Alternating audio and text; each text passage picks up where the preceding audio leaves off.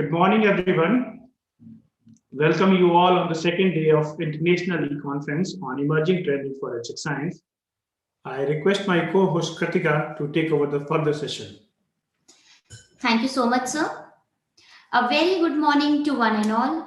Welcome to the day 2 of International eConference on Emerging Trend in Forensic Science.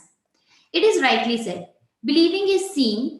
Once we have a belief, we see the information that will confirm that belief.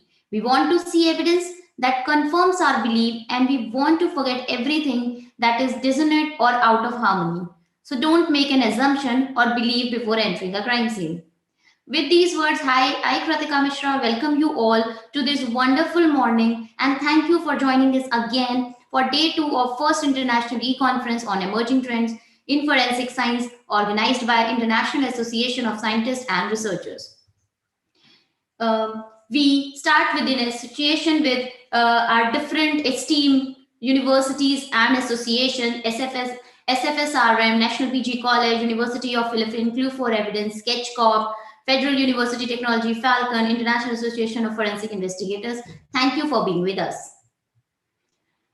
Let's move forward, and just to give a quick review for a last day, we have an eminent speaker who speak about different and a very interesting topic. And you all see on the screen the speakers of our last day session: Michael W. Street, Dr. Harsh Sharma, Dr. Surbhi Mathur, and Ma Teresa. Thank you so much for making our day 1 wonderful. Now we come to the day 2 of International eConference. With this, now I request, let us have the pleasure of listening to the opening and welcoming remarks by the President of IASR, Dr. Ranjit Singh. Over to you, sir. Thank you so much, Kritika. Indeed, it's a pleasure to invite all the speakers, esteemed speaker on the day 2.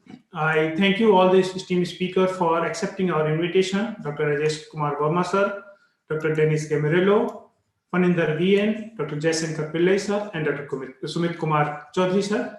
Thank you everyone. Thank you all the speakers for accepting our invitation. It was complete pleasure to hear on the different topics of forensic science, and I'm sure that audience is going to benefit by your experience, your knowledge, and other things.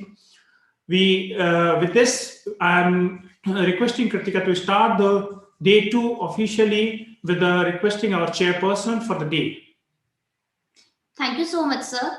As sir rightly said, we have a wonderful day ahead. Now, I request our chairing panel. With this, I request our chairperson, Dr. Vijay Arora. I heartily welcome Dr. Vijay Arora, chairperson, and co-chairperson, Dr. Preeti Singh and Mr. Jitendra Kumar, for gracing the International eConference with their presence. Let's speak about Dr. Vijay Arora, sir. Dr. Vijay Arora, sir, is a professor of forensic medicine and is involved in teaching of MBBS and MD students, besides dealing with all types of referred medico-legal cases of Kangra and adjoining districts of Chamba, Hamirpur, Unna, Mandi, and parts of Kullu district of Himachal Pradesh. He has an experience of about 20 years in dealing with various types of medical legal cases. He is also working as state medical legal expert in Himachal Pradesh. Thank you, sir, for accepting our invitation. We have with us our co-chairperson, Jitendra Kumar, sir. Now, let's just speak about him. He is currently working as an assistant director in the State Forensic Science Laboratory, Patna. He's also gaining experience while working as a senior scientific assistant in biology department of State Forensic Science Laboratory, Patna. Adding to this, he has been trained in sexual assault cases and advancing justice through DNA technology from National Institute of Criminology and Forensic Science, New Delhi. Thank you, sir, for accepting our invitation. We have with us Dr. Preeti Singh, ma'am. Dr. Preeti Singh, ma'am, is currently working as assistant professor in National PG College affiliated to University of Lucknow. She is having almost 11 years of teaching experience at the postgraduate level and 15 years of experience as teaching undergraduate level. She has immense academic qualification and is strengthening her education by completing a PhD in anthropology. She had also explored her talent by doing certification in cyber-forensics, cybersecurity, and diploma and proficiency in French from the University of Lucknow. Thank you so much, ma'am, for accepting our invitation. With this, I move forward and request Dr. Vijay Arora, sir, to take the charge and introduce the session, our first speaker. First of all, I would like to thank and congratulate Dr. Ranjit Singh and the entire organizing team for conducting such a wonderful conference. I was there in the meeting yesterday also. All the lectures were very, very informative. So without taking much time, I would like to invite the first keynote speaker of today, Dr. Rajesh Kumar Verma. And he will speak on the topic, New Paradigm of Evidence Interpretation.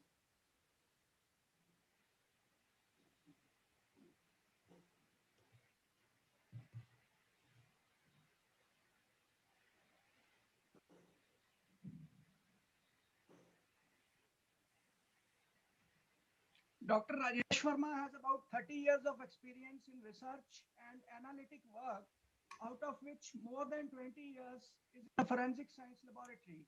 He is currently working as the Deputy Director, Head of the Regional Forensic Science Lab, Central Range, Mandi, Himachal Pradesh, supervising the work of different divisions in the laboratory. He has also served as the Assistant Director from 2000 to 2011 in the State Forensic Science Laboratory as Head of the Physics and Ballistic Division.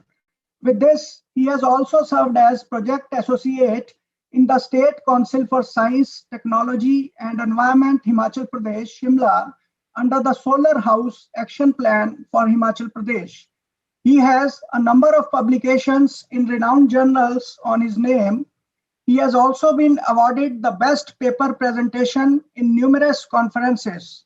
He has also given training to various professionals and students related to the arenas of forensic science and has been continuously contributing and sharing his knowledge with others. Welcome, Dr. Verma.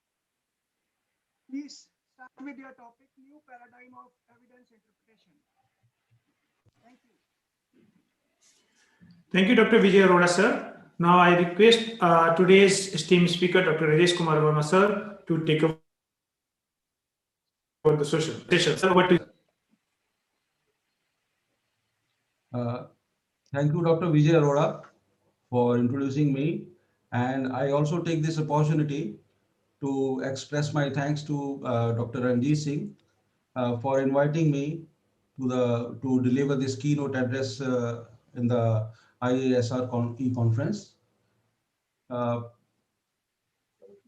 We will start with this talk, and I hope my screen is visible, presentation is visible. Yes, sir, it is visible, sir. Okay. So thank you once again for this opportunity. And as introduced, I have over 20 years experience in forensic science, working in the forensic science laboratory. And I have been very keen about the developments going on in the forensic profession. And that's why I'm here today to discuss the new emerging paradigm of evidence interpretation in forensic science.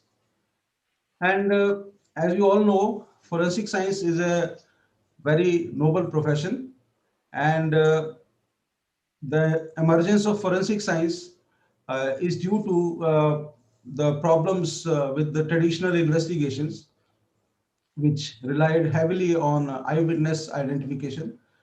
And it became recognized that this eyewitness identification is prone to errors, and most eyewitnesses, they sometimes they turn hostile, and that gives a new direction to the investigations. And also forensic science, that's why it was felt that there's a need to give importance to the physical evidence, and forensic science is based on the scientific examination of physical evidence.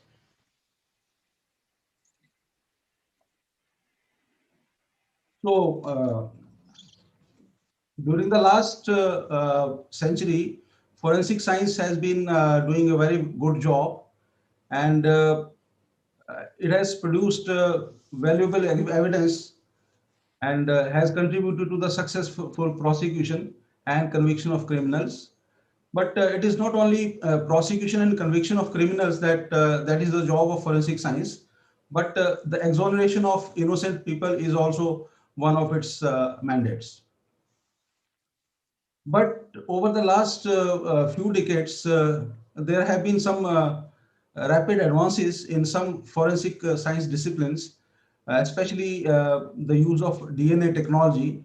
And this use of DNA technology has demonstrated that some areas of forensic science, that is some areas of forensic science, especially the forensic identification sciences. Please note that what I am talking about is more relevant to the forensic identification sciences, not the forensic sciences in general. And so these identification sciences have great additional potential that can help the law enforcement agencies to identify the criminals. And many crimes that might have gone unsolved are now being solved because of the forensic science helping to identify the perpetrators. But there are some challenges, and these challenges are emerging. They started emerging with the start of this new century, and especially after the DNA technique was introduced in forensic science in the 1980s. And these advances have revealed that in some cases, substantive information and testimony based on faulty forensic science analysis may have contributed to wrongful convictions. Now, it is being recognized that the forensic sciences, identification sciences disciplines that were very frequently used earlier, they might have contributed to wrongful convictions. And there is a potential danger of giving undue weight to evidence and testimony derived from imperfect testing and analysis. This is something very strange, that the forensic science methods are being termed as faulty forensic science methods. But there is substance in this, and also, in addition to the methods, the expert testimony has also sometimes tended to be exaggerated, and this has contributed to the admission of erroneous or misleading evidence in the court of law. And especially, there is problem with the interpretation of the forensic evidence, because the traditional forensic individualization sciences or identification sciences rest on a central assumption that two indistinguishable marks or features must have been produced by a single object or person. If you cannot distinguish two features or two marks, then you conclude that they must have been produced by a single object or a person. And in this way, the traditional forensic scientists try to link the crime scene evidence to a single person or object to the exclusion of all others in the world. This is a very highly bold, very bold statement, a very bold, definite conclusion. And to substantiate this, the experts tend to lean on the assumption of discernible uniqueness. That is, if you the uniqueness can, if there is not sufficient grounds to differentiate these, then they are supposed to be unique. And according to these assumptions, marking produced by different people or objects are observably different, or they are said to be unique. So when the pair of markings or the features is not observably different, then the criminalist or the scientist conclude that the marks were made by the same person or object. This is something now being recognized as problematic interpretation. So why this new paradigm? Because these traditional identification methods, they have been in vogue for the many decades in the last century, but now there is an emerging skepticism about the claims that these traditional forensic interpretation sciences made. And so these sciences, these identification sciences are moving towards a new scientific paradigm. And this paradigm is a transformation moving from the pre-science to an empirically grounded science. Empirically grounded science means that we have sufficient data and sufficient basis to make some conclusion. And there are many reasons for this new paradigm, why this new paradigm is emerging. And there are two reasons that are due to the growth of DNA typing. Number one is the discovery of erroneous convictions and a model for scientifically sound identification science. Because as you must be aware that during the last decade, it has been discovered that some erroneous convictions have taken place, and these old cases are being revisited in view of the advances in DNA typing. The evidences are now being analyzed using the DNA typing, and it has been found that there has been some miscarriage of justice and there have been some erroneous convictions. And then another change is the emergence of legal standards, emergence of standards for legal admissibility of the evidence, and also some error rates. There are some studies that are quantifying the error rates across the forensic sciences. These are the reasons why the new paradigm is emerging. And you must all be aware of the National Academy of Sciences report, Strengthening Forensic Science in the United States, A Path Forward. And the publication of this report was a watershed moment for the forensic identification sciences. And this report identifies the various problems with the traditional identification sciences and also has given some recommendations. And another thing is the Innocence project that is going on, and it is studying the wrongful convictions that have been done in the past. Then we have the Daubert criteria of admissibility of evidence. This criteria was laid down in the early 90s, and according to this criterion, Daubert criterion, before the evidence is admitted in the court of law, we have to test whether the theory or the technique used to examine that evidence has been tested and whether it has been subjected to peer review and publication. And this also envisages the potential error rates of particular scientific techniques. The error rates of the scientific techniques should be known, and also we should have the standards controlling the technique's operation, and scientific techniques degree of acceptance within a relevant scientific community is also ascertained. So these three, in fact, the NAS report and the Innocence Project and the Daubert criteria, they necessitate that we now shift to the new paradigm of evidence interpretation.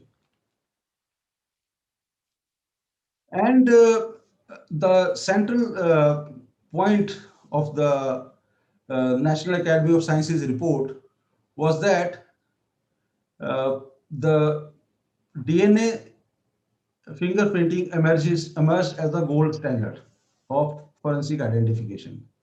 And the great strength of DNA typing is that it uses statistical approach based on population genetics theory and empirical testing. And it must also be emphasized. Then when the DNA technology was introduced in forensic science, it was uh, it was carefully examined, or it was carefully scrutinized in the academic settings, whereas most of the other identification sciences, they developed within the forensic framework, and they have not been tested very well. And in the DNA evidence, experts evaluate matches between suspect in the crime scene evidence in terms of the probability of random matches. They talk of probability of random matches across different reference populations. And these probabilities are derived from databases that identify the frequency with which various alleles occur at different locations on the DNA strand. So it is clear that DNA typing is based on sound use of statistics and the use of databases. And uh, that's why the traditional forensic sciences could also and should also emulate this approach so as to reach the level of DNA typing. And the use of probability and statistics and the use of databases have not gained much currency in other identification sciences, and this is what we should try to emulate. And there are a few notable recommendations of the National Academy of Sciences report. And this report says that research is needed to address the issue of accuracy, reliability, and validity in the forensic science disciplines. And peer-reviewed research should be conducted. Should be conducted to study to establish the scientific basis demonstrating the validity of the forensic methods, and also development and establishment of quantifiable measures of reliability. Quantifiable. Actually, the traditional identification sciences, they follow a binary approach, yes or no approach. But we need to quantify the reliability and the accuracy of forensic analysis. We cannot say give our opinion in binary form. And we should also have quantifiable measures of uncertainty in the conclusion of the forensic analysis. And the report also says we should adopt automatic techniques that can enhance the forensic technologies. And another recommendation is that research programs on human observer bias and sources of human error in forensic examinations are also needed to be taken up. And programs should include studies that determine the effect of contextual bias in forensic practice. For example, what is contextual bias? I will elaborate it with an example. Then that when we receive a case in the laboratory, then we have all sort of background information along with the evidential items. That is how the perpetrator committed the crime, uh, what behavior he had with the victim. All these details are there, and these details may bias the examiner if this information is provided to him when he is going to examine the case. In addition, sorry. Research on sources of human error should also be closely linked with research conducted to quantify and characterize the amount of error. We should also be able to quantify and characterize the errors that are associated with the techniques, because no techniques are totally error free.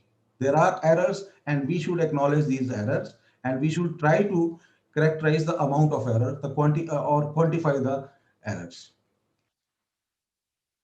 And now many organizations over the world have tried to adopt this new paradigm of reporting in forensic science, and this is called, and one network is European Network of Forensic Science Institutes that have provided the guidelines for evaluative reporting in forensic science. What is evaluative reporting? The evaluative reports for use in court should be produced when two conditions are met. The forensic practitioner has been asked by mandating authority or party to examine and compare material that is recovered from the crime scene with a reference material from the known potential sources.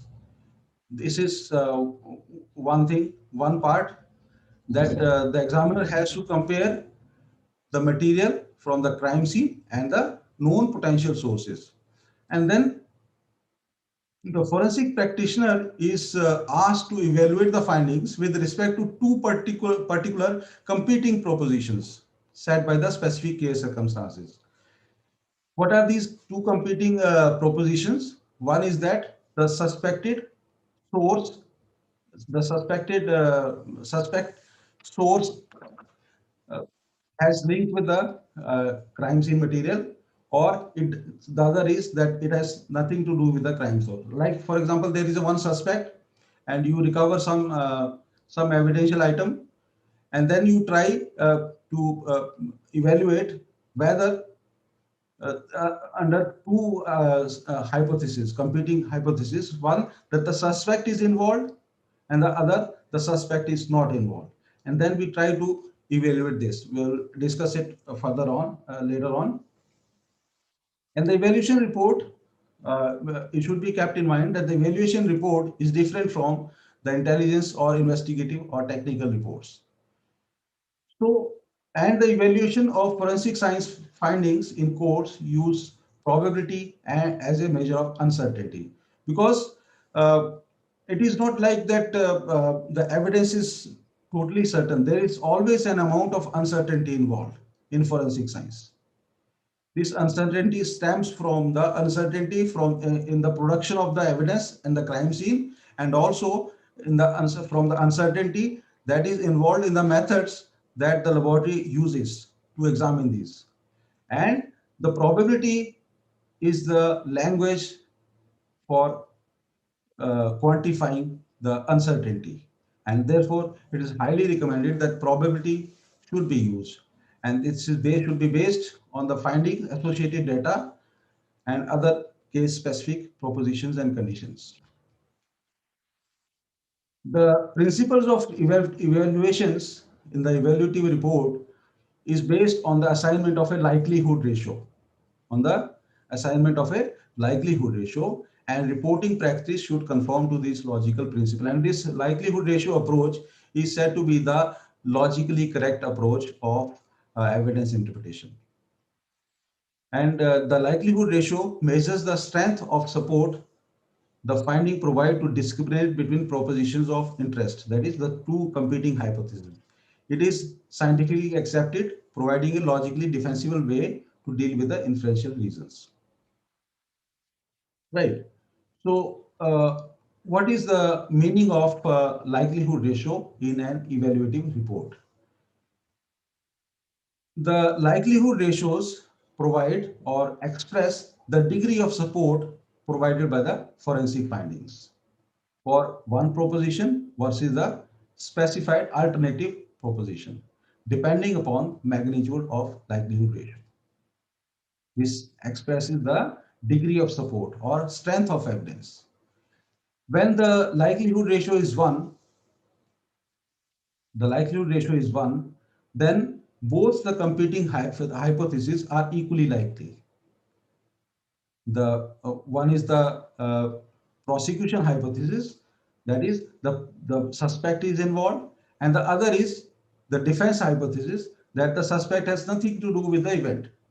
So when the likelihood ratio is 1, this means that is equal weightage is given to both of these, and there can be this conclusion can provide no assistance in addressing the issue covered by these propositions. For the likelihood ratio greater than 1, if the likelihood ratio is greater than 1, the conclusion should be that the findings are more probable if the first proposition is true. The first proposition that is in the numerator. I will show it later in a mathematical form also. That is, the prosecution hypothesis has a greater probability than the alternative hypothesis, that is a defense hypothesis. And for likelihood ratio less than 1, then the conclusion is that the findings are more probable if the alternative is true than the first proposition is true. That is, this means uh, the suspect has nothing to do with the event. And this likelihood ratio can also be expressed in a verbally equivalent form on a scale of conclusions like this. This is the verbal equivalent of the likelihood ratio. You have when the likelihood ratio is 1, then the findings do not support one proposition over the other, and they provide no assistance in addressing the issue. When it is from 2 to 10, then the forensic findings provide weak support. It is called weak support. And from 10 to 100, it provides moderate support for the first hypothesis, first proposition. And for 100 to 1000, it's a moderately strong support. From 1000 to 10,000, it is strong support. And from 10,000 to 1 lakh, 10 lakh, it provides a very strong support. And from 10 lakh onwards, it provides extremely strong support. So this is the verbal equivalent of the likelihood ratio. And likelihood ratio is always in the numerical form. So now, what this evaluative reporting guidelines tell us, that it is time to part with a match or no match.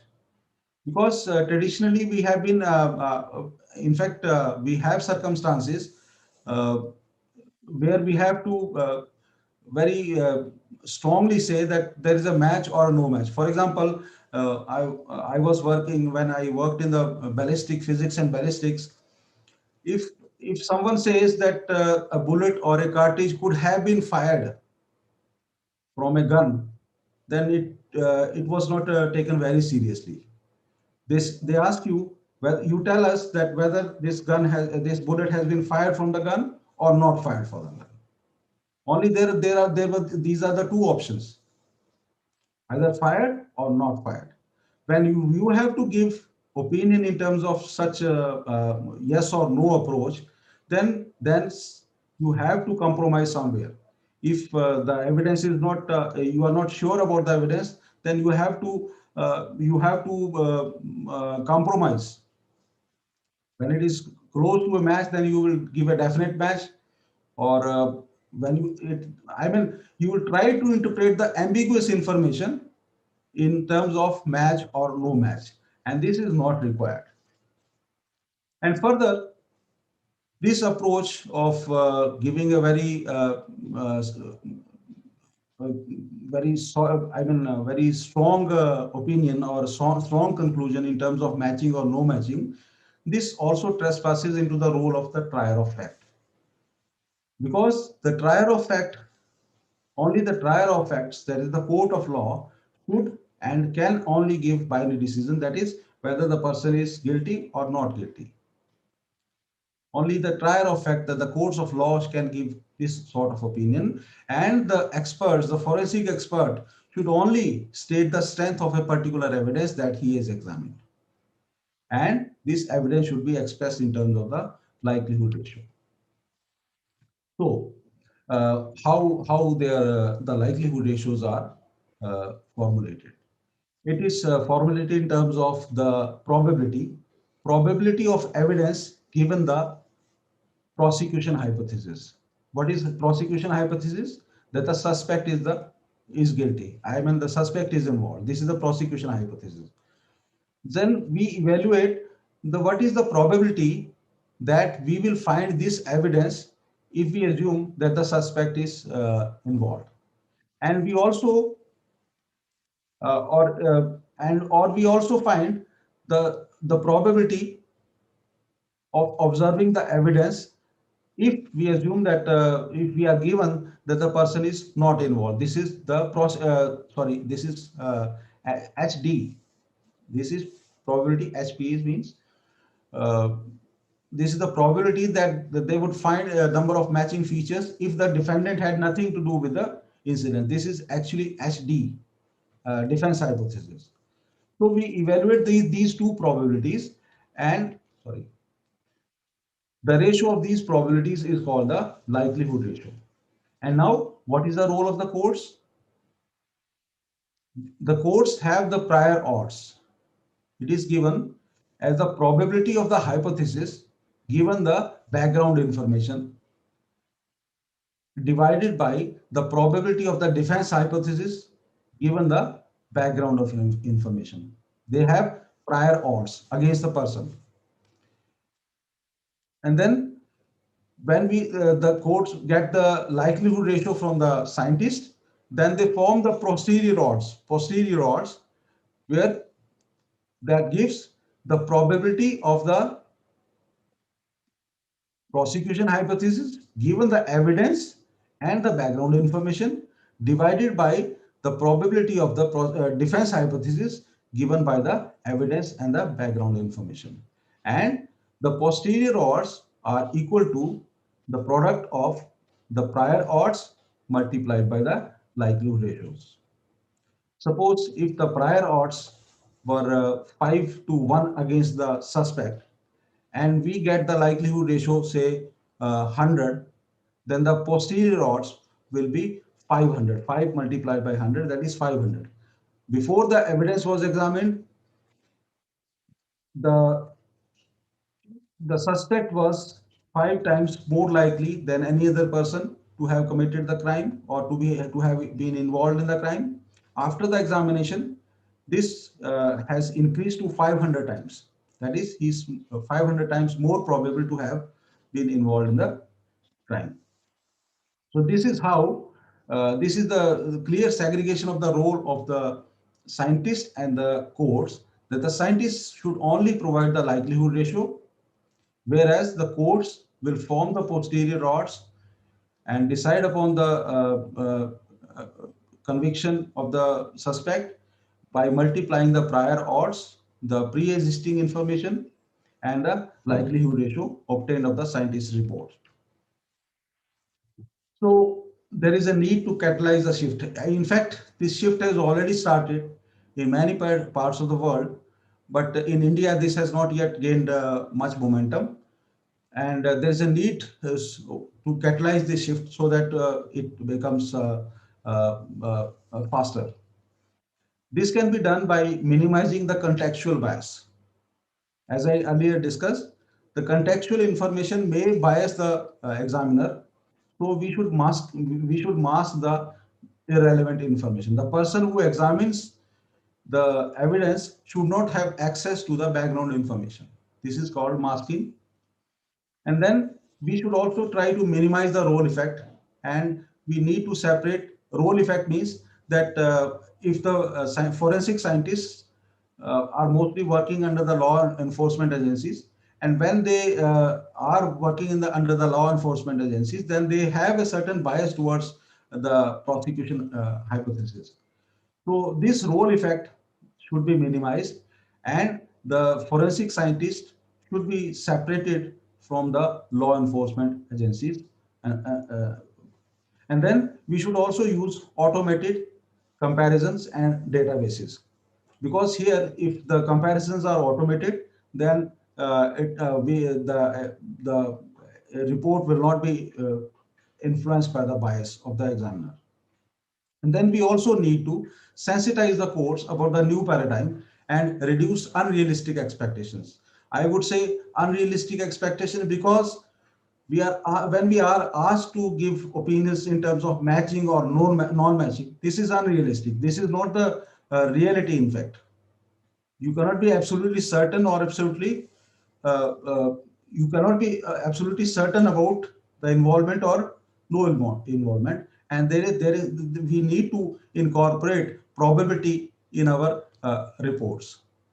And the court should also be sensitized to this new paradigm, that the role of the forensic scientist is only giving the strength of evidence, and it is up to the court to decide how to incorporate the likelihood ratios along with the prior information to arrive at the verdict of guilty or not guilty.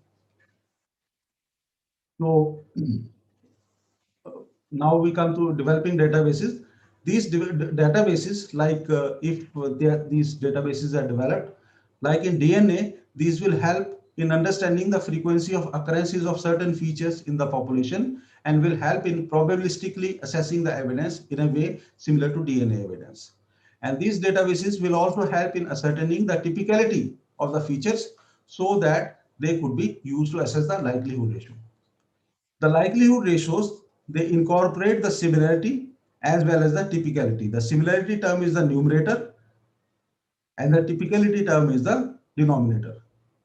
The likelihood ratios in fact calculate how similar is the evidence, this item to the crime scene reference, and further the typicality means how rare or how common this evidential feature is there in the general population. So, sorry. So likelihood ratios incorporate the similarity as well as typicality in the features. And recently or lately, I have been working with traditional voice comparisons, and I have found that this traditional voice comparison uh, is also fraught with such problems that we have been discussing so far. And we should use the automatic voice comparison systems.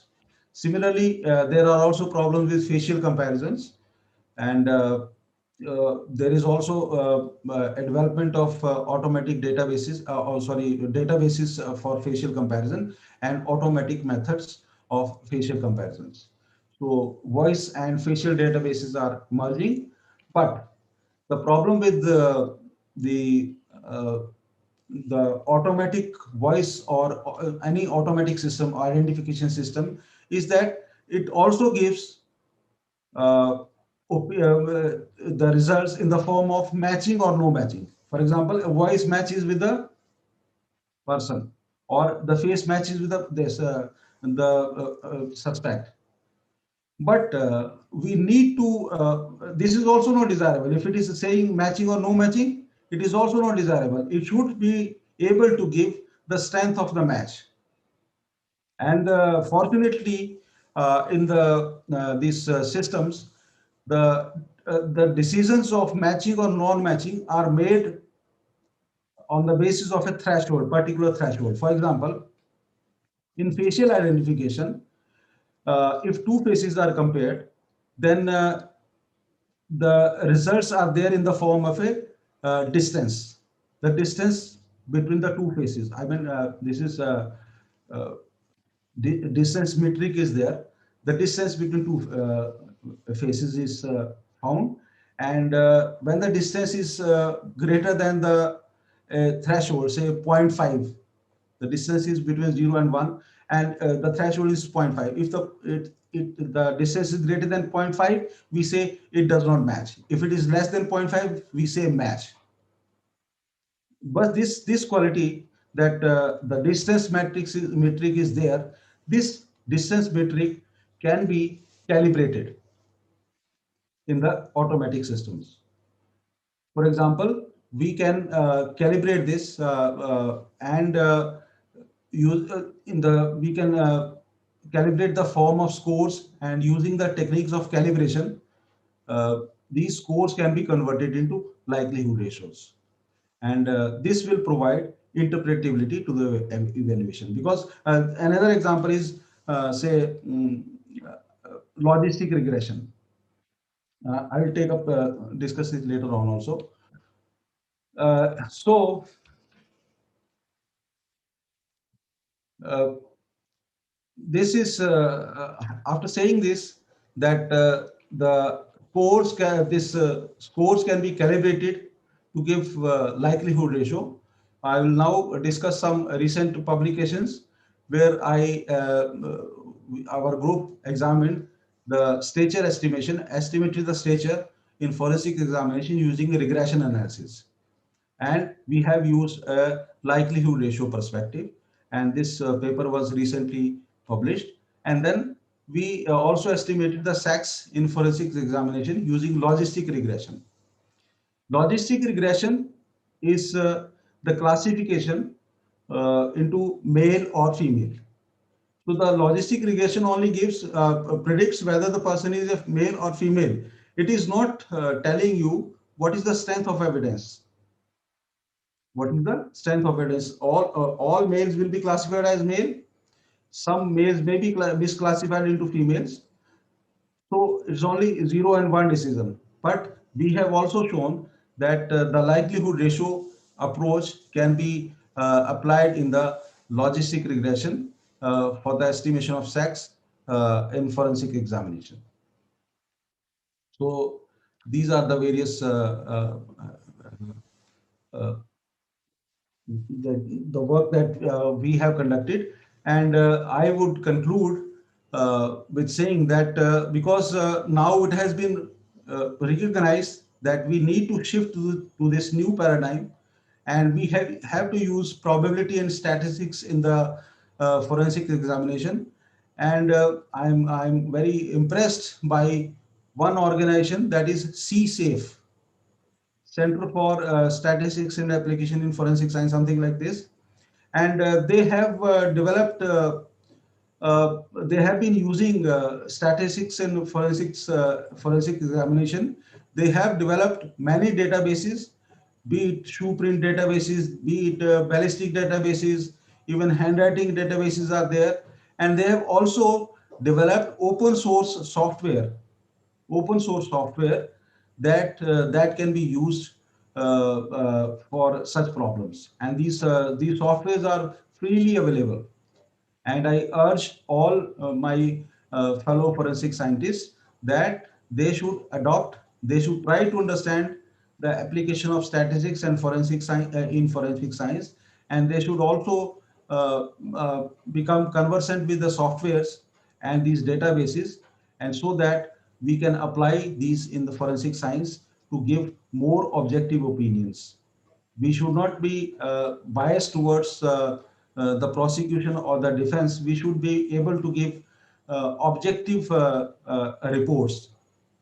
And these objective reports can only be given when we have sufficient databases and we have the basis on which we have to give up base our opinion. And this can be done if we use statistical methods and use databases in our working. Thank you. Thank you very much. Thank you, sir. Thank you, sir, for giving your valuable insight in the area. I hope your address would have paved way to understand the strategies of evidence interpretation to our audience. Thank you so much, sir. Thank you. Now, I request Dr. Vijay Arora, sir, to give this token of gratitude to Rajesh, sir, in the form of e-certificate. Sir, it's a very nice presentation on the topic, which is useful not only for forensic experts, but also for each and every person involved in evidence interpretation, like judiciary, prosecution, investigation, investigating officers, etc. So it was a very well structured presentation. So it's a small certificate of token of appreciation from SIFS, IASR, and the organizing team. Kindly accept it. Thank you very much. Thank you very much. Thank you, sir. Thank you.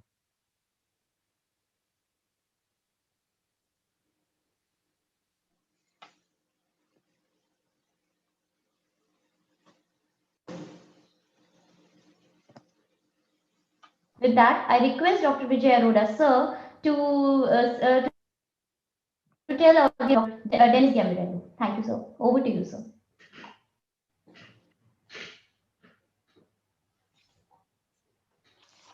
So our next keynote speaker is Dr. Dennis Jamilero. The topic of presentation is distribution of forensically important flies along altitudinal gradients. Dr. Dennis Jamilero is currently working as assistant professor in the School of Natural and Applied Science, Keene University, Union and Hillside, New Jersey. She excels and having outstanding experience in her academic qualifications. She has been working as a writer, editor, proofreader, and translator from Italian into English and from English into Italian. She has experience with an immense interest in forensic entomology, decomposition ecology, diptera biodiversity, insect ecology, etc. She has such wide research experience for many years and examined different species of insects. She was certified as a member of the American Board of Forensic Entomology, ABFE. She has also numerous professional affiliations under her name, like American Academy of Forensic Sciences, International Association for Identification, European Association of Forensic Entomology, Italian Group of Forensic Entomology, etc. She has numerous publications under her name with versatile intellectual approach. She has also actively involved and conducted numerous training and workshops. She has also actively presented various presentations at conferences. With her amazing approach, she has also involved in forensic cases related with entomological evidence in US and Italy. So I welcome Dr. Dennis Gemellaro. Kindly, ma'am, start with your topic.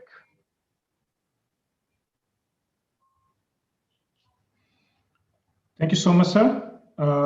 Now,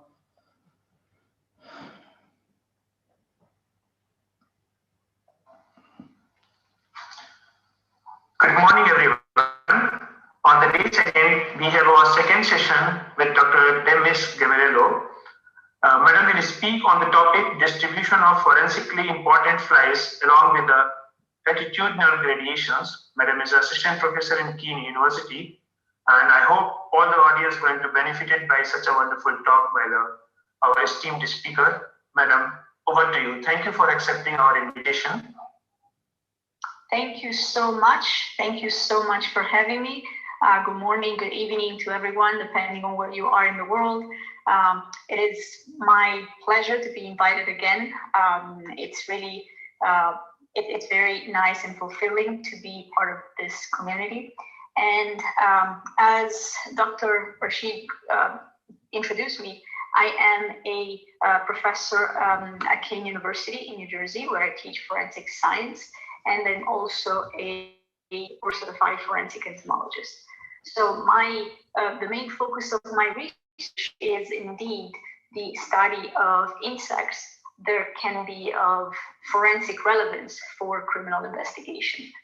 However, in order to be able to properly utilize the insects for legal purposes, it is important to know to approach the study of entomology, the study of insect, from an ecological point of view, because only by doing that, we can have a very comprehensive perspective of this group and on the potential that this group can have on forensic investigations.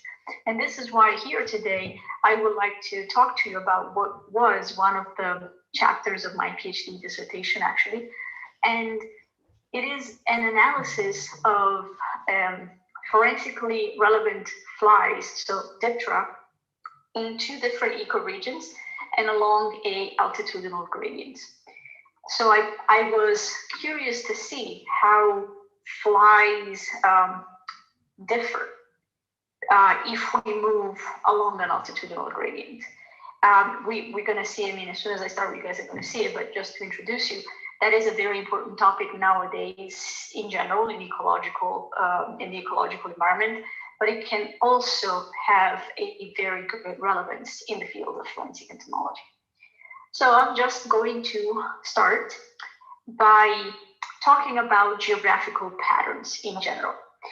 Geographical patterns have been used and are incredibly valid and useful to examine biodiversity, to examine the variation of biodiversity, and therefore to understand ecological parameters and the way that they change or that they are changing as a consequence, for example, of climatic change. One way to study geographic patterns is to build maps of biodiversity. So to use the geographical maps that we have and to match the respective biodiversity that we can observe for each of those particular regions. By doing so, we are able to actually build what we can define as checklists of specific taxa.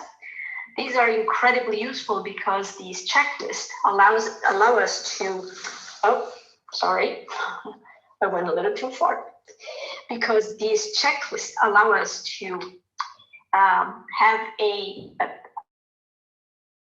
idea of the species, the groups, depending on the level of identification that we're going to stay, that are found at a specific location at a given time.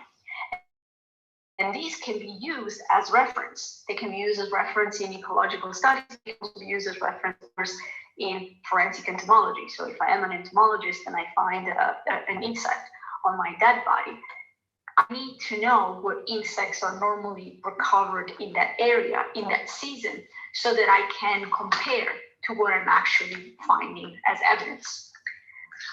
But these checklists and the study of geographic patterns is also being interpreted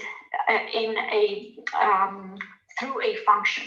And that function is telling us that biodiversity, the biodiversity that we see in a specific geographical area can actually be considered a function of geographical features.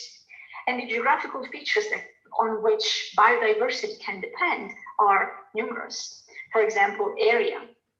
The size of one area can be a factor that affects biodiversity, but also presence of physical geometric constraints. Those can be mountains, can be an ocean, can be a river, anything that will pose a physical barrier to the movement, to the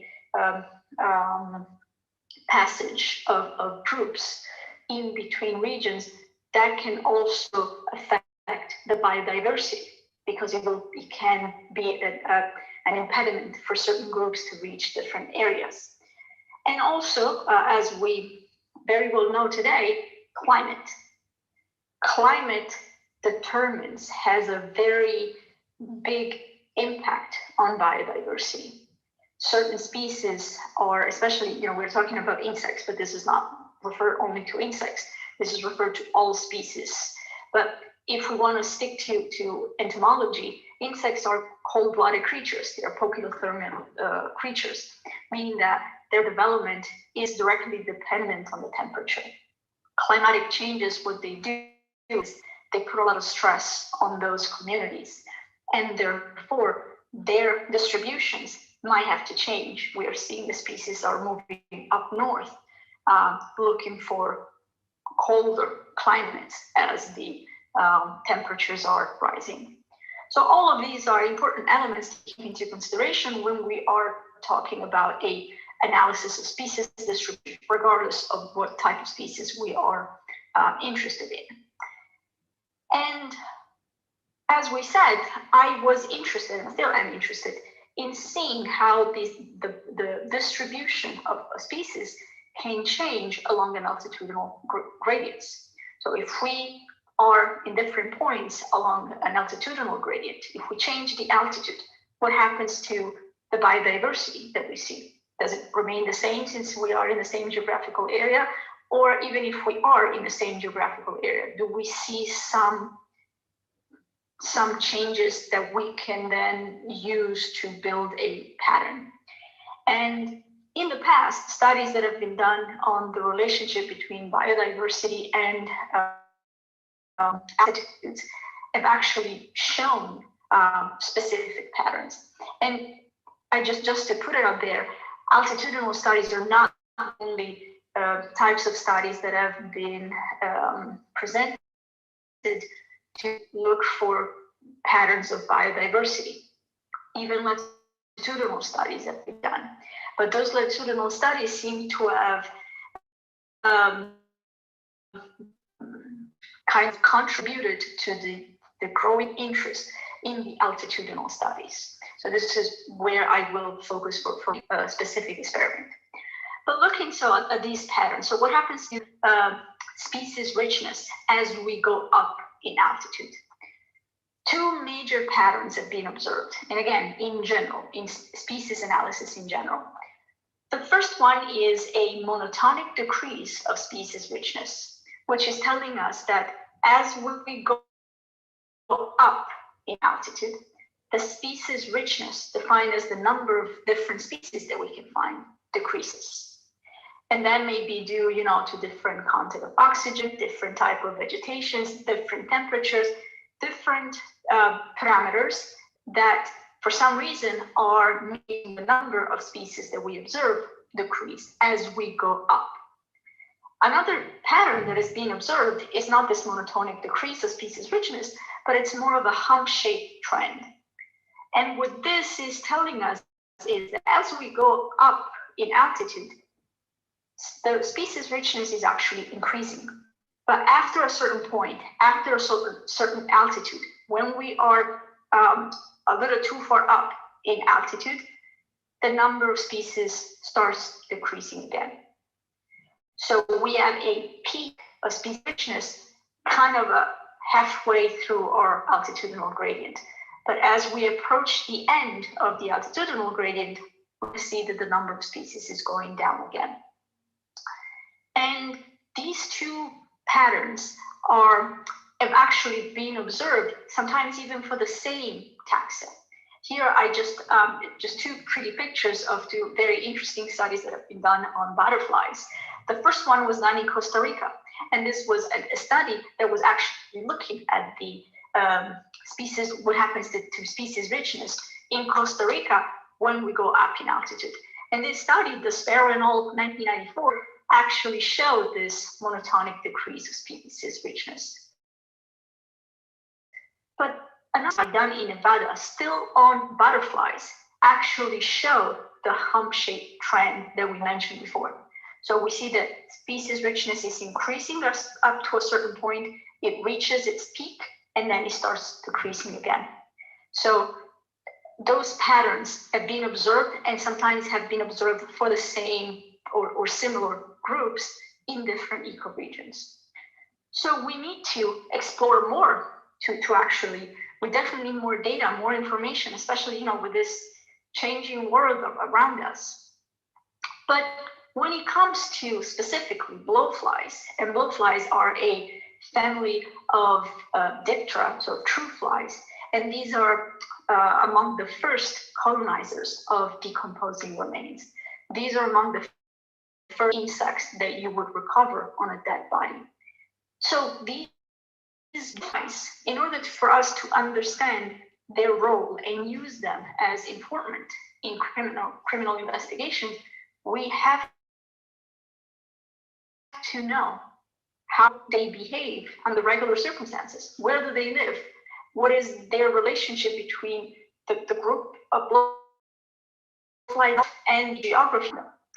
And in order to answer those questions, also in order to serve the field of forensic technology, different studies have been conducted on blowflies. Several surveys, so people have just surveyed the areas and looked at the species of blowflies that are there at a given time, let's say during a specific season. These surveys have contributed to building checklists, as we said before, so that we can know in what kind of blowflies have been observed in New Jersey in the winter, for example. And some surveys have actually been pretty thorough, but they have kind of focused on political geography.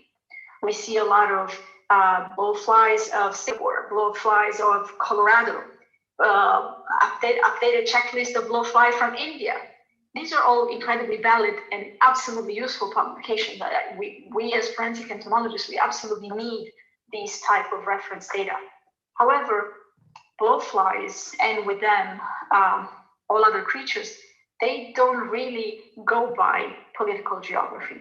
So if I talk about checklist of diptera of Colorado, that is just telling me that I was able to sample in Colorado. But those those species that I'm seeing there actually have the power to spread even in different states. So we need to go a little bit beyond the political geography and maybe tie the distribution of some groups to something more physical than political. When it comes specifically to blowfly and altitudes, there are very few studies. Not much has been done so far. And just to give you an idea of what is that we are interested in finding within my study and in general, when we look at blowflies and altitude or blowflies or other groups and altitude, we know that we have different groups of blowflies that live in a specific area.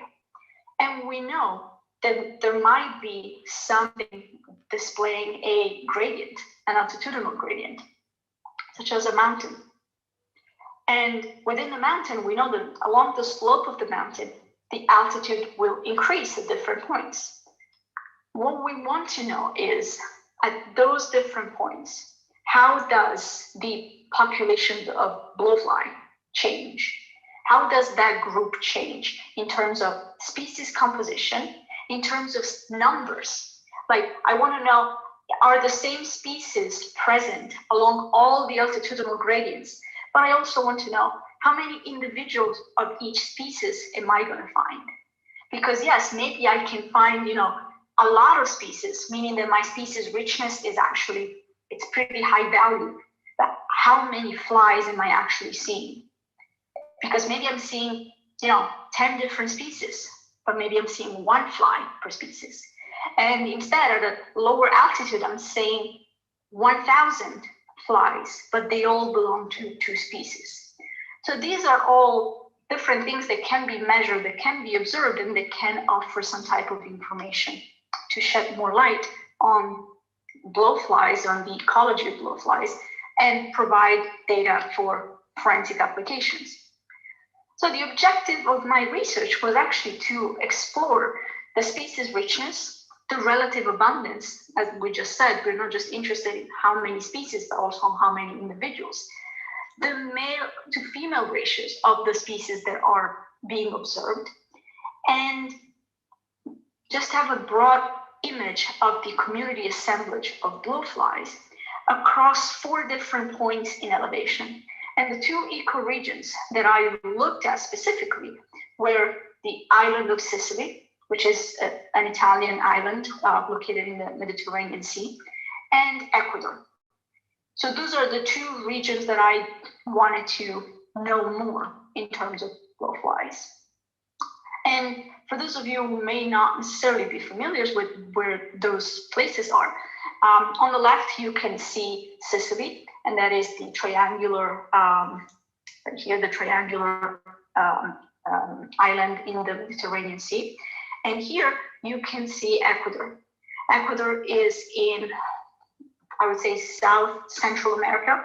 It's it looks like a small country compared to how big South America is, but it's one of the richest places in the world in terms of biodiversity.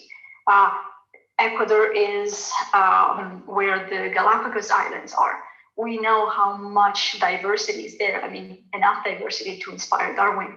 So even though it looks small, it's very diverse. It has a lot of different landscapes. And so is Sicily. So these are pretty variegated territories that can actually offer a lot of geographical features for observing the distribution of flies. And here, just very quickly, you can see all these are the 4 sites where we sampled in Sicily. I don't know if you can see this here on the eastern side of the island. We're like right here. This is Mount Etna, is the tallest active volcano of Europe. And so we kind of sampled along the slopes of the volcano. And this is Ecuador. You can see here the Andes Mountain in the middle. And these are the sites that we sampled from. To sample, so the survey method, we used some fly traps, and we baited them with beef liver, and we put 16 traps per region during the worm season, because we can do that, of course, even in the winter, and that will give you different information, but we wanted to get as much data as possible, and normally the summer is more conducive to these type of studies. And the traps were just hanging from the tree, so as you can see, just to avoid predation. It was just a little easier to do it like this, and we've lost not so many traps by doing this. And we will collect them after 1 week that we put them out. To analyze our data, we calculated the species richness, which again is defined as the number of species, and then the species relative abundance, which is the percentage of individual for each species. And we did that for every elevation level in each of those ecoregions. We also use some diversity indices. The Shannon and Simpson diversity indices were used for all levels in both ecoregions, and also the similarity index, the Sorensen's similarity index. Then we took just some stats, and I don't want to get too technical. I know the stats may be a little frightening and not necessarily fascinating for many of you, but just to give you an idea of how I approached the analysis of these data, we looked at the type of distributions that we were dealing with, and if it was a normal distribution, as we observed in Sicily, we proceeded with the ANOVA and followed by a 2Q test. In Ecuador, instead, we had a non-normal distribution. So instead of the ANOVA, we did the Kruskal-Wallis followed by a done test with the Benjamin Hodgberg adjustment. And this is to calculate, to look for significant differences among richness across elevations. For the abundance across elevations, we saw that our data were not normally distributed.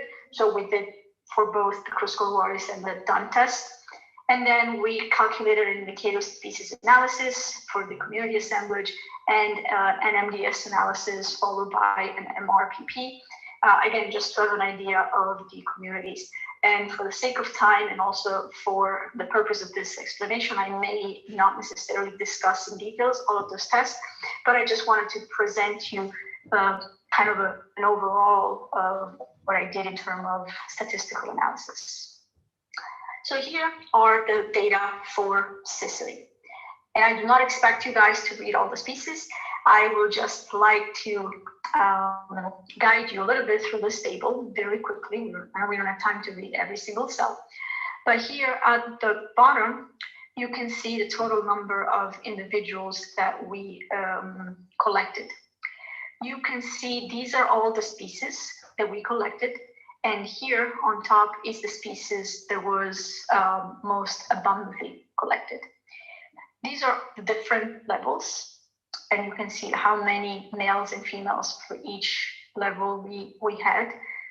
We calculated how many males and females with the relative abundance, total for the species, of course. And then since we had the values for the males and the females, we calculated the male to female ratio. And we did that for all of the species. So again, not to do anything technical, just to explore how the data are organized. I don't know. Okay. We did the similarity index as I said before, and this is just telling you when we compare elevations, two elevations at the same time, which pairwise comparison is actually more similar. And you can see this, the Sorensen similarity index is a value that goes from 0 to 1. And you can see here that, for example, comparing elevation 1 to elevation 2, so altitude level 1 and altitude level 2, these are the most similar. And instead, when we compare altitudinal level 1 and altitudinal level 2, these are the most different, where the Sorensen similarity index value is actually the lowest. Okay. For the species richness in Sicily, again, I already told you the type of analysis that we did, but what I just wanted to show you is that we see a little bit of increase in richness as we go up. Then it starts going down, not necessarily, in a monotonic way, but it still goes down until we reach like our last altitudinal level.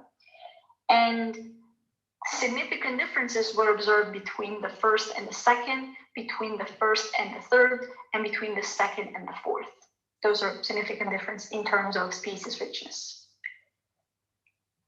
When we did the Kruskal-Wallis result for Sicily, it was significant only for one species, and that species is Lucilia suricata, which is a very, very common blowfly species of the worm season. It's also observed here in the United States, very common in Europe, in the Mediterranean area. And it was only significant, so difference for that species were only significant between the second altitudinal level and the fourth altitudinal level. So we had some significant result for the Kruskal-Wallis test, and when we went to zoom in to see what pairwise comparison was actually responsible for that significant result, was between the second and the fourth level. And this is just very quickly an MDNS analysis for the Sicily blowfly composition, where you can see that we have some good results in terms of minimal stress and in terms of R-square value.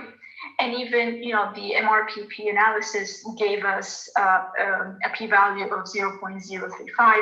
So we are pretty satisfied with what we had.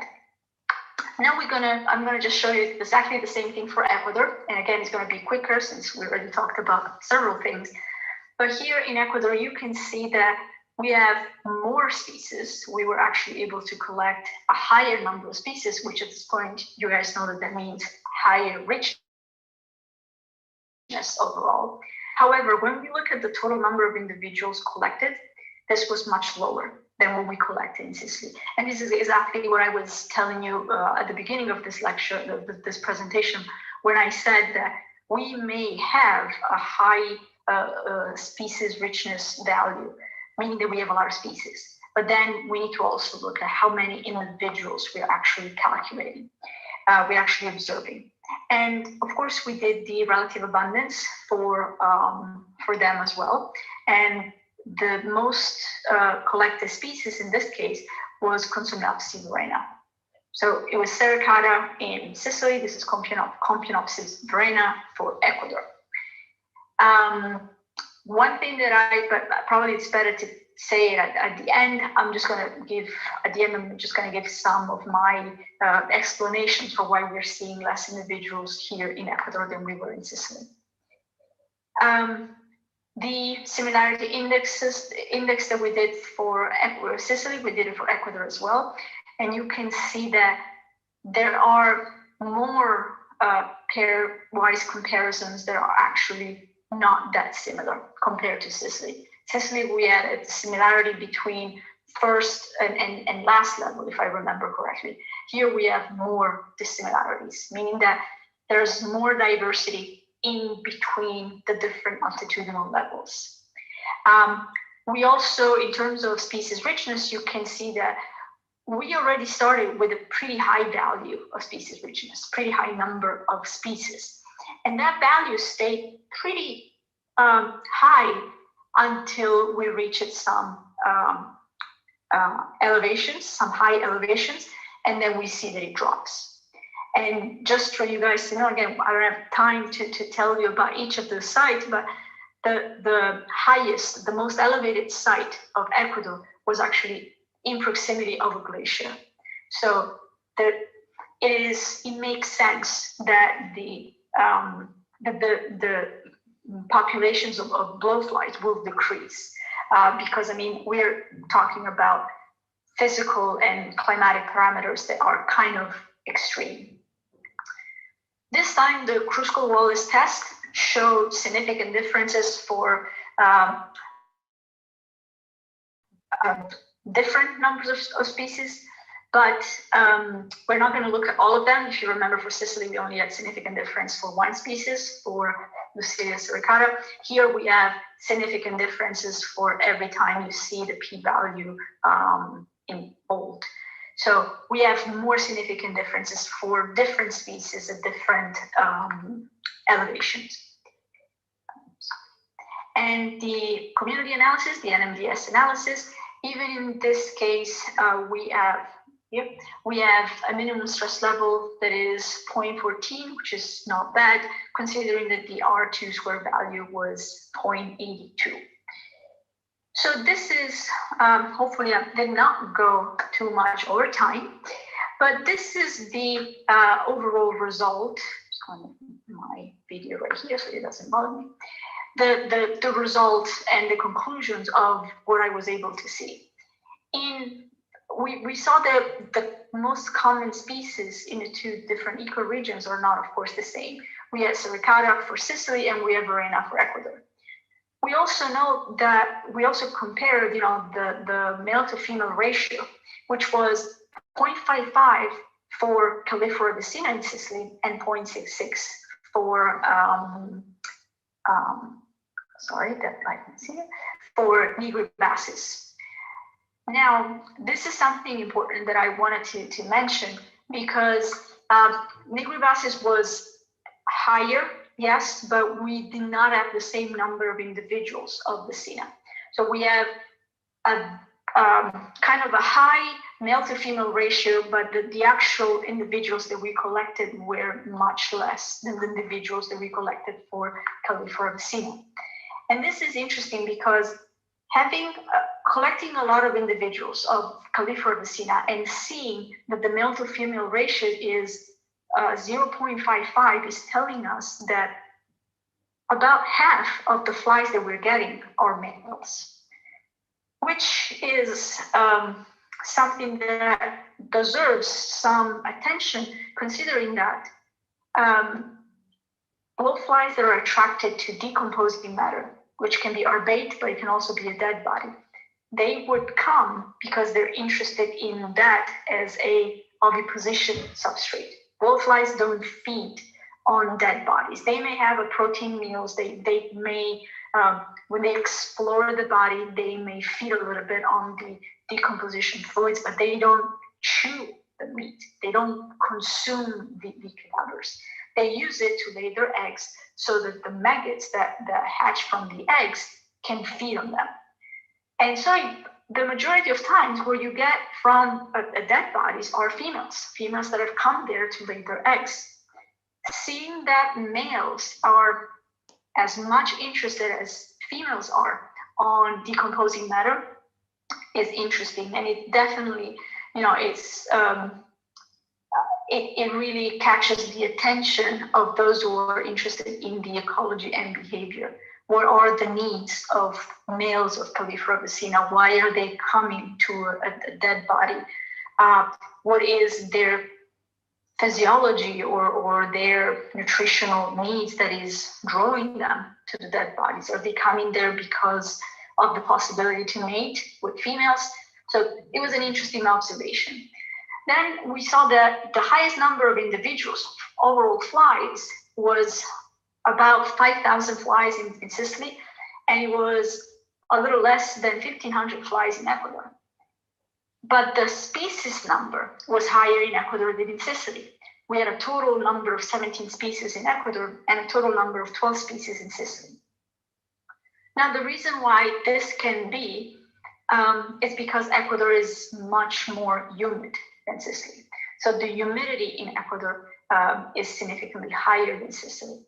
And from different studies coming from Malaysia, for example, we know that high humidity is not particularly conducive to blowfly activities. So the presence of a high humidity might have discouraged blowflies from being active, and therefore this is why we collected less. And this is, of course, just an idea, just a hypothesis, a way to interpret what we saw.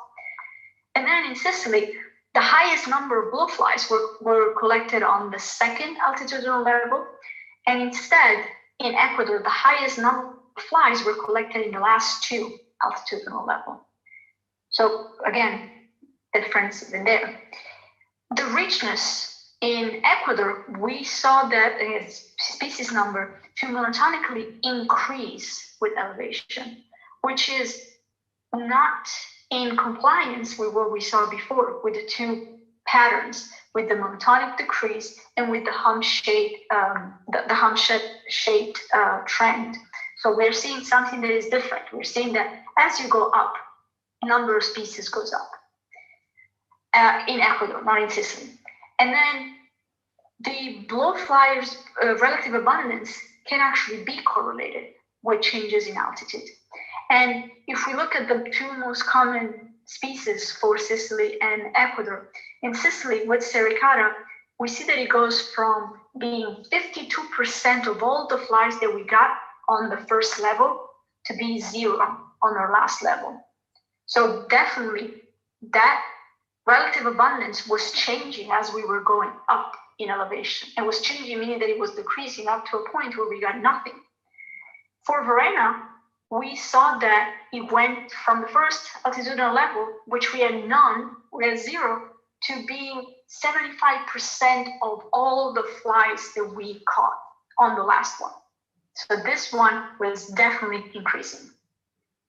And in terms of richness itself, it was not really significantly different across all elevations in Ecuador, but it was significantly different across altitudes in Sicily. And in Sicily, it actually followed a hump-shaped pattern. So we saw that it started going up, it reached its peak, and then it started go down again. And with that, I'm done with my presentation. I thank you all for your attention, and I will stop sharing my screen. Thank you so much, Professor Dennis, for delivering such a wonderful talk. My pleasure, Dr. Ranjit. Thank you so much for giving me this opportunity. Hopefully, the attendees will find it interesting. I hope so. Yes, definitely.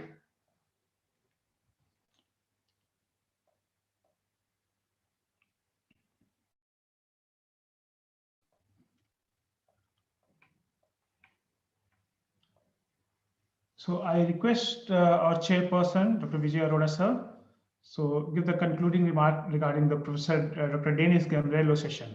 Sir, over to you. Sir, I think, can you unmute, sir? Thank you, Dr. Dennis. Forensic entomology is a very important topic, not only for forensic science experts, but also for the doctors and the medical officers, especially who are doing medico-legal autopsies in the decomposed bodies to determine time since death.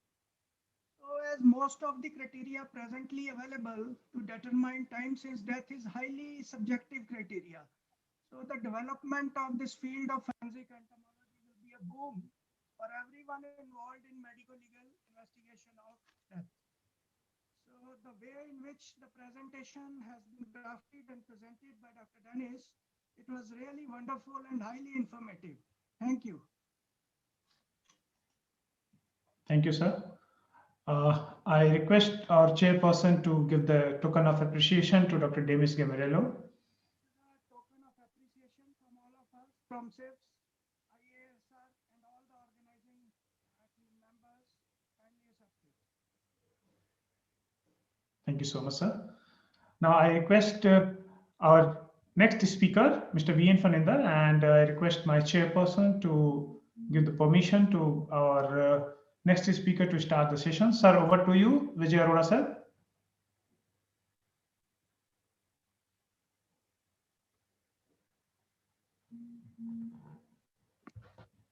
Welcome, Dr. Fernanda. Mr. Fernanda BN would have been a network security professional along with his master's degree in science or a professional percussionist. It was when he received a life threat letter and could not find a professional to help him out to identify the author of the letter, he decided to learn handwriting identification. As many question document professionals in their books, mentioned that there are no university level courses offered in the field of forensic documents, he found it challenging to start his learning under one of the senior experts in the field of disputed documents. In the process of enhancing the skills, Mr. Fernando Bien completed the course on forensic document examination from American Institute of Applied Sciences, USA, and he feels proud that he is being guided personally by expert Ms. Catherine Copenhaver, a certified document examiner, USA, and reputed author in the field of question documents. Ms. Deborah Dunlop, forensic document examiner of Liberty Investigative Services, Ottawa, Canada, is his mentor who helps in every step of upgradation. So I welcome Dr. Faninder Bien once again to present his topic, Next Generation of Digital Forensic Laws. Welcome, sir. Sir, thank you very much. First of all, I have to congratulate Thank you so much, Vijay sir. entire Now team. I request. Am I audible? Yes, sir, you are audible. Yes, sir. Yeah. Sir, thank you very much for your welcome, and it's my pleasure to be a part of this event here. While my topic today is going to be the next generation of digital forensic laws, I have actually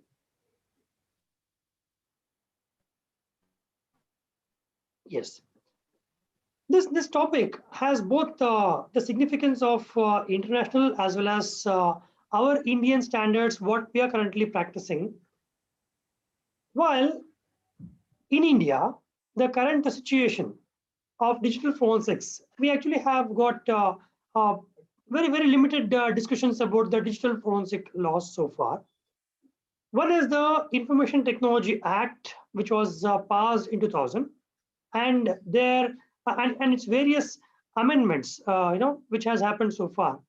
And second thing is the Indian Evidence Act, where we also discuss about the admissibility of the electronic evidence, which would require digital forensic aspects. And in the same Indian Evidence Act, we talk about the admissibility of the opinions given by the people who are recognized as the examiner of digital evidences. And third, we are now yet to see the Personal Data Protection Bill.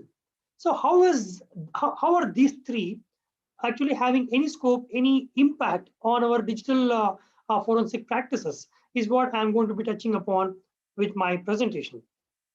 Well, why do we actually require digital forensics, the guidelines or the law? Because the technology is changing very rapidly and very fast. And because the technology is upgrading every day, because the technology what we're using today is actually outdated by tomorrow morning. So one time we call it as upgradation, but actually it is outdated one. I mean, outdating the older technology, we are trying to upgrade to the new technologies. So the need for the practice for the digital forensics and the laws, what we are trying to discuss, because forensics is limited activity in the laboratory. The forensic experts may put in best of the best efforts to bring in the good findings and good observations in their respective evidences. But when we don't have a supportive law for that, when we actually lack the provisions under the law to present the evidences before the court, and the best of the best efforts put in by the experts sitting in the laboratory will go for a waste. So why we require the digital forensic related law is because the technology is growing very fast and it is changing very rapidly, and we actually are witnessing wide range of scientific and technical challenges. I mean, since yesterday we have been discussing about various challenges for the investigation. And see, while only in the recent days, while in 2000 the Information Technology Act was passed, under IT Act, especially Section 79A, that gives a provision as to who can be the person who can be called as a digital examiner of evidences. So only in the recent years, okay, the government of India notified few agencies who can be called as the examiner of electronic evidences under the provisions of Section 79A as per the Indian scenario is concerned. While so far from 2000 to the recent year when it was actually notified, so we actually did not have any people who are actually notified as the examiner of electronic evidences, and without even that particular Section 79A experts, we have been dealing with the n number of cases, and n number of cases has gone before the court for the adjudication. So wide range of scientific and technical challenges also includes, one is the passing of the law, second is the implementation of the law. So both are actually very, very important. So at this point in time, there is no specific law which actually covers the full scope of the digital forensic aspects, which means there are a few implied meaning. Matlab, see, it only says what kind of evidences are admissible and how the electronic evidences can be authenticated. But when we go slightly deep, because what has been enacted right now is good to begin with. When I say unless and until we had such laws, we did not even have to discuss about all these things. But whatever has been enacted right now, there is some gap, and there is a lot of speculations, and which we need to investigate, which we need to get and discuss as a digital examiners of the evidences, because the law only gives certain provisions, but the digital forensic experts, when we look at the provisions of this particular section, we have a lot of unanswered questions in this. So what we need is that we need to involve in this kind of discussions and to find a solution and get ourselves matured about how the investigations can be done on the digital forensic aspects. As everybody knows, there is a huge gap between the technology and the law implementation. By the time we understand today's technology, and by the time we start doing something about a regulation or a rules or a law, by the time the law is enacted, this technology would have already changed. Okay, so there is no balance between the present technology and the present law. See, both are there, but it has got a huge gap between one another. And one important thing which we need to understand here is that domination of aggregators or a non-cooperation for the investigators, because it is not the first instance, and there has been repeated instances where the people like the Facebook, Google, or any such social media aggregators, they actually don't cooperate for the investigations of the agencies. There has been many cases, many reports where the aggregators do not actually oblige, including the court orders. So I'll discuss about such cases just after this slide, which in this slide, what I want to discuss is that, yes, while the social media or different companies have got are actually termed as aggregators and they dominate one particular area of digital domain, we actually don't have effective law implementation, and the laws today do not actually give such a provision where the aggregators can be strictly held liable for delay in the whole investigation. So including the FBI, including the US federal courts, the courts have failed to effectively implement and bring these kind of aggregators in the law books. I'll discuss about the case. While the privacy has been declared as one of the fundamental rights today, and how the privacy on the social media can be ensured, and to investigate if there was a breach of privacy or not, we are discussing about the digital evidences. And to authenticate the digital evidences, definitely we are using digital forensics. And if in case we don't have supportive laws for such appreciation of the evidences, the whole purpose of enactment of the law or such judgments which actually have said privacy is the fundamental right, it's fine. See, I understand privacy is my fundamental right, but how do I prove that there is a breach of my privacy on the digital world?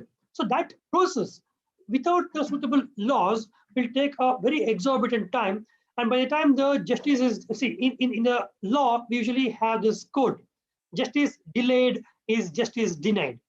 So we are discussing about the timely investigations, and the present law is not actually supporting such timely investigations, and that is when we need the next generation of the law which actually supports the digital forensics and digital investigation aspects.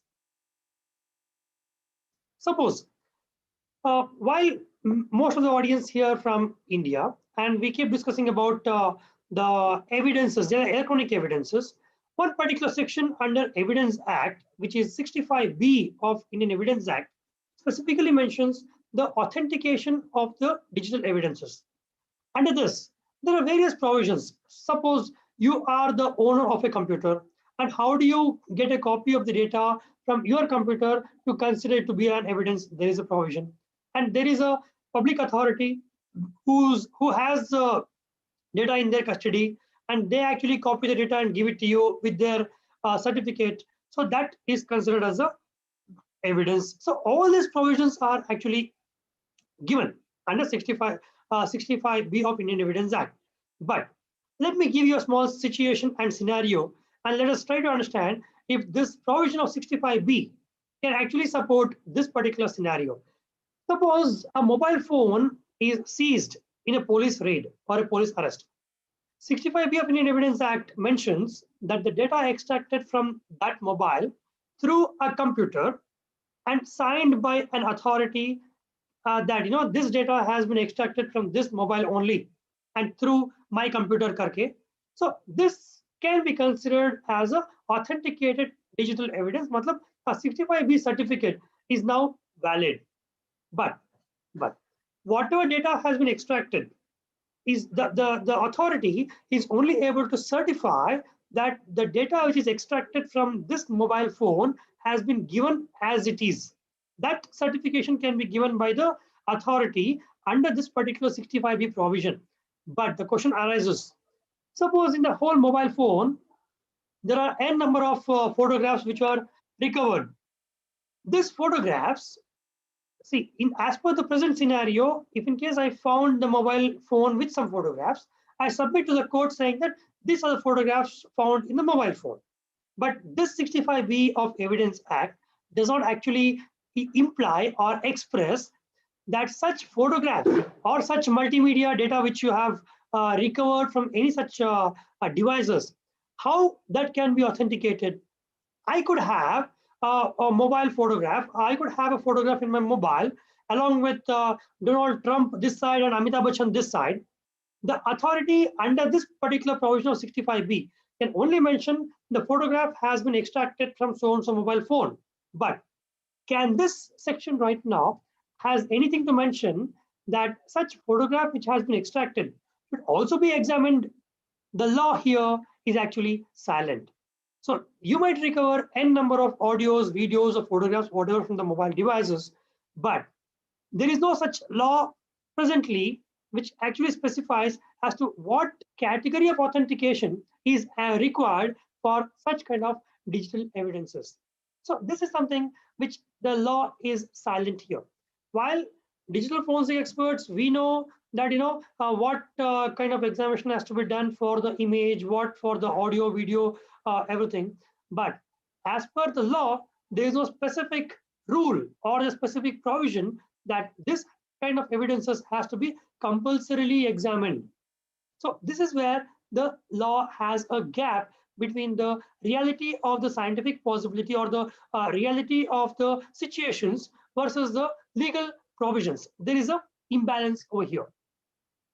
Next, while we believe the courts actually strictly implement the laws, there I also mentioned about the aggregators not following even the court orders, and the question arises as to, is our law, what we are following, the laws what we are following are so lenient, or the law what we presently are following gives such a such a time, such a courage for these kind of social media aggregators and the companies to delay the process of investigation by not cooperating with the investigation agencies.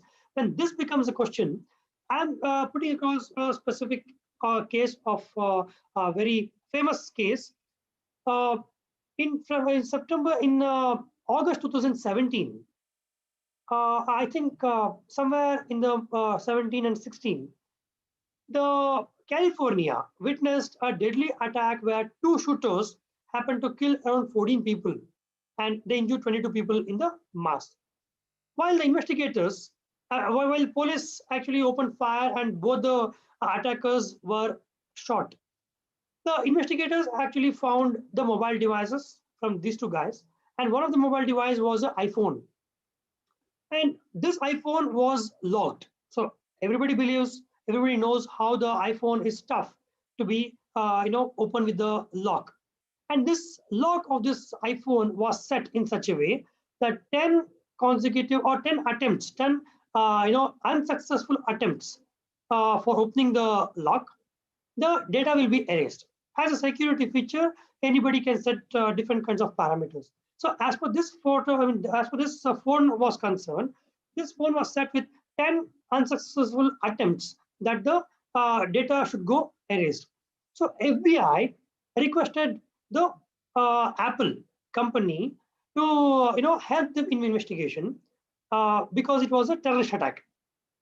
Apple denied the request of FBI, stating that it actually violates their company policies. Here, Apple did not cooperate with the FBI. The FBI happened to happened to approach the court, and court gave an order to the Apple company to facilitate the request of the FBI. And the request of FBI was like, for the Apple to launch a separate operating system where this operating system can be loaded to the particular iPhone, and this data which is in the iPhone can be hence retrieved. That was the plan of the FBI. However, the Apple happened to appeal before the appellate court, saying that Apple will not cooperate in this matter. And by the time the Apple was having the appeal before the respective court, FBI somehow were successful in breaking open that particular Apple device encryption, and they were able to successfully get the data. But the question here is the time taken for the whole process, and ultimately the Apple as a company, as an aggregator, did not cooperate for the for the FBI for their investigation in the national security case, because the terrorist attack is said to be a threat to the national security. And even in these kind of cases, the social media or this kind of manufacturers are not obliging for the investigation process. So the laws, what we are currently having is generalized law for different kinds of situation. But we do require a specific exclusive nature of law to deal with such kind of digital evidences and digital forensic cases. I'm going to skip the court order for this discussion. However, the question before us right now is the privacy versus the investigation process, that is the process to be followed by the investigation agencies, versus the time. So all these three are having different challenges. So while in the international discussions also we find the privacy is to be given as a right, and we should, a lot of discussions are going on regarding the data privacy and privacy of the individual. And see, there are objections for people for electronic surveillance, and there are objections for face recognition systems in the public, what the governments are trying to implement. While people are discussing about the privacy aspects, does privacy aspects affect the investigation process? And does investigation process affect the time which is required for the whole investigation or whole conclusion of the case? So this is what the discussion here is. Privacy, the process to be followed for the investigation, and the time. All the three are highly important. There is no law which provide remedy to all the above. While few law discusses about what is privacy, how the privacy is to be maintained, everything. So, and there are different procedures, criminal procedure codes, which discusses about how the investigation is to be conducted, what are the documentations to be followed, who are the authorities, and other things. And the time, nobody discusses about the time. The no law here discusses about the time, because for digital investigations, time is also one of the essential factors for the investigation, because every data is stored on public domains, cloud storage, everything. And if the timely action is not implemented, such data cannot be retrieved effectively. So there are few companies which maintains backup, imaging and different protocols. But question is, time, when it is the essence of investigation, that is very important to be maintained, and no law presently discusses about the time. Implementing one among these three will compromise on the other. If in case you want to implement the time-based investigation process, the privacy may be questioned. So vice versa, all these three are not actually balanced in our legal system. However, investigation process is a duty. Managing or maintaining the privacy is a responsibility of the investigation agencies, but timely action is a critical need. So if we don't have such laws which actually balances these three, we are actually not, we are not in a process of having the good laws governing the digital practices.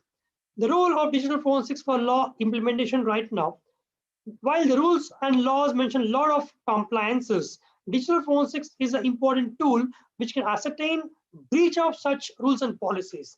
So one of the recent discussion which we are having is the Personal Data Protection Act. There is supposed to be passed the bill and yet to be seen as an act.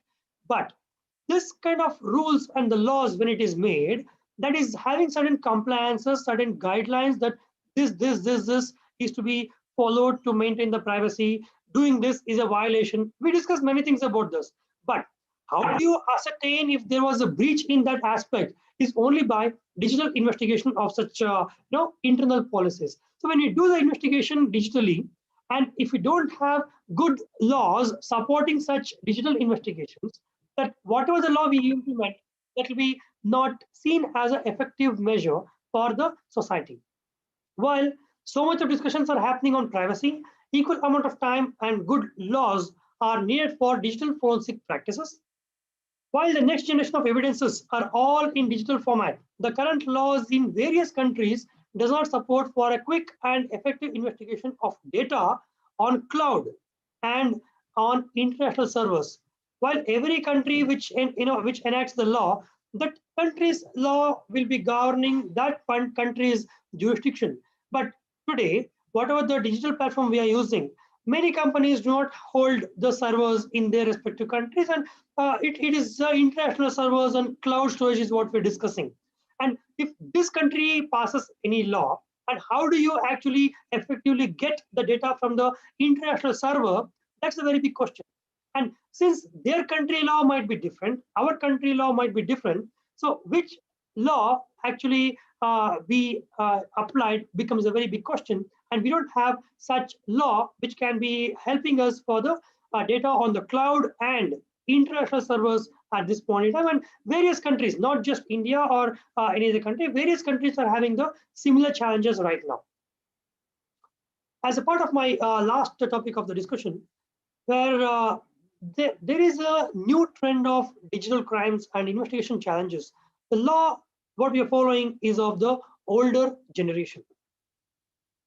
By the time the bill is discussed and it is made as a law, there is a new trend of the crimes, new trend of practices are yet to be seen. And because by the time something is enacted and enforced, it would have already become the outdated one, because we are discussing about the digital world, and every day the digital technology is changing rapidly.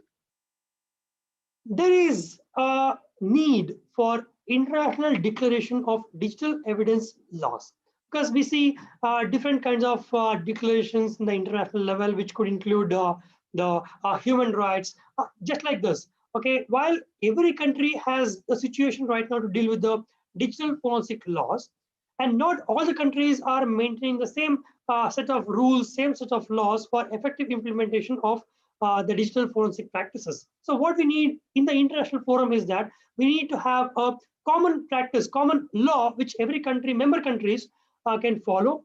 And this is where we have the requirement for the international declaration of the digital evidence laws, that all the member countries shall have to implement the same practices in the interest of justice. Otherwise, one country has one law, other countries has other. So the laws are not meeting with the requirements for the whole investigation.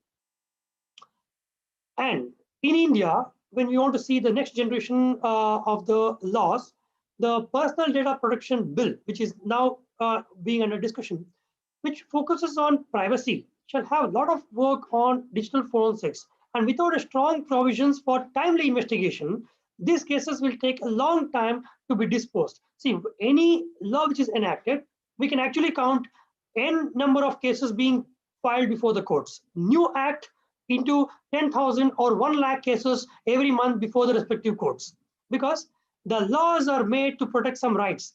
And for effective implementation of the rights, definitely people have to go to the courts. And before the courts and in the litigation process, one has to effectively present the evidences. And since these evidences are digital in nature, when we don't have proper practices for digital forensics, evidences and exclusive provisions for the digital forensics, so the cases like this gets into pending, and end of the day, everybody will start blaming on the judicial system, saying that if you file case today, we only get the case disposed after 10 years. So it is a responsibility of everyone to now discuss about the common practices of digital forensic laws, which is the need of this hour.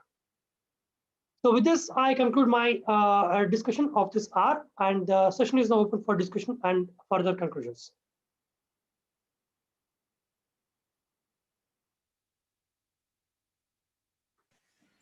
Thank you so much, sir. Thank you so much for illuminating us with your young ideas and making this talk interesting. I'm sure the audience have gained a lots of knowledge and new ideas behind it. Thank you so much, sir. Thank you very much. Okay, now with this, I request Vijay Arora sir to give the token of gratitude to Faninder sir. Thank you, Dr. Faninder.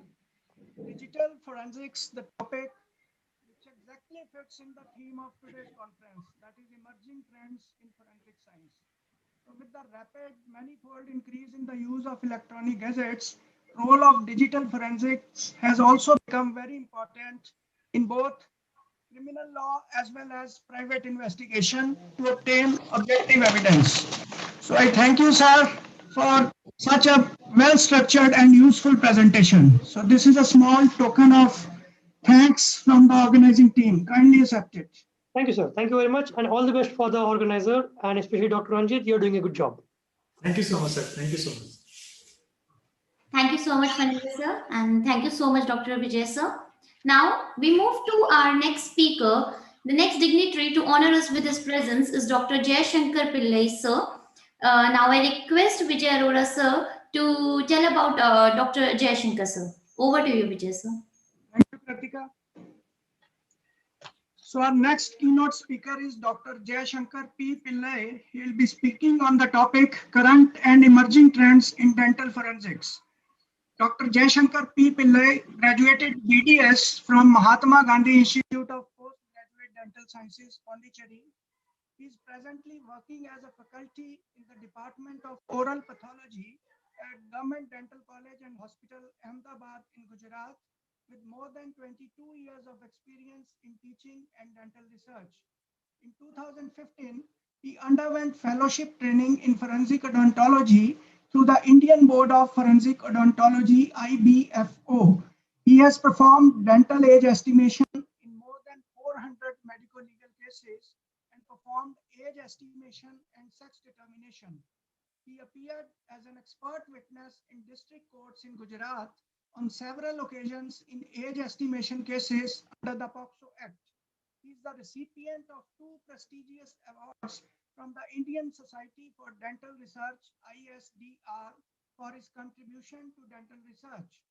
As a member of the Program Development and Review Committee, PDRC, of Gujarat Institute of Disaster Management, he drafted and submitted the guidelines and SOPs for the dignified management of dead in the aftermath of disaster for the government of Gujarat through GIDM. He has developed the new dental trades standard called the GFSU GDC Dental Anthropology Model and is currently the Joint Secretary of the Indian Association of Forensic Odontology. So I welcome you, sir. Dr. Pillai, kindly start with your topic.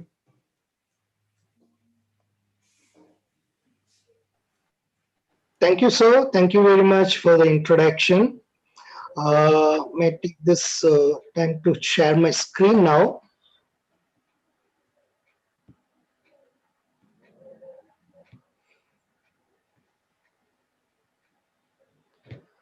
Hope I'm audible and my screen is also visible in full screen. Yes, sir. You can just complete the slideshow mode, so we can see the complete. Yeah, Yes, I think. now it's perfectly fine. Thank you, Dr. Vijay Arora, sir, for this introduction. And I also take this opportunity to thank the organizer and especially Dr. Ranjit Singh, sir, for giving this opportunity. And along with the theme of this conference, I thought that I should discuss something about the current and the emerging trends in dental forensics, which is happening currently in the world. I'm proud to represent my institute, the Government Dental College and Hospital, one of the oldest dental institutes in India, and also the second government dental college to be recognized or to have the NABH accreditation. In this, we all know that the basic funda behind the evolution of forensic odontology or the use of dentistry in forensic science, the basic behind that is the truth reveals the truth, because the main concept of forensic is to reveal the truth, and how the dentistry will be applicable in revealing the truth in some forensic cases. So that is why teeth are the valuable source of information, not only to the clinical, but also to the forensic and to the anthropological sciences. This is a common fact. Actually, I've been seeing in the last few days that the audience in this particular eConference are not skewed towards dentistry. I can see a plethora of the audiences from diverse fields of forensic medicine, forensic odontology, and also several branches of dentistry. So I thought I should keep my presentation to the very basic level, because the majority of the audience are not pure forensic odontologists. So the basic thing we should know about is that the teeth are the most robust and the hardest tissues in the human body. Most of you are aware of it. And hence they are resistant to the thermal and to various environmental insults and also to the decomposition. So they survive any type of insults. So that is one of the reason, the basic why we apply this teeth for forensic purposes.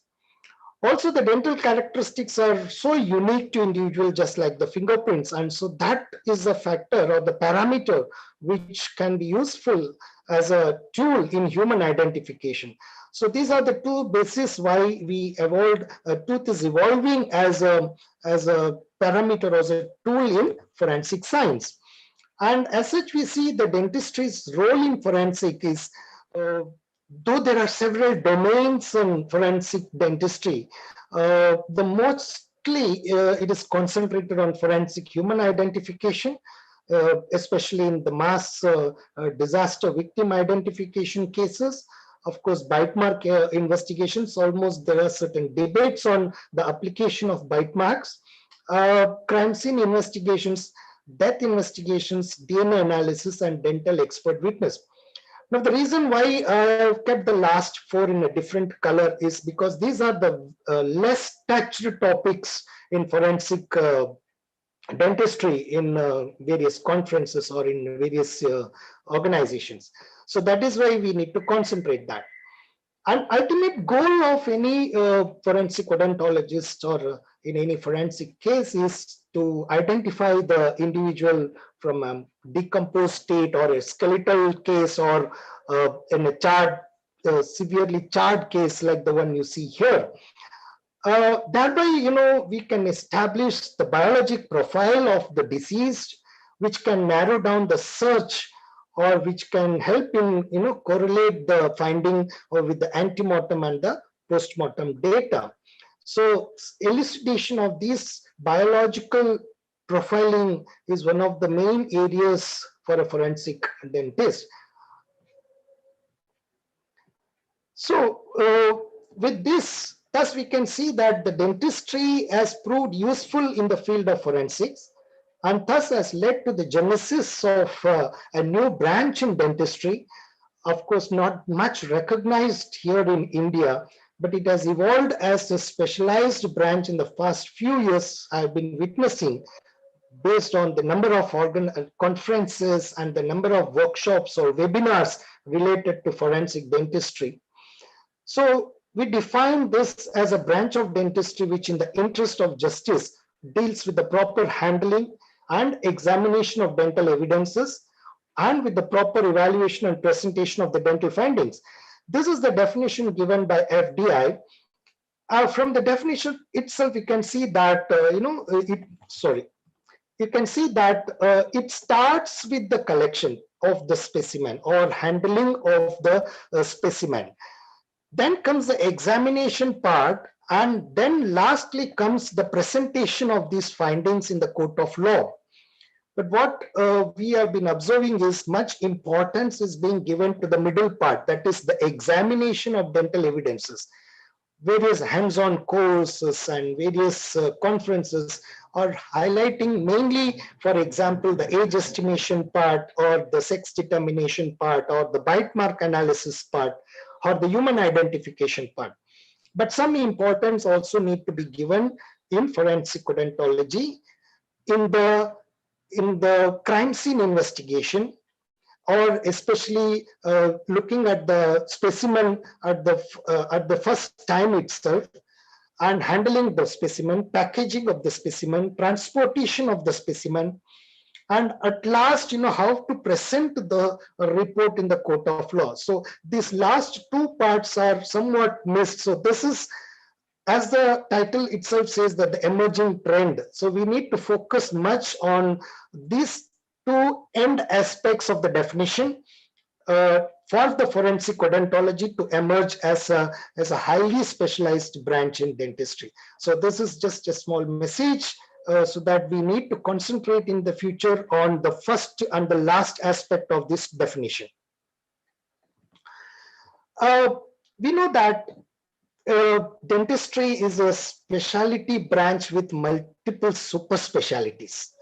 So almost all the branches of dentistry contribute for the development of forensic odontology, or in other way, I can say that forensic odontology branch takes the inputs from all the existing and recognized branches of dentistry. Though forensic odontology alone as a standalone branch is not recognized here in India, but it has the contributions from other branches. And that is why I commonly call that forensic odontology is an adopted child of these two departments in dentistry, that is the oral medicine and oral radiology and oral pathology.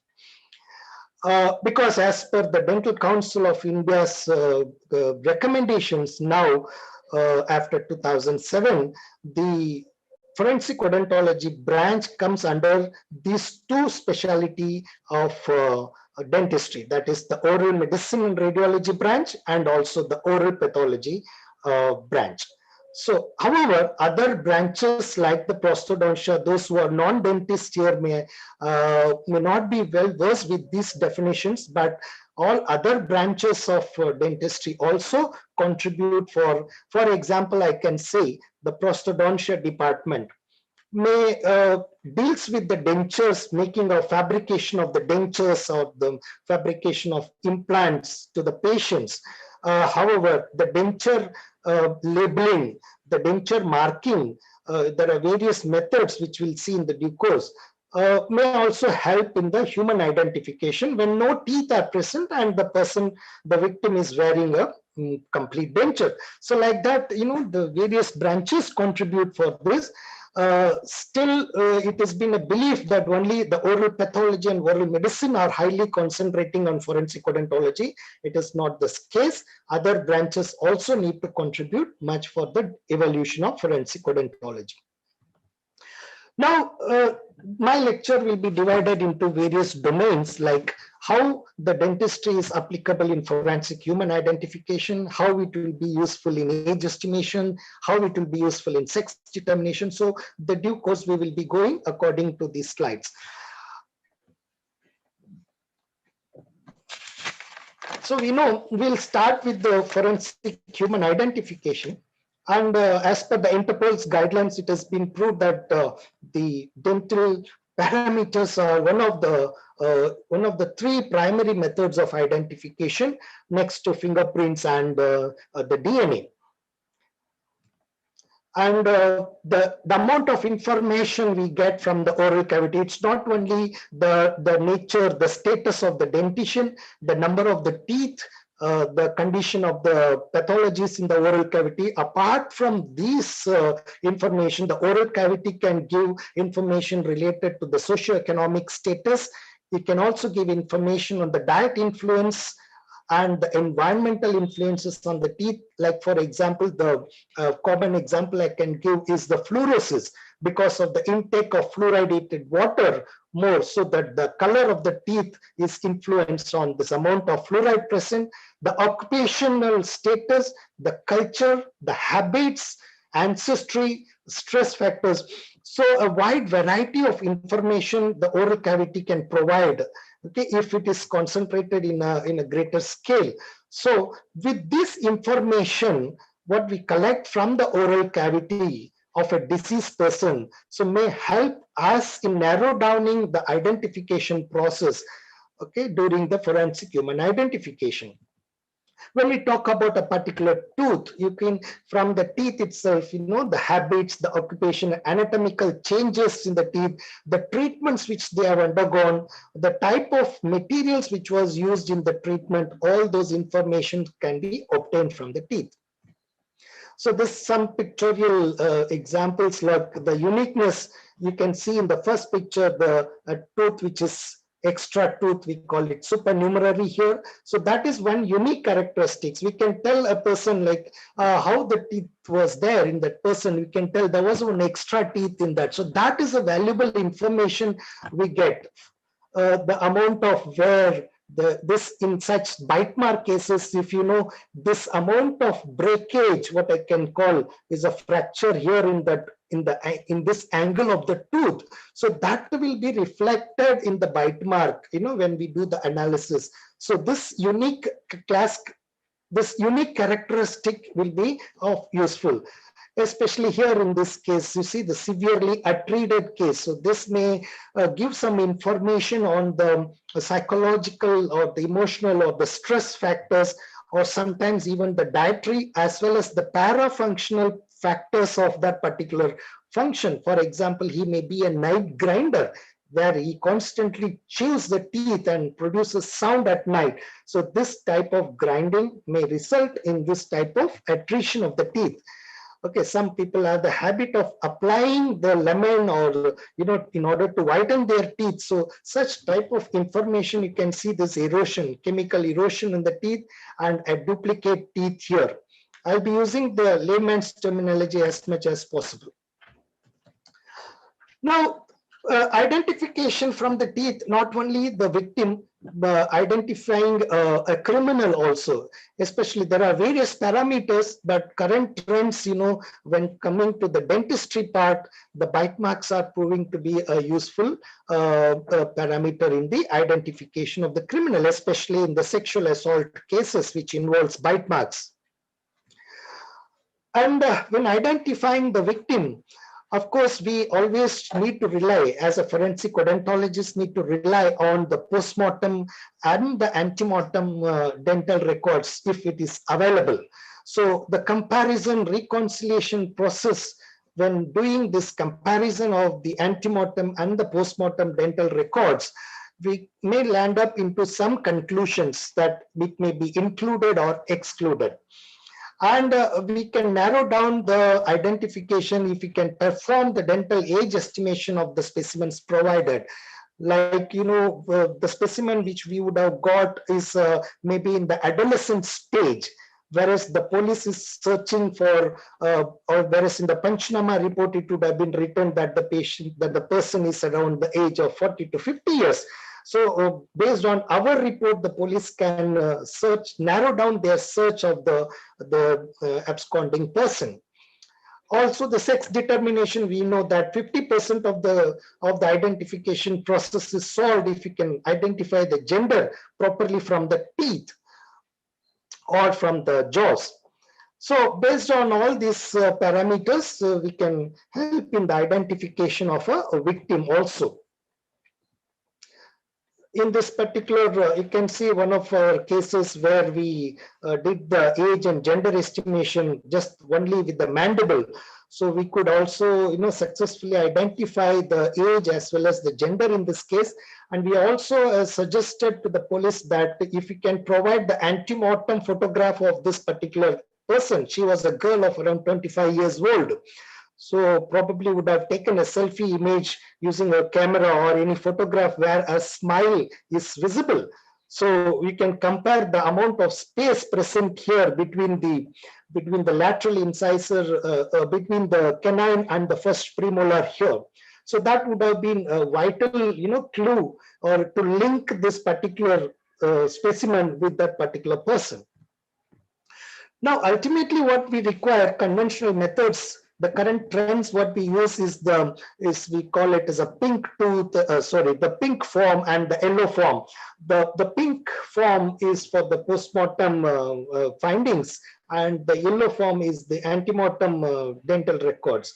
So during the dental autopsy procedures, we enter the details, we make a dental profiling of the victim using this pink form, and if we can try to get the antemortem dental records from the dentist or from the family members, then a comparison can be done. This was a classical method, but now the computer based, now the trend is changing. Now the computer based methods are being applied. Because the classical method, it was a laborious procedure and there are chances of errors being produced. So now the use of image processing techniques are there, and we also use certain algorithms, the machine learning process are there. With the evolution of certain softwares like the WinID, the CapMe, the Plus Data. So these softwares can be used, which will take care of the comparison process and give the result. So this is the evolving trend, and it's not new now. It has been decade old, but now this system is also being upgraded. We took a project, in GFSU where we tried to prove the uniqueness of the dentition. We took around, it's an ongoing process, nearly 750 bite marks were recorded in a very innovative method. And we tried to assess the individual class characteristics using a software. So this is an ongoing process, and using this imaging technologies, using the Python language, the software is being created so that whenever any bite mark or an individual's dentition pattern is being submitted to the database, it does search and gives a record, if provided the record is present in the database. Now, what will happen if there is no teeth? If there are no teeth and the patient or the person is totally edentulous and is wearing a denture. So now, as I mentioned already in the role of prosthodontia, now the technology is improving where we can use the RFID tags and scan disc. These chips are also can be incorporated in the dentures whenever they are fabricated. Barcoding systems are being applied. So in case of mass disasters, especially when there is a commingling of the bodies, where the dentures are scattered outside the mouth and they are lying scattered. So that is the reason why I told that forensic odontologist involvement should be there in the search operation. should be there in the scene itself. It is not like forensic odontologists sit in a room and they do their work. So they need to enter the field and do the search operation, look for certain dental evidences like this, and try to correlate it with the person and try to retract the records from this type of dental evidences as useful in the dental identification of the person. So this is also one such evolving trend which need to be strengthened. Then coming to the lip prints, from the forensic point of view, not much studied, but however, it's based on a certain principle. I hope the forensic science experts can identify the person in this photograph here is Edmund Locard, whose principle we follow, that's the principle of Extine. Okay, so like the lip prints, also just like fingerprints, they are characteristic and unique to a person, and they may leave some traces in the whenever they come in contact with certain substances. So based on that, how they can be used in this forensic science. It's the same principle like how we leave the latent print. This is just a demonstration of work, like a lip print has been identified, and using the same powders which is used for the lifting the fingerprint, the same can be used. However, this is a conventional method, but the analysis part we may rely on the digital technology, especially the digital image analysis softwares like the Photoshop or Image. So this one of the study done by in Goa, GDC Goa, where they have used the computer software to, these are all on research point of view.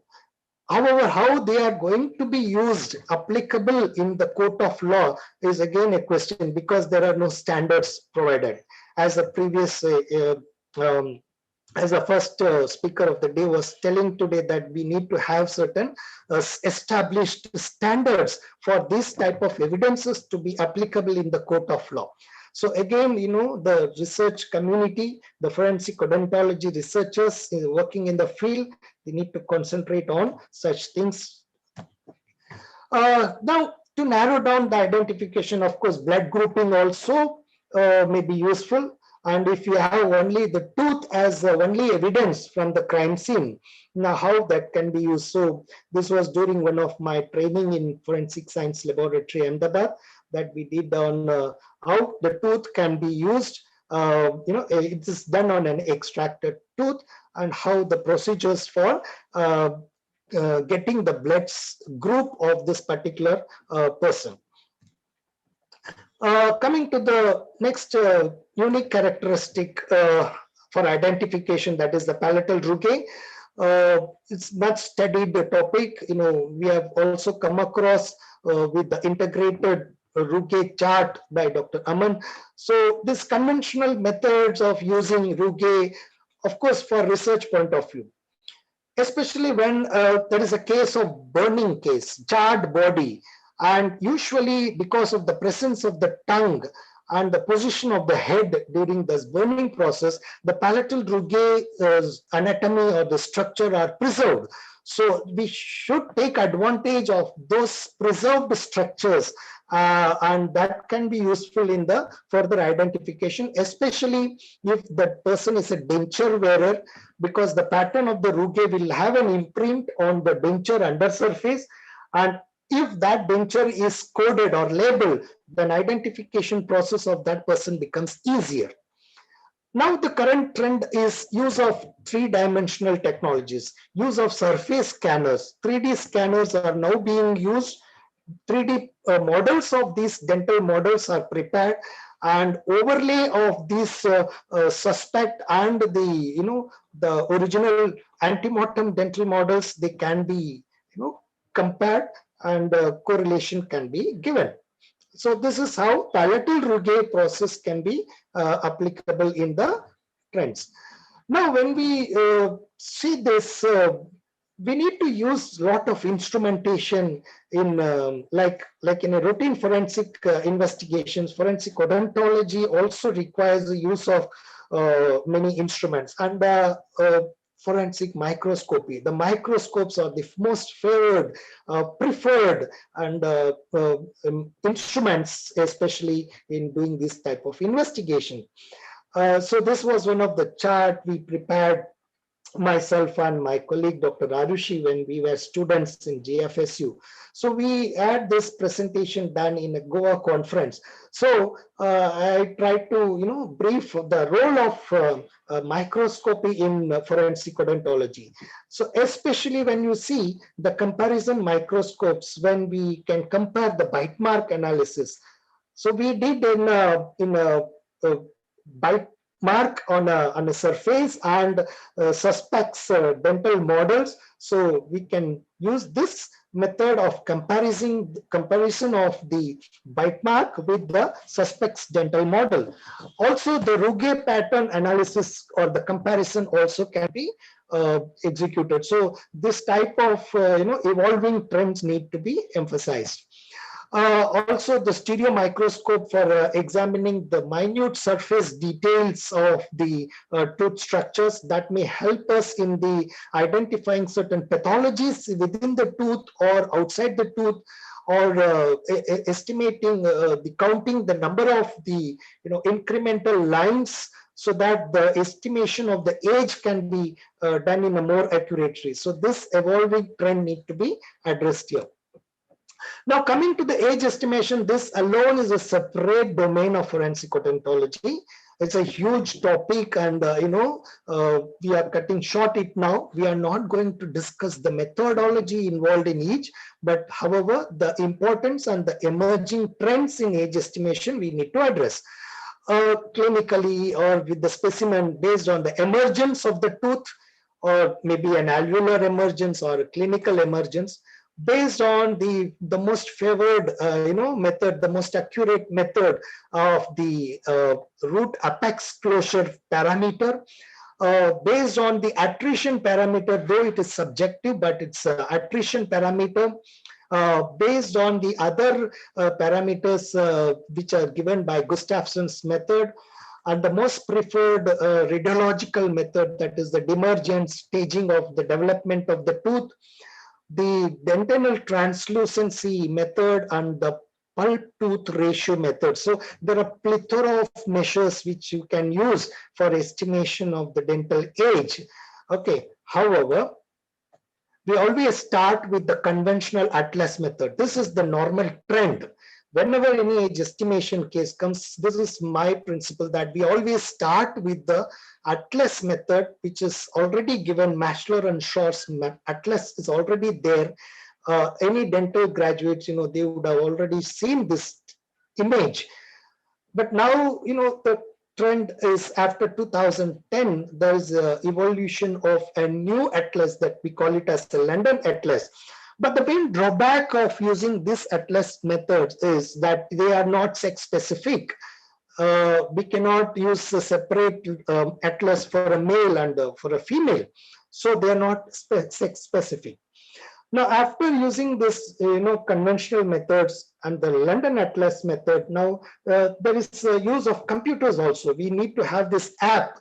And once you download this in your system, then it is possible that you get a OPG and you apply the findings as per the criteria given here.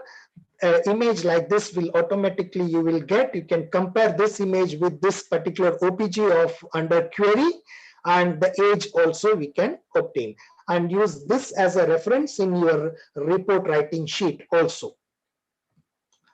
However, the most common preferred method is the demergence method, which you have seen the various stages. Okay, and this has been population tested in various populations, even in our population. Credit to Dr. Ashit and his team for giving the Indian formula based on this demergence method, which we widely apply here. So when I was applying this, the current trend, what I thought is, why can't we have this method in handy in our mobile phone itself? So we, along with one of my IT friend, we designed this app, which I currently have in my mobile. This is not for commercial use. This is only for personal use. So wherein we once we get the OPG through a mobile or a WhatsApp image, so we just enter the stages of this particular teeth, and automatically the score we get. Before that, we need to select whether it is a male or a female. Okay, so accordingly we just enter it and we get the age. So it is just quite a handy tool. No need to log into your computer, open your Excel sheet. So this type of personal used mobiles can be made. Now, when we talk of dental age estimation, ultimately the court asks the probability. As Verma sir was addressing, the use of statistics, which is considered to be the main backbone of forensic investigations. So when we talk of these statistics, the court always asks for the probability. Though the Indian standards are not well established, we don't have this, but according to a study based on the American Board of Forensic Odontology, based on a study by Mincer et al., these two, James Lewis and his team, developed an app, or it's a software, we call it as UT Age, wherein you just enter the stages of the third molars, all the third molars, upper right and left and lower right and left third molars. We automatically, of course, we need to enter the other details like even the country of origin, date of birth, sex, everything. And automatically we get the age calculated, and also the probability that this person is above 18 or below 18. So this type of tool, once you, in this particular app, you can also go for a test of the report, printing of the report, and we can submit that report in the court of law. However, the result obtained is based on the studies done on a non-Indian population. So the current trend is that, like, we need to focus more on the statistics and especially the probability in this particular age estimation methods. Of course, we need to follow the ABFO guidelines, the methods which we need to apply. Because whenever we get a specimen or a sample, maybe a mandible or a maxilla or a single tooth, the confusion always arises which method to be followed. Okay, so there is a flowchart given by the ABFO, and we need to follow certain guidelines on this. So when we get a mandible like this with some few teeth present, so you can see here, if we have only this teeth, what type of methods can be applied. If you have these three teeth here, so which methods we can apply here. If suppose we are having only the molars, then which method you can apply here. So this knowledge training on this type of approach need to be given here. As we can see here in this particular case, that this came from the forensic medicine department. One molar has been removed from here for a DNA analysis. So this specimen, one tooth from this particular mandible was extracted, and that went for a DNA analysis. Ideally, in what the international organization says, that the premolars are the ideal candidate for a DNA analysis, and also the third molars. If the third molar, especially impacted teeth, are there, they are the best candidate for a extraction for a DNA. Now, the current trend with the advent of technology like use of CBCT, now age estimation methods also, these methods also gain entry for the age estimation. So now various reports are being done on the application of cone beam computed tomography, CBCT, for the estimation of age. Now we come to the usefulness of teeth in sex determination. Of course, the most preferred one is the metric analysis of the dentition or an individual tooth. The dimensions of the teeth or a set of teeth are taken using digital vernier caliper. Initial days, the divider, was used and scale were used, but now with the use of digital vernier caliper, the accuracy rate can be further increased. And also the non-metric traits are used. That there are certain traits on the teeth which are uniquely, characteristically seen on the female and characteristically seen on the male. So that particular trait, if for example we get one canine tooth, and from that tooth, is it possible to tell whether this tooth belongs to a male or a female? So this type of doubt questions arises. So a close observation of the tooth, especially in the canine, especially in the ridge here, the distal accessory ridge, what we call it as, if they are more pronounced, that means there is more possibility that this is a male. Again, here comes the discriminant function analysis, the statistics. The use of statistics here is required, and a lot of a high scale data of this particular trait need to be evaluated. And from the tooth, it is also possible to determine the sex through the bar body. But now the recent studies are being done using the dimorphic enamel peptide analysis, where they use a minimal amount of enamel etching done, and they apply the liquid chromatography and tandem mass spectrometry. See, we as a dentist are not much aware of these biotechnology methods. So here the application of a multidisciplinary aspect, like a forensic science student and a forensic odontology, join hands together to come out with further research on this type of studies, so that we get more data and they are evidence-based. Usefulness in species determination also, when we especially visit a mass burnt scene, like the one which I recently visited here, we collected the debris. We may not be at the initial stage, may not be able to distinguish tooth from other debris.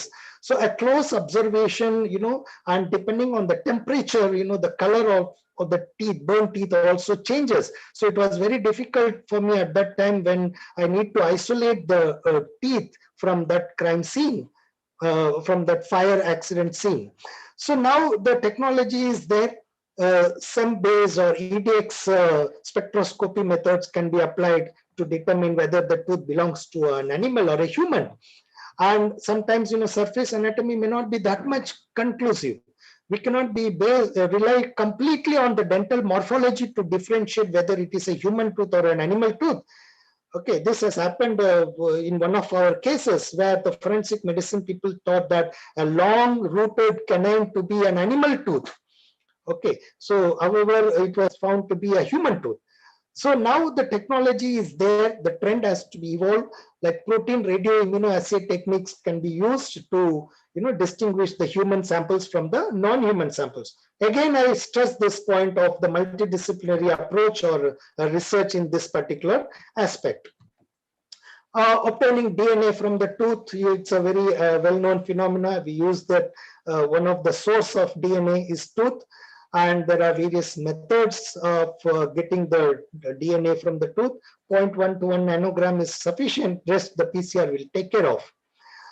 Now, the racial differentiation also, metric and non-metric traits are being applied.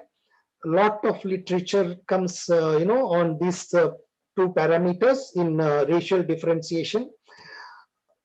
Now, population variation in the dentition also need to be addressed. Now, the world is shrinking now. Globalization is taking place.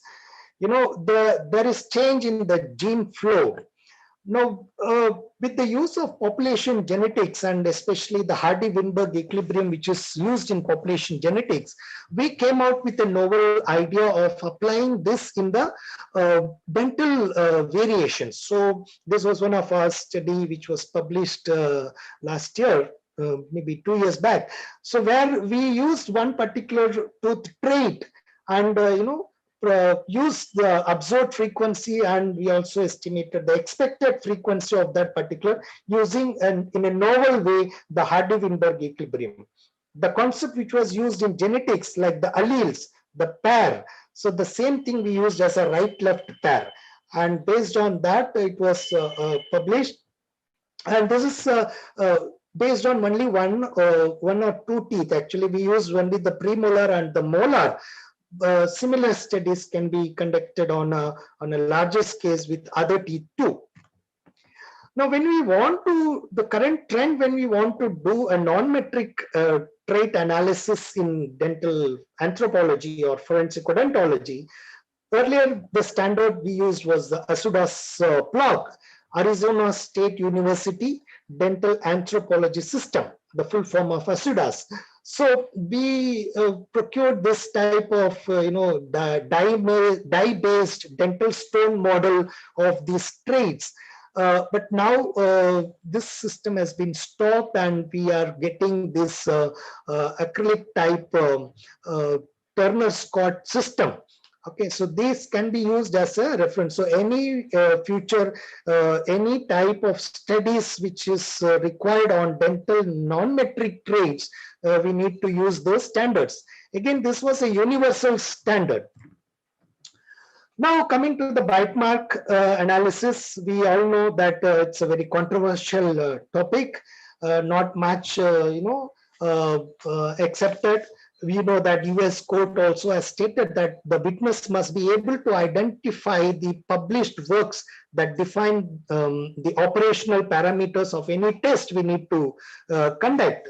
So there is a diverse of opinion regarding the bite mark identification, and studies have also shown that the effect of training and experience in the examiner also has little effect on the use of this technique, especially when we use the digital analysis, especially the digital overlay methods are used.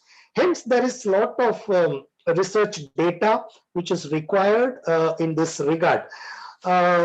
Earlier, we use a hand tracing method. This is one of our case where we applied both the conventional as well as the digital overlay technique. The hand tracing has been now replaced by the use of digital overlays. So bite mark analysis have been highly criticized. So this we need to understand and move ahead only when we have sufficient data to validate our findings. Of course, when the technology is improving, the application also increases. So now 3D scanners and 3D overlays are being used even in the bite mark analysis.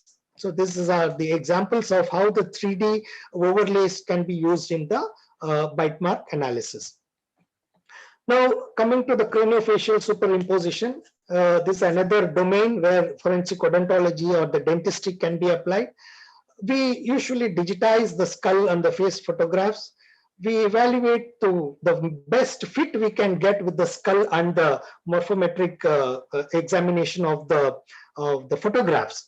So now this also has evolved into a very standard process.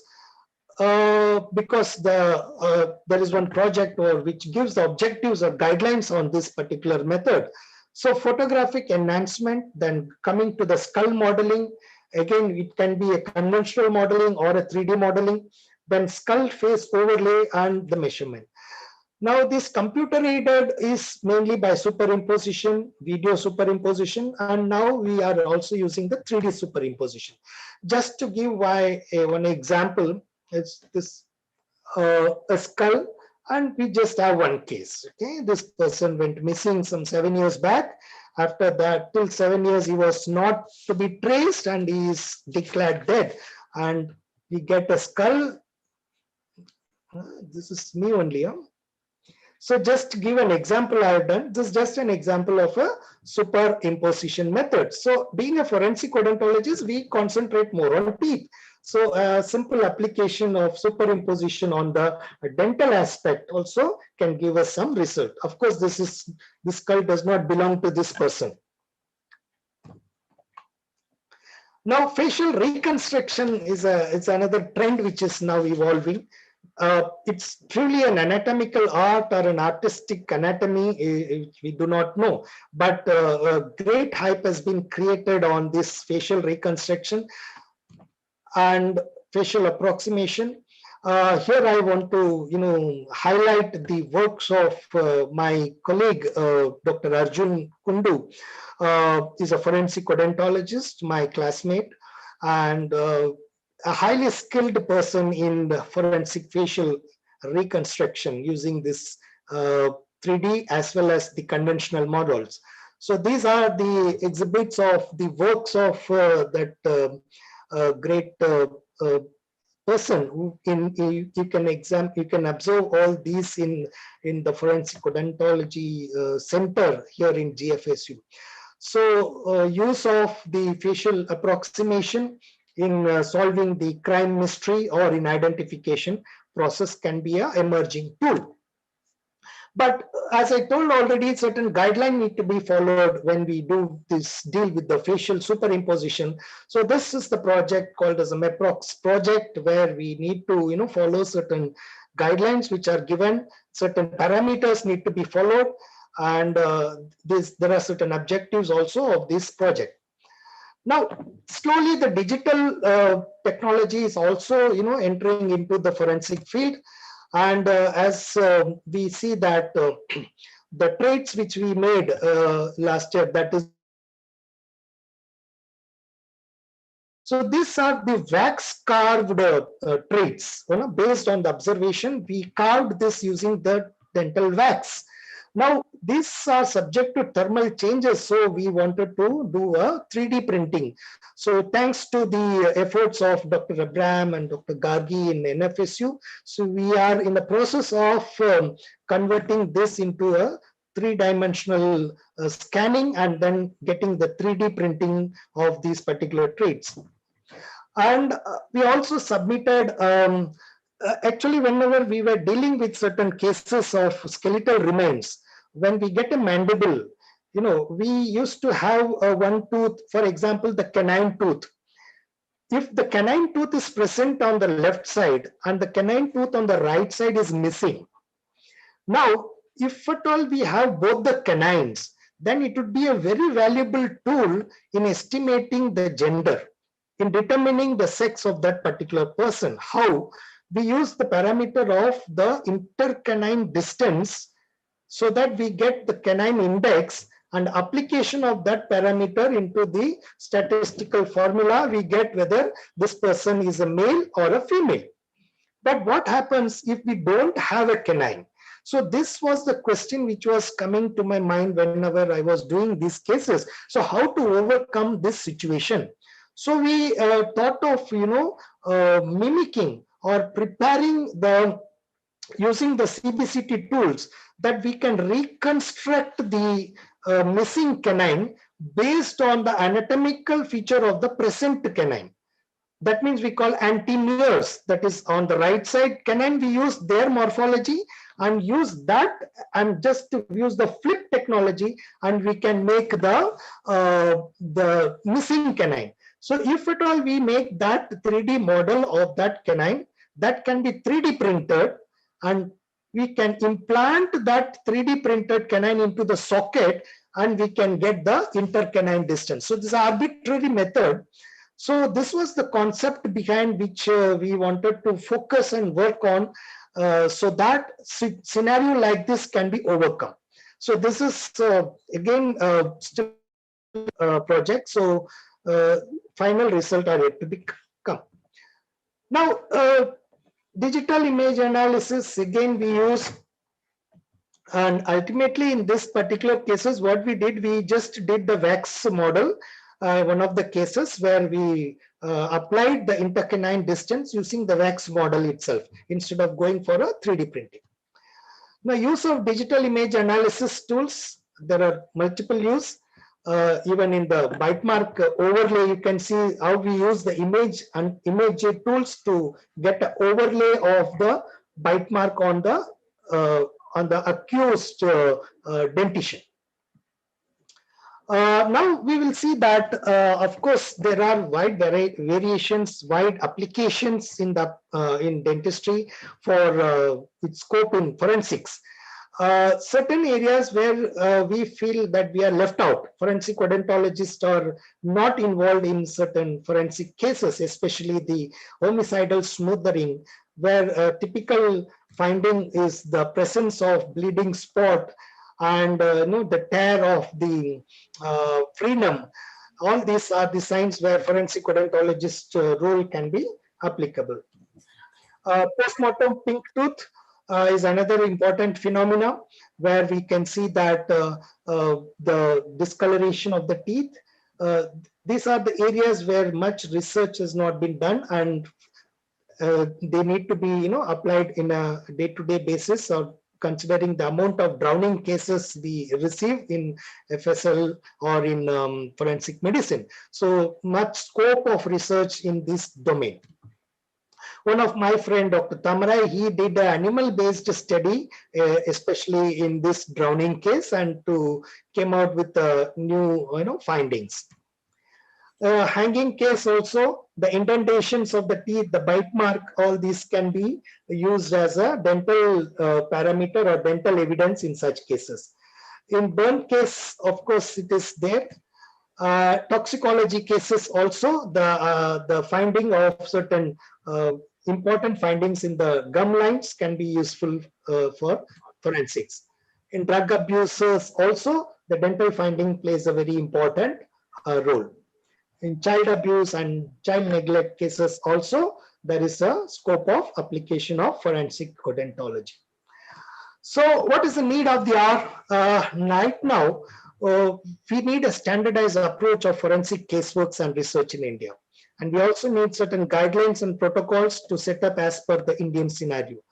And of course, last but not the least, we need to have a better application of statistical tools. So the last slide, the message what I want to tell to those young budding forensic scientists or forensic odontologists over there, think higher, but don't miss the smaller things. There is a large scope of doing research in the available dental models. These are easily available in any dental colleges or from any dentist. So with the amount of information you have from this thing, you can always explore the hidden facts or the hidden things in forensic science. So with this, I finish my lecture, and I thank the organizers, especially Dr. Ranjit sir, for this opportunity. And I hope I have done justice to the topic which I have given to you all. Thank you very much. If any queries, you can contact me in this details there. Thank you very much. Thank you, sir. Thank you, sir, for imparting your knowledge with our audience. I'm sure your address will help a lot in understanding the advances in dental forensics. Thank you so much, sir. Now, I request Dr. Vijay Arora, sir, to give a token of gratitude to Jai Shankar, sir. Thank you. Dr. Vijay, sir, kindly unmute your microphone, please. Forensic odontology or dental forensics, it's a really very important topic, not only for forensic science experts, dental doctors, but also for the medical officers, especially who deal with medical legal cases like cases of sexual assault, cases brought for age determination, and in the unidentified dead bodies brought for post-mortem examination by the police. So I thank you, sir, for such an informative presentation on such an important topic. Kindly accept this certificate as a token of appreciation from the organizers. Thank you. Thank you, sir. Thank you very much. Thank you so much, sir. Thank you so much, Vijay, sir. Now, the next intellectual dignitary to honor us with his presence is Dr. Sumit Kumar Chaudhary, sir. Now, I request Dr. Vijay Arora, sir, to tell the audience about Dr. Sumit Chaudhary, sir. Over to you, sir. Our next keynote speaker is Dr. Sumit Kumar Chaudhary. Dr. Sumit Chaudhary is an established academician, researcher, author, editor, consultant, and influential thought leader in forensic science discipline. He is a gold medalist in forensic science and holds a PhD degree in forensic and behavioral science. Dr. Sumit has led the expansion of academics and executive development program at RRU, particularly in the field of forensics, and has been accredited with his prominent role in developing the Department of Forensic Science at RRU as HOD, which has today developed into School of Forensic Science and Risk Management. He is presently serving as the founder and incumbent dean of the school. He is also serving as dean of Executive Development Center at RSU. He is actively involved in teaching, training, research, and forensic case consultancy. He is managing editor of International Research Journal on Police Science, Skilla Journal of Forensic Science, and Kavach magazine.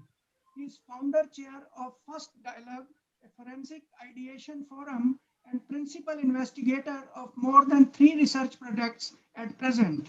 He has to his credit more than 20 high-impact research publications and is currently guiding many research scholars. So today he'll be speaking on the topic modern development and current trends in question document examination. Welcome, sir. Good afternoon, everyone. Thank you, Honorable Chairman and Kartika, for giving such a kind introduction.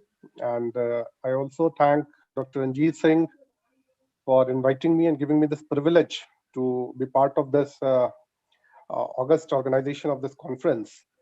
And I really want to apologize. I've been struggling on two fronts, one my personal health and the other is my internet health. So I had to make a lot of arrangements at the last minute.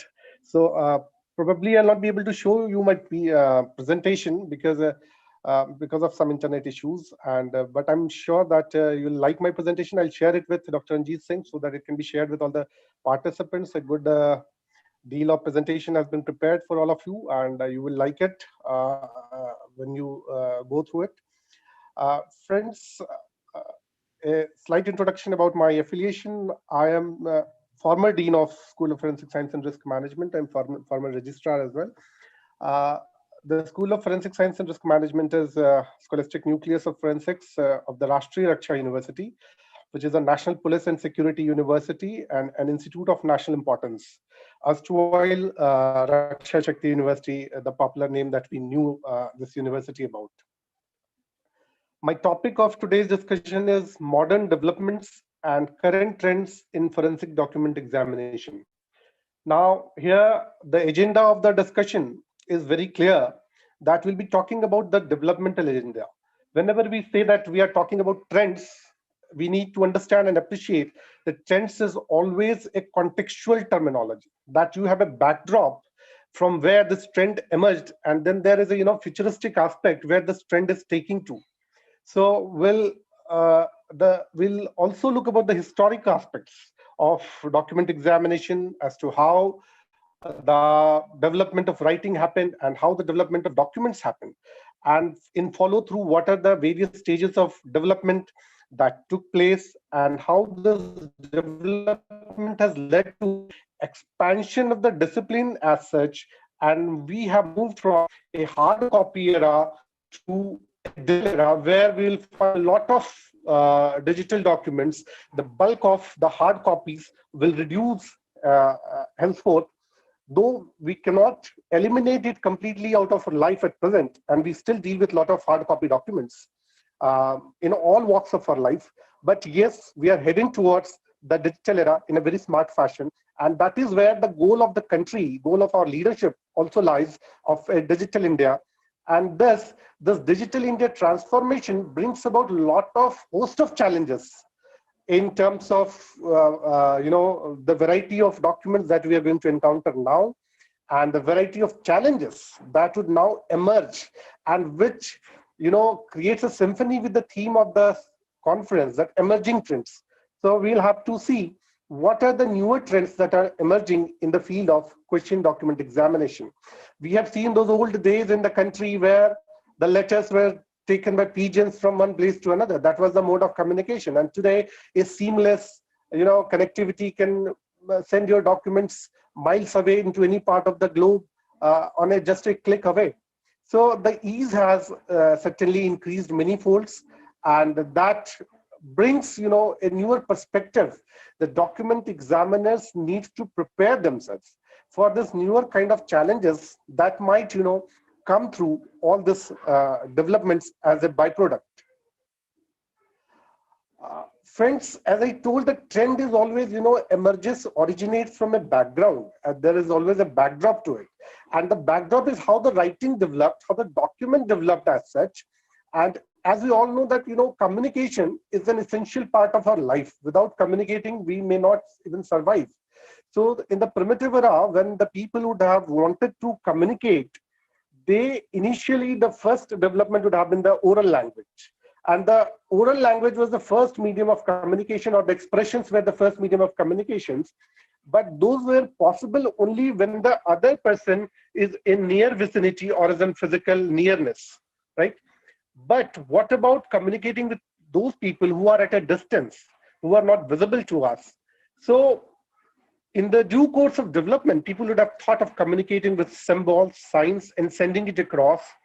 So the people devised means of communicating through visible signs that could be understood by others. And many signs and symbols grew out of early stages of the development of writing. So these signs and symbols were part of the developmental history of the writing. And initially, these writings could be found in the caves in the forms of tablets.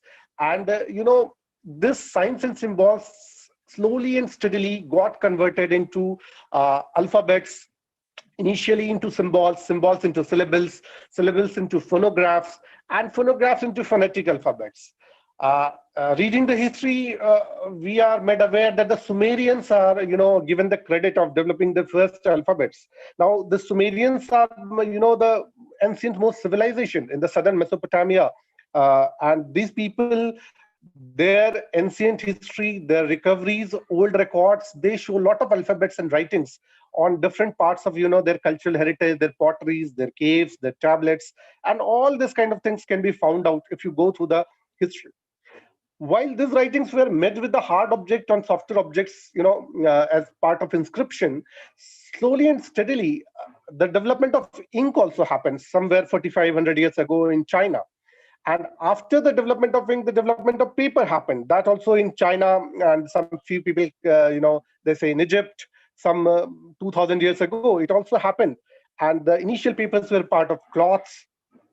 Now, this cloths, the pulping process improved in the due course of time, and the pulping process improvement led to the formation of the real wood pulp papers that we are using today. The improvement is still happening. Improvement is happening in terms of fillers, in terms of whiteness, in terms of the pulp material, the raw material. And this constant innovation has led to, has shaped the modern era documents today with the modern inks and modern pages, papers. This has happened. Friends, people say that the crime is as old as the human civilization, which makes me to say that the fraud and forgeries of documents are also as old as the existence of documents maybe. So both are, both have traveled together. And the way the frauds are happening, it necessitates the need of document experts, document examiners right from the beginning, who are supposed to do the collection of evidence, examine the documents to determine the authenticity, identify the authorship or who has made the document, and also after examination submit the report and provide the courtroom testimony to wherever required. The same evolutionary trend which I'm talking about, the documents, the pages, the inks, it also applies to the organization. If you talk in the Indian context, India is the proud, forensic land in the world where the first fully dedicated handwriting laboratory came up. In 1904, when the Government Examiner of Question Documents, GQD Lab, Shimla, was established, this was the first in the entire world where a fully dedicated handwriting lab was made. And in the annals of history that the Britishers, when they were ruling the country, Mr. C.R. Hardless was appointed as the first document expert in 1904, followed by, Mr. Brewster, Mr. Stott, Mr. Hodgson, and so on, till India attained independence, and Mr. Sen and Mr. Bilal took over from there for developing this organization. In India, the development of the organizations remained limited to development of labs. As such, we never had a policy-making body, standard-defining body in the country as far as question document is concerned. Though after establishment of Directorate of Forensic Science in 2002, the administrative control of the GQDs, the Government Examiner of Question Document Officers, were given to the Directorate of Forensic Science. But it was mostly administrative. The manuals, of course, were released, but the dynamic setting of standards, in appreciation of the developments taking place in the field, could not take place at the same pace which happened in other countries, particularly in the United States. And thus, the development of organizations, we can always refer to the development that has taken place outside India. And it also, got that foundation of the authorship of the book, which happened by Mr. Albert S. Osborne, the question documents back in 1910. That made the foundation for the world to think that such a discipline exists in criminal identification, and people need to sit together, form such scientific groups, which leads to works for the advancement of this particular discipline. The American Society of Question Document Examiner was formed in 1942 with Albert Osborne and few early question document examiners coming together. And they contributed immensely in properly training and qualifying the forensic document examiners in their region. After American Society of Question Document Examiners, American Academy of Forensic Science came, and it was founded in 1948. The American Academy of Forensic Sciences had 11 sections within it, and question document examination was one of those sections which was there in AAFS. Then came the American Board of Forensic Document Examiners, which was instituted in Columbia in 1977. Now, from American Academy of Forensic Science, this body of forensic document examiners, the Board of Forensic Document Examiners, took over the most of the roles. And now this forensic document examiners, they started qualifying people, certifying people for the purpose of becoming certified forensic question document examiners. They also started setting standards for the field of practice. This continued, and then came the Scientific Working Group for Forensic Document Examiners, SWG-DOC. And this group kept on, setting standards for forensic document examination since then. Till 2012, they kept on, the affairs were mostly internal. People published whatever they found within their organizations. And from after 2012, they started publishing this Scientific Working Group, SWG, DOC. They started publishing the standards on their website. So it was now universally available. The countries where the document examination development lacked due to, absence of such bodies, they could also refer to such standards, and based on their homeland policies as to how their country responds to policy formulation, they adopted this kind of standards in different eras, in different pace. In 2014, the National Institute of Standards and Technology came, NIST, and this NIST took over the role of the Scientific Working Group. Now, NIST is not a scientific body as such. NIST falls in Ministry of Commerce of United States, and its basic mandate is to set standards for all materials, whichever is considered as a commercial service in their country. So the forensic science services is also included in that, and it sets standards for all forensic domains, be it forensic document examination, be it DNA. So NIST is a popular body where you can always refer to for getting good references in forensic science. Then came OSAC, OSAC, the Organization of Scientific Area Committees. Now, this Organization of Scientific Area Committees, this was formed after NIST, and it has now subsumed the role of setting standards for question document examinations. Again, like the American Academy of Forensic Sciences, it has also got 11 subsections, and one of the section is forensic question document examination. So we can see as to how the organizations have evolved, what is the trend there in some countries, and what has been the trend in our country. When coming back to our country's trend in case of organizational development, it is pertinent to mention that we were we had government examiner of question documents, which served our country for more than 100 years, from 1904 onwards. But in 2010, we all would recall that on the recommendations of our Damodaran Mishra committee, the Ministry of Home Affairs accepted the recommendations, and the stand-alone laboratories of question document, the GEQDs of Shimla, Hyderabad, and Kolkata, they were merged into the respective jurisdictional CFSs, Central Forensic Science Laboratories of Hyderabad, Kolkata, and Chandigarh. And in 2006, August, most probably, 6th August 2010, this merger happened. So from there onwards, all the document organizations of the country are working either with the Central Forensic Laboratories, State Forensic Laboratories, or with the police departments, criminal investigation department of state police organizations. So that has how been the organizational development of document has taken place.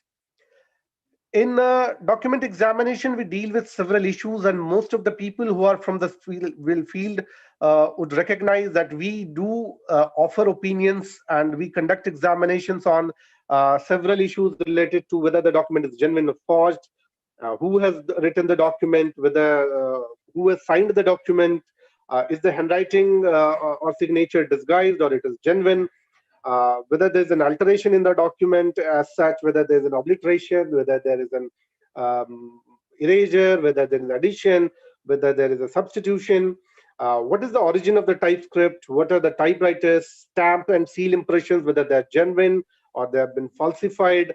Then came, as the development went ahead, we came to get into, examining the secret messages, and then sequence of strokes, which of the two writings were made first, the intersecting lines examination. We also face the challenge of age determination of documents and writings. We also got to examine the watermarks of the secret documents, important documents. We also had to examine the wire marks, indented writings, and indented writings also saw a lot of phases of development. We saw secret documents, examination, then Xerox copy, scanned copy, fax copy, and the latest of the series of the challenges is the manipulation in the electronic documents. Now, when I say that there is a manipulation in electronic documents, we'll have to understand that there is an overlap of mandate here. Overlap of the mandate in the sense that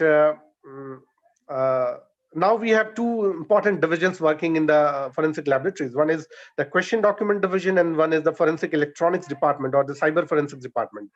Now, when we say it is an electronic documents, the mandate here gets slightly overlapped, and both the departments comes into picture.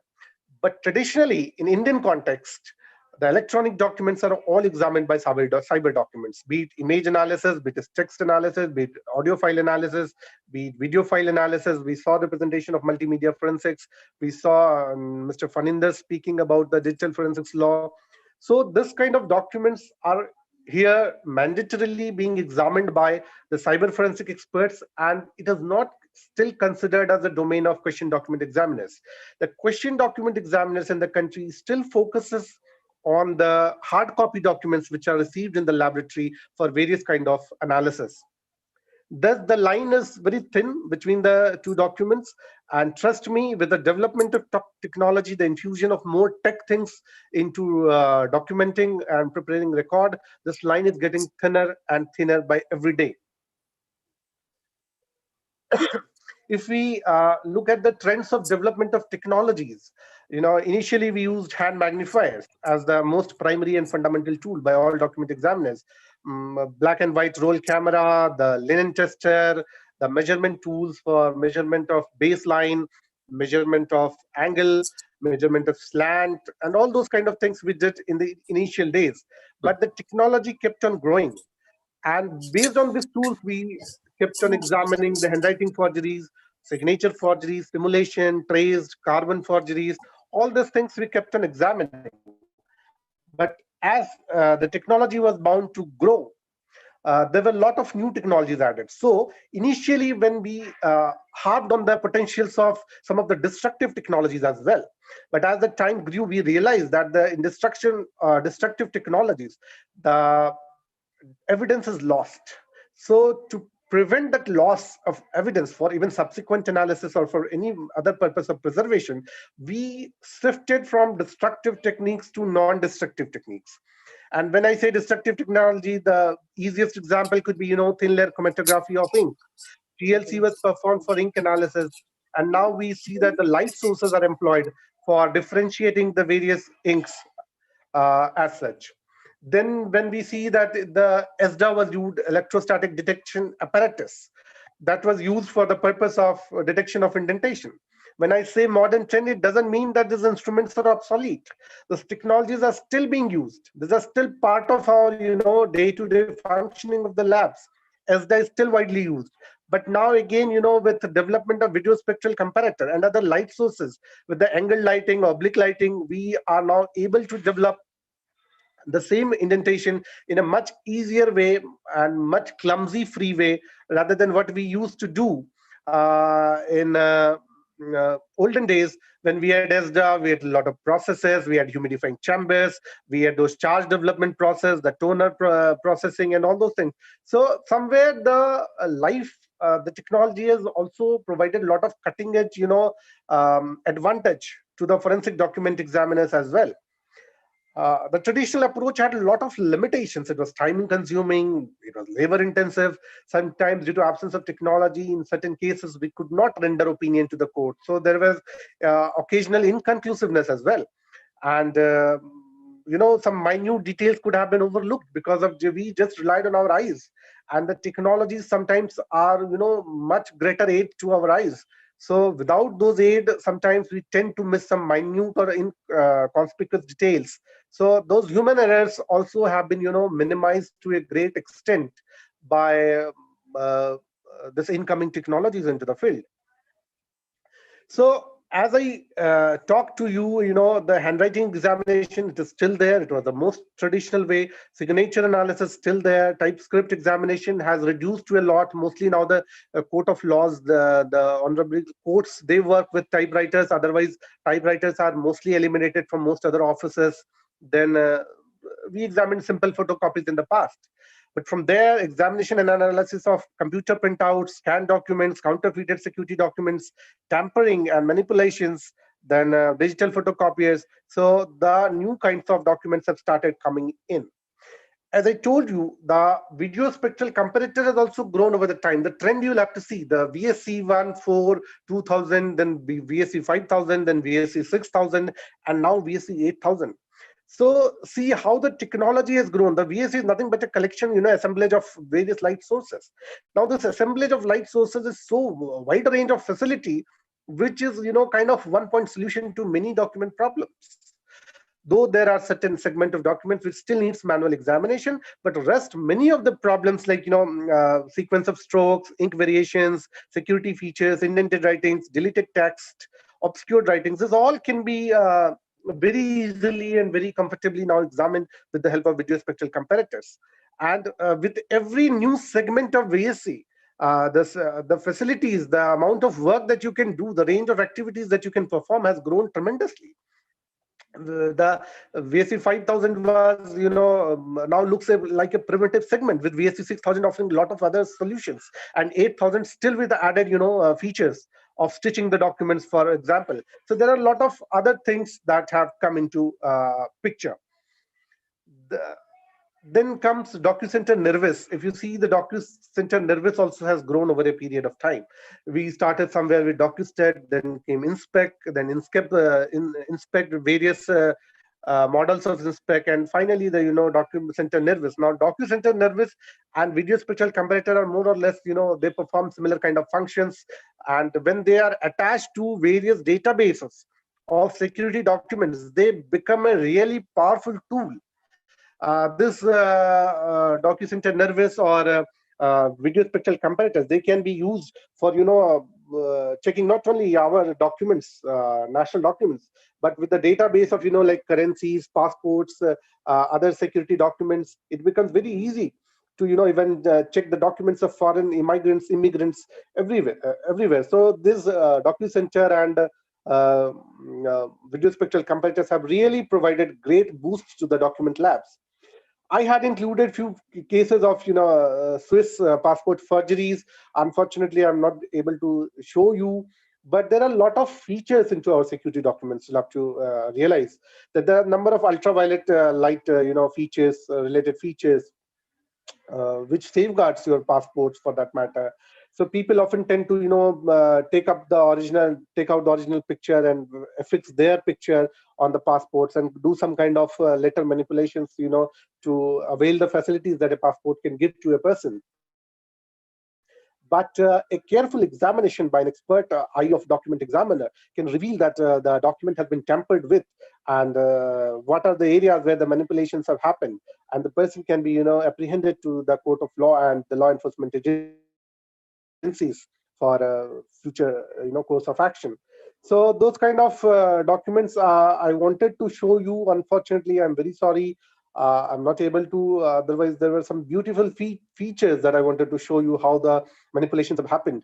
And remember, there are a number of micro printings, there are a number of miniature writings, there are a number of wire marks, number of optical variable inks which are being used into all the security documents. If you see your own currency of the country, you will see some security features.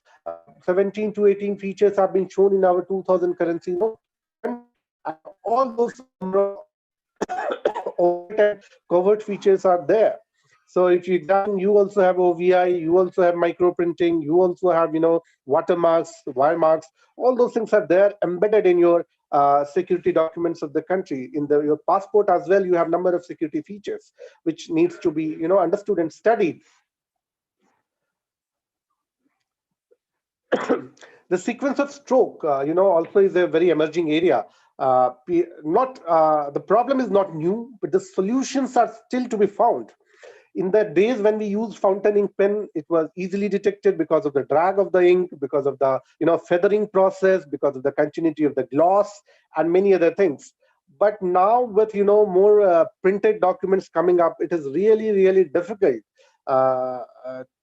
to predict the continuity of strokes or the sequence of strokes as to which letter was written first and subsequently what has been written. So the problem is still there. There are a number of people who are trying to find out solutions based on microscopic methods, based on video spectral comparative methods.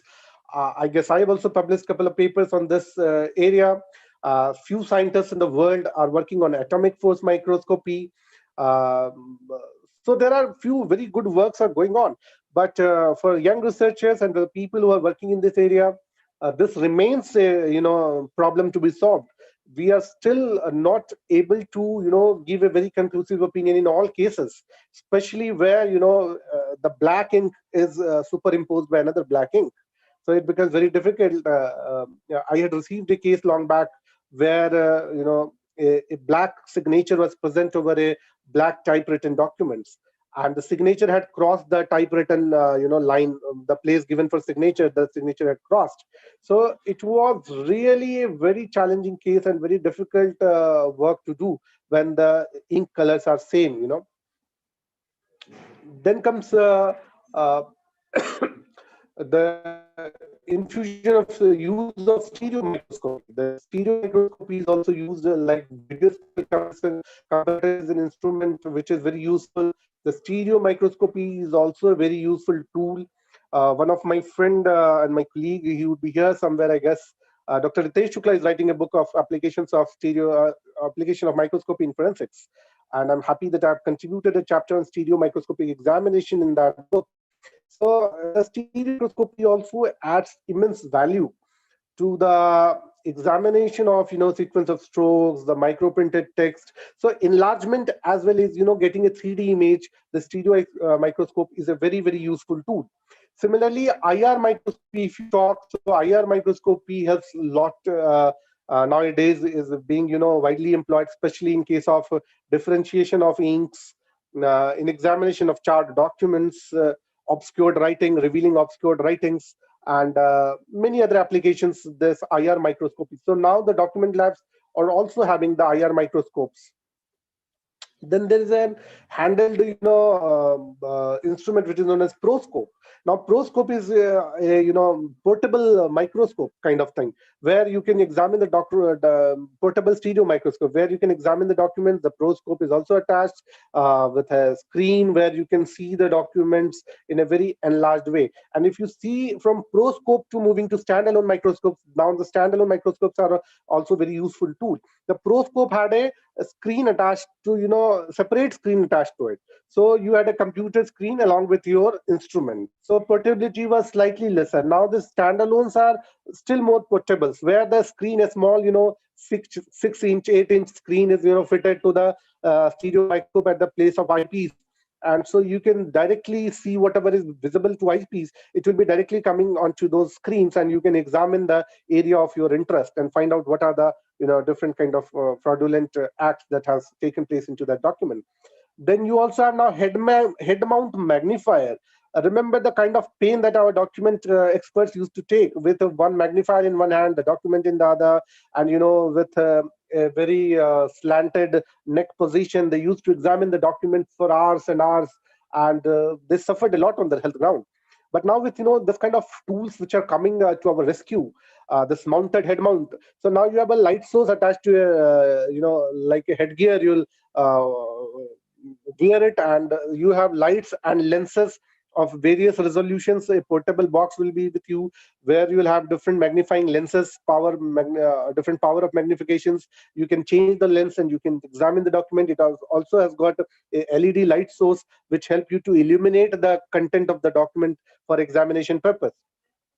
Then lot of other advanced instruments which were once thought to be part and parcel of only physics and chemistry laboratories, they are also now being employed for the examination of papers and inks, like scanning electron microscope for surface examinations, for EDXRF, energy dispersive X-ray fluorescence, for elemental analysis of inks. Then you have FTIR for studying the functional groups and various other chemical compositions of papers and inks. So this kind of developments has taken place. A lot of instrumental development has taken place, and the new technologies that I've just discussed, IR microscopy, the proscope, the head mounts, the video spectral comparator, the newer versions, of course, the later. These are the latest trends in the field. These are the latest instruments which are available in most of the advanced laboratories and academic institutions. Then coming to mechanical and electronic impressions, if you see how we examined historically the mechanical impressions, the first mechanical impression could have been a pencil or a pencil-like hard object, sharp object, which created some impression on some soft surface. Ideally speaking, from paper document, pencil, pen were the initial mechanical impressions. Moving forward, we saw typescripts, typography, typewriters, we saw stamp impressions, we saw photocopiers, we saw facsimile machines, then we saw computer printouts, and the latest trend, when you say the emerging trend is of course the computer printouts, the digital photocopier, the scanned documents, and the various kind of manipulations that is being made into all this kind of digital documents. These are the latest trends. So whenever a hard copy comes to a document examination, we should always see it with some degree of suspicion as to we just have got a printout. It might be possible then in the backdrop, in the original document, some kind of editing, some kind of manipulation should have happened, and whatever we have received itself is not the most authentic document in our hand. So that kind of suspicion is important, and that suspicion would only come to you, that confidence also along with suspicion would only come to you when you are aware of the latest things that are happening in the digital world also. So the document experts, I'm very happy to see that most of the document experts now these days, especially the younger ones, they have started also working on image processing and watermarking, digital watermarking and whatnot. So these people are now better equipped to examine even the hard copy documents, because they know what are the features that a digital manipulation would leave, what are the imprints and footprints of this digital manipulation would be there on this hard copy documents. Now, aging of document is also an important thing. With more digitalization, the aging of document problem has been resolved. As in computer, most of the document, the properties are there, and even the if it is being manipulated, the properties are being changed. That also can be found out. So digital documents, as far as aging is concerned, you can get the absolute age without much fuss. But when it comes to hard copy documents, the problem is persistent and is not failing to wean, ready to wean. We have been struggling with this problem, and it is well-established fact now that we would never be able to tell that what is the absolute age of the document. But certainly relative aging has always been done. See, study the popular case of the prime minister of one of the South Asian countries was arrested because of the Panama paper leaks.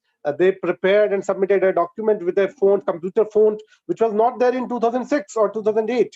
They prepared a document, backdated document of 2006, and later they were caught. Why? Because that font itself was made in 2008 or 2012. So a font which never existed was used on a backdated document. It was easy to apprehend. But see, that kind of common sense should work while examination. When this kind of paper came, when this kind of ink came, when this kind of font came. But the real challenge is, whether do we have a database of when these things were launched? Probably in India, not, except the computerized things or the Microsoft things features. We do not have a database of when was everything launched. So that remains a problem, and we always do relative aging of documents. The initial process that we started was, comparing the documents from the documents of the similar time frame, of different time frame, and finding out the similar properties. Then we also, did a lot of other things. Mr. Mohinder Singh has, the former GQD, Mohinder Singh sir, has recently delivered a very good lecture on, the past and present of dating of documents, and he has done some very extensive work. So dating technologies, the carbon dating technologies, and many other technologies kept on taking place. We examined the documents for number of impressions, indentations, kind of ink that were used, kind of raw material and pulp that were present in the paper. And now we have moved to an era where the dating has also started being done from yellow dots. Now, yellow dot, when they were launched, I'm sure the young researchers would be interested to know, the yellow dot theory, it created waves in a number of sense that the printer could be identified, and MIC of the printer, the machine identification code of the printer, could be deciphered. Now, there are a number of research groups in various countries who are working on this. On ResearchGate, I could find one Mr. Peter Buck.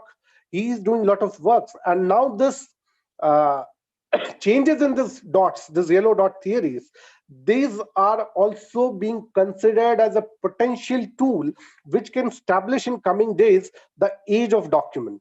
So that also is a very good area to work upon. My own research team has started working on yellow dots. I do not know how much we have progressed, but we have recently started working on yellow dots for exploring number of objectives. So these are the recent advancements, the recent trends that are happening, and we should, as a young researcher or as a seasoned researcher, we should always engage, appreciate this kind of developments and engage into such kind of activities. A lot of digital enhancements are also taking place in document, and when we say the image enhancement and digital enhancement, it always remains a matter of debate whether the court of law would accept it or not, because digital enhancement is a kind of digital manipulation, and with manipulation, a lot of things, a lot of features of the data changes, and so the defense counsel always takes a plea that the document has been manipulated. So as an examiner, we need to now look for solutions where we can convince that some examination process might involve some kind of enhancements, and that's where the court should be trained. The people from judiciary and law enforcement should also be trained, that they are able to appreciate enhancement. Always doesn't mean fraudulent enhancement. It sometimes can be a positive enhancement where you are able to reveal something which was not visible. But the science should be, of course, tested, trusted, and peer-reviewed method should be used, so that there is no claim of doing any kind of damage to the entire judicial process.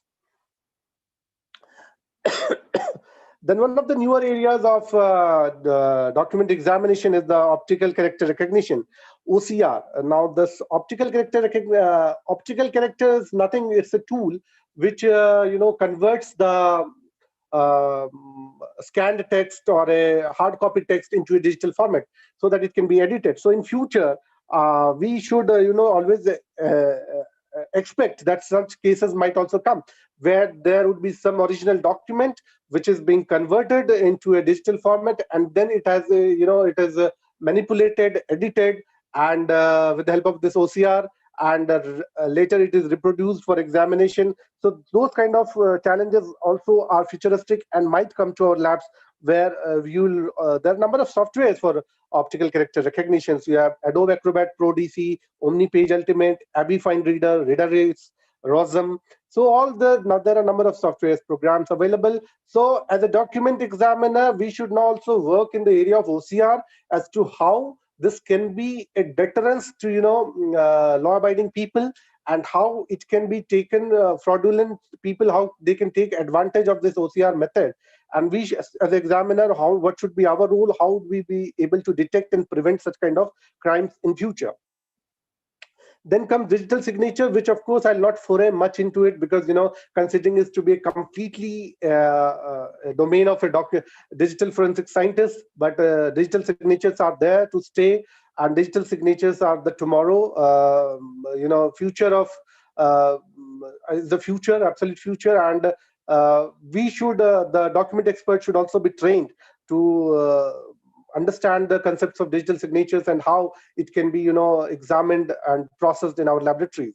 A lot of manipulations in e-documents can happen, and those also again a digital cyber experts forte. But there is a lot of work that can be done in these areas, like file format analysis, detection of changes in font style, size, alignment, and color, metadata analysis, hash value calculation, the histogram variation. Whenever the data changes, the histograms are built upon the data. That histogram variations will happen. There will be variation in compression rate. Every data has a fixed compression rate. The moment the data changes, the nature of data changes, the compression rate would also change up from the original document to the new manipulated document. Then the change in color distribution, the CYMK value, the error level analysis. The error level analysis will give you a idea of how much data has been lost during this compression or during the manipulation in the file format. The secret writings that I was referring to, the secret writings, the trends you'll have to see. Initially, the secret writings were mostly, invisible inks. You used, home-based liquids, kitchen-based liquids to produce this kind of secret writings, which could easily be deciphered by using heat or ultraviolet light. But as the time passed by, the miniature writings developed, the micro writings developed, followed by the cryptography. Now the cipher codes are being used to encrypt the documents, and this cyber encryption or watermarking of documents are very common now. So this kind of trainings and research areas should also be entered into by the field of document experts, and they should learn the nuances of now cryptography. A lot of cryptocurrencies are coming into picture, so those kind of crimes are also now being reported. Then you also have steganography, the steg images, where you have embedded informations into the background, and these embedded informations can be by destagging by the people who are expert into this. The steg images can be processed from when you embed some information, the image, it is known as vessel image. After embedding the information, the hidden information, it is known as steg image. So somebody should be able to decipher the steg images by processing it as to what information has been hidden into it. There's a lot of sorry, there's a lot of other informations also, and intelligence people, the intelligence bureau and other intelligence agencies, they also use to cipher a lot of codified languages. The languages are not written in proper wordings. They're alternative wordings, alternative fonts, alternative text methods, alternative numerals are used for coding some kind of messages. So this kind of messages, they can also be revealed if you practice the art of this intelligence and reading the codes of the languages. So that also will help in case of in decoding such kind of coded languages.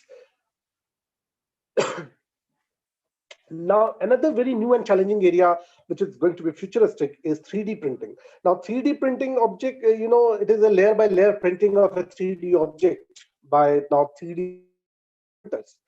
But I'm not come to hear about any case, but let me tell you, this is one of the most futuristically very important areas for document examiners as to how 3D printing can be a threat in future and how it can be used by the criminal minds. So this will have to extrapolate now. We'll have to think of in that direction as to how the 3D printings and the objects which are 3D printed can be used to commit crimes, and how document experts can examine the 3D objects and can render opinion onto this. Social media surveillance. Now, social media surveillance is often considered to be a cyber expert's domain. Now, but social media expert is not all about activity log and the locations and other time logs, geotaggings. Not only about that. The social media monitoring or surveillance is also important from the document experts view. We are the people who are trained in examining the forensic stylistics and forensic linguistics. So we know certain people have certain way of writing certain things. So by examining in authorship character, authorship, way of authorship or penmanship of a person, and a way of writing things on social media of certain persons, we can do such analysis where we can predict that certain questionable texts have been posted by certain group of people or particular individual, just by analyzing the forensic stylistics. So remember the social media surveillance. Now you see whatever has happened in Delhi on 26th January, and followed by which number of videos, number of audios, and number of social media posts have surfaced. There would be, a lot of people who would by 24/7 would be working on this kind of posts. Now, the posts are very important as it has been created by individuals, and with individuals, the stylistics come into picture, where forensic document examiner can play a crucial role in identifying this kind of personal attributes or forensics or personal stylistics to identify those kind of people. One of the very important, and very fast developing area is artificial intelligence based writing character examination. Now, while the handwriting examination and signature examination for ages have remained a manual examination process, the forensic document examiners, they take up the hard copy, they examine it, and they render opinion based on that. Now, this is a tedious, cumbersome task. That's all right. And people at some part of the globe, they started thinking on whether this entire process can be automated, because see, in other domains of forensic science, there's a lot of automation that has happened, be it DNA, be it ballistics, be it chemical analysis. So few document examiners certainly would have come together to think on whether this science of document examination or handwriting examination, whether it can be automated. And yes, of course, few people have done some wonderful work. Of course, the success rate of all these programs varies, between among themselves, and the level of confidence also has to be checked. Now, the acceptability of such kind of softwares in India as of today is almost nil. Though there are few researchers who are working with them. I can recall one of a very senior document expert, Mr. MC Joshi, GQD Shimla. He was giving a presentation of, from cursive to cursor. And he was a man who personally visited the University of Buffalo, United States, and came across the developers of the SADAR Fox. Now, SADAR Fox is a program which is again based on artificial intelligence. They work on pattern recognition method, geometrical analysis method, and they come with a kind of examination where by feeding certain data, the data has to be fed manually. By feeding those data, the machine, through its own intelligence, will tell you whether the two signatures are matching or not. So SADAR Fox was one of the most, first artificial intelligence based software and program which was developed by University of Buffalo. And SADAR stands for Center for Excellence in Document Analysis and Recognition. That is SADAR, Center for Excellence in Document Analysis and Recognition. When SADAR Fox started getting success, simultaneously in other parts, in other laboratories, leading laboratories also, people worked on several artificial intelligence based softwares, and some of them were fish was developed by NIST, National Institute of Standard Technology. The fish stands for Forensic Information System on Handwriting. Fish is Forensic Information System on Handwriting. And now when fish was developed, the versions of fish also came. Now the NIST laboratory has developed a Wanda. Wanda is said to be the advanced fish now. So Wanda is a new software which works on automatic pattern recognition. Then you had Flash ID. Now Flash ID was developed by perhaps Skiometry Lab, and the Skiometry Lab developed this forensic language independent analysis.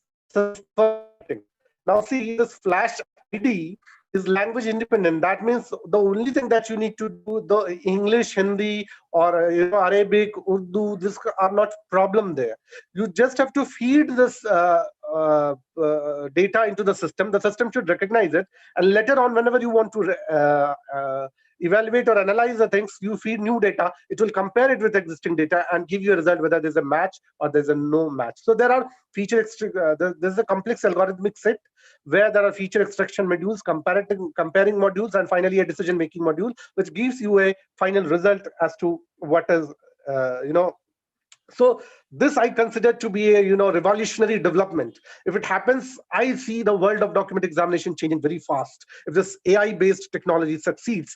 And of course, it is just a matter of time, when the system becomes so intelligent, the system becomes so fine-tuned that it recognizes the question documents with same level of accuracy, or maybe even enhanced level of accuracy than what we offer manually. And that will, again, what I said, will change the world of document examination. So as a whole, let me conclude my, entire talk today. The only thing that I wanted to tell you is that upgradation, upskilling is the only way ahead.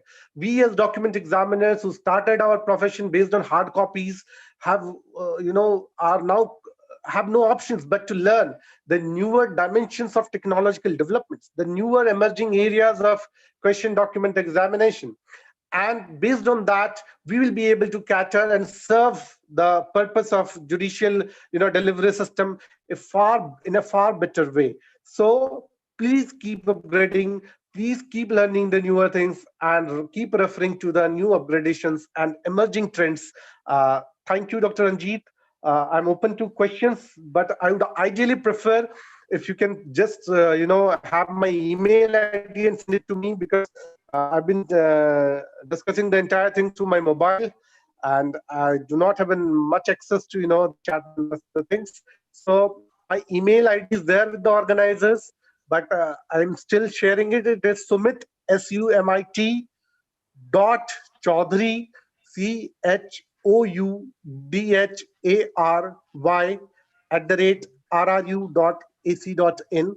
In case I miss it, I would request Kratika or Ranjit sir to kindly, provide it to the participants so that I can, take the questions. I'll be very happy to reply each and all of them through email. Thank you so much for being a patient listener. Thank you, Dr. Ranjit. I'm absolutely privileged and honored to be part of this August gathering. And thank you for bearing with me, without any much technological support today, though I was talking about technology all through. But sometimes, even technology can play a spoil sport. So sorry for all the inconveniences that I caused, but I'm very hopeful that I would have been able to add some value to, the wonderful scholarly orations that were happening for the last 2 days. Thank you so much. Jai Hind. Thank you so much, sir. I must say this is an enlightening talk for the question document examiner, either learner or those who are practicing from the decades. So I request Vijay Arora, sir, to give the concluding remark on this wonderful talk. Although the internet health was not good and sir health was also, so we will all pray for the speedy recovery. Thank you, sir. Document examination is a very important branch or department in any forensic science laboratory. With the increase in document-related crimes like forgeries in legal or financial documents, the role of document examination has increased manifold. Such a lecture. Thank you, Dr. Sumit.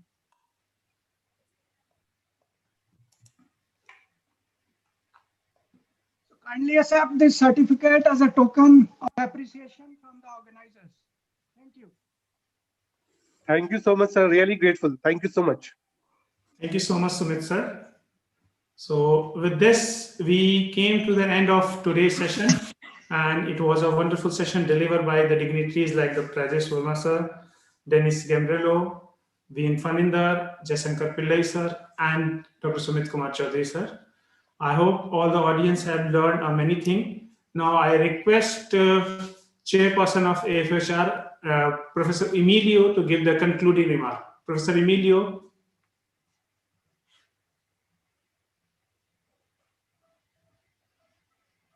Professor Emilio.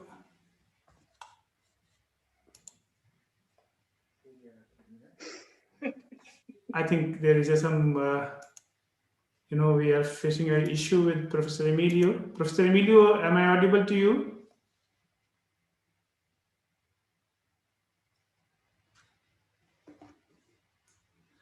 Now I request my co-host Kritika to move further as we are seeing some technical error from the Professor Emilio side. Sure, sir. Thank you so much, Ranjit sir, and thank you so much, Sumit sir, for such an amazing lecture. We really appreciate your lecture. Now it's time to thank our chairing panel, and with that, I am very much thankful to Dr. Vijay Arora sir for being constantly active during this speakers session. Your presence make us really happy in this e-conference. Thank you so much, sir. Also, we request you to accept this sincere acknowledgement for the outstanding service as chairperson of the panel session in the first international conference of emerging trend in forensic science. Please accept, sir. Thank you, sir. Thank you. Once again, I appreciate each and every person who is part of this conference and congratulate the entire organizing team, especially Dr. Ranjit Singh, for organizing this e-conference. Thank you so much, sir. Thank you, sir. With that, I request and thankful to the co-chairperson for the session. I request Jitendra Kumar sir to accept the sincere acknowledgement for the outstanding service as a co-chairperson of the panel. Please accept our gratitude, sir.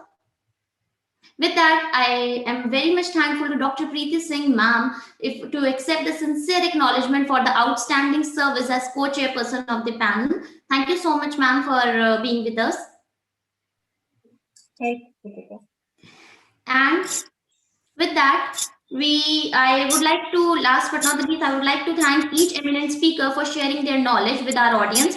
Now, it's time for young minds to share their knowledge. So, with the permission of Dr. Ranjit sir, can we proceed with the paper presentation now? Yes, Kritika. Now we are going to start the second day paper presentation, although we are 1 hour late. I request all the presenters to concise their presentation and try to finish less than 10 minutes so that we can take 1 or 2 questions from our jury member. So it's a humble request to all the presenter. A few of you want to present from your side, but we have ready with the presentation also. If you any technical error you will find, we will start presentation from our side. So let's start. Kritika, over to you. Thank you, sir. Now, before I start my paper presentations, I would like you to first accept all the chairing panel with us, and we start with Dr. Ruchi Sharma, ma'am. Dr. Ruchi Sharma is presently working as Junior Forensic Examiner in Biology DNA Division, Forensic Science Laboratory, Delhi. She is gold medalist in MSc Forensic Science and has been appreciated for reporting a maximum number of biology DNA cases from the Director FSL Romani. Please accept our invitation. Thank you for being with us, ma'am. With that, I move forward with the honorable jury members with us. We have Dr. Anu Singla, ma'am, Dr. APJ Abdul Kalam Institute of Forensic Science, Bundelkhand University. Thank you, ma'am, for being with us. We have Dr. Neeti Kapoor, ma'am. Dr. Neeti Kapoor, ma'am, is currently an assistant professor in Government Institute of Forensic Science, Nagpur. She has completed her PhD in Forensic Science, and she has delivered over 50 plus guest lectures and practical demonstration on various aspects of forensic science to the police officers at Nagpur City, Bandra District Police, etc. Thank you so much, ma'am, for accepting our invitation and being with us. We have with us Dr. Mukesh Sharma sir. Dr. Mukesh Sharma sir is holding the post of Assistant Director in Physics Division at Regional Forensic Science Laboratory, Bharatpur. He has completed his PhD and currently serving for Forensic Science fraternity. Thank you, sir, for accepting our invitation. And now we have Vinny Sharma, ma'am. Ms. Vinny Sharma, ma'am, is currently working as Assistant Professor Forensic Science Division at Galgotia University. She is a member of various renowned organizations such as EPG Pathshala Project, International Journal of Forensic Science, etc. And she has been actively working as a counselor for survivors of sexual assault, especially with teenagers. She is an active working against cyberbullying. Thank you so much, ma'am, for being with us. So we are all set for the presentations now. I wish all the very best to all the students and who are going to present in front of our honorable judges. Now with that, let's just move forward. We have our first presenter, Vaishali Malik. So overall, we have total 9 presenters in this presentation, and we will be evaluating by our honorable jury members. So let's just start. Let's just start with Vaishali Malik. Are you ready, Vaishali? Yes, ma'am. Go ahead. Thank you, ma'am.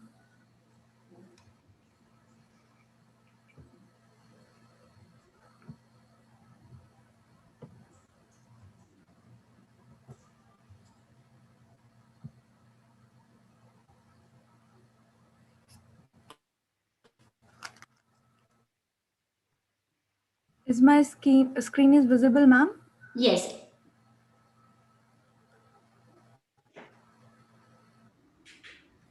Thank you, ma'am. A very good afternoon to everyone. As our esteemed guest lecture speaker today given in a detailed view about the role of forensic odontology in forensic science, I would like to present about an upcoming useful tool, that is pertinence of 3D printing in forensic odontology, a review. Here's my content.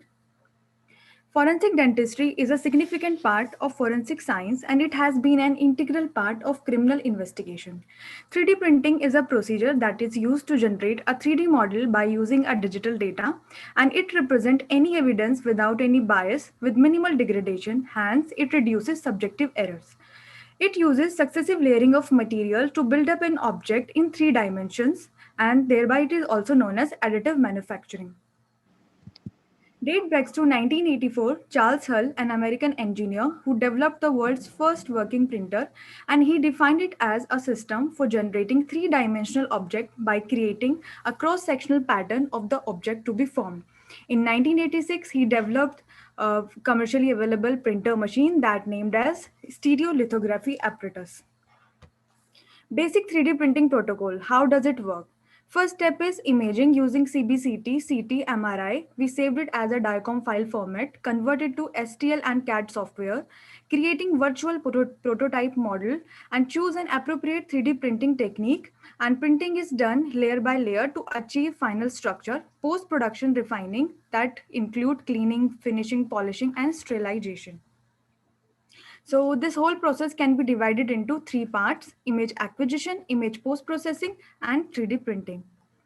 In image acquisition, CT images are most commonly used because of their wide spectrum of applications, ease of image post-processing, high contrast, signal-to-noise ratio, spatial resolution. It enhances structure differentiation and minimize partial volume effects. And the most important is image section should be reconstructed with isotropic voxels of 1.25 mm or less, because thicker section can compromise the model accuracy. Conversion of, this is the diagrammatic representation of conversion of CT scan data to 3-dimensional model. In image post-processing, first step is accurate tissue segmentation of desired tissue. Software generate a printable 3D STL model and convert of these 3D surfaces to STL triangular facets, and CAD/CAM software is most commonly used for 3D manipulation. After all these adjustments, data transferred to 3D printers. All the 3D printers use data encoded in the STL file to deposit and then fuse successive 3D layers of materials. Here are some 3D models which are fabricated using their digital information. Techniques. There are various techniques used in 3D printing. Some of them are fused deposition modeling, material using polylactic acid, direct light processing, material using photopolymer resin, stereolithography, selective laser sintering, and many more. So we can use different techniques using different materials according to the requirement. Applications of 3D printing in forensic odontology are: first is bite mark analysis. So bite mark analysis is a dynamic process which includes number of factors. First, forensic dentist must identify and verify the bite marks, then position of jaws, teeth, number of teeth present, size and shape of the teeth. Traditionally, stone pour technique was used to record bite marks where pressure can distort the teeth mark. But in 3D printing, digital scanners eliminate this external pressure distortion, and it is also very useful in cases where taking an impression can be difficult, like in genital organs, breast and buttock regions. In kiloscopy, 3D printing is also very useful in kiloscopy, as it as taking impression with stone pour technique cannot be reliable, and also accuracy can be compromised due to shrinkage. So 3D printing eliminates this distortion. Like in rugoscopy also, digital scanners used to take photographs of 3D models. Facial reconstruction can play an important role in identification of unknown individual from their skeletal remains by using tissue markers and a material such as clay.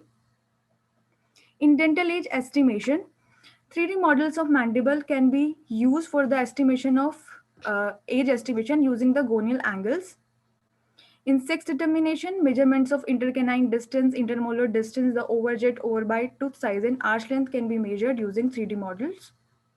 In bone pattern injuries, pattern of fracture may provide information about cause of fracture, which can be very useful in criminal investigation, and it also very useful in ballistic injuries, where it can use in identification and reconstruction of weapons used, and it can also trace the path of a bullet.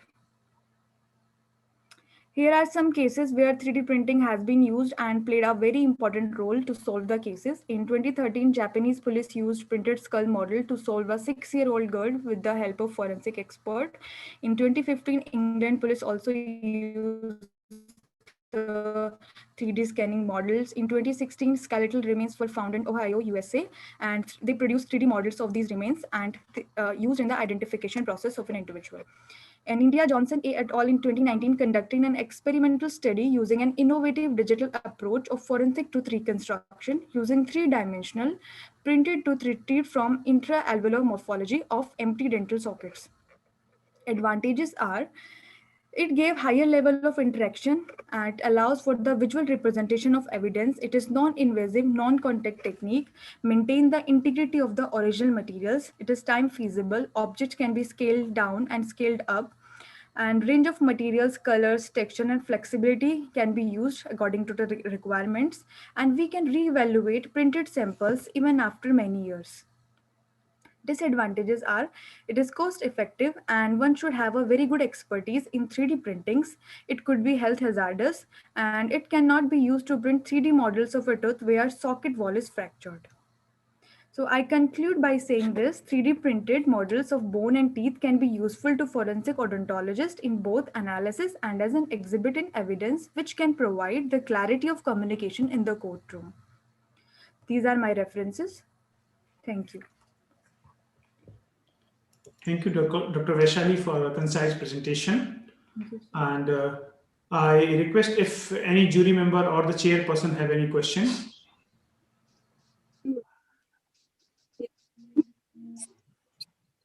Could you please Dr. Niti ma'am, I think your voice is not coming to us. am I audible, Ranjit sir? Yes, madam, now audible.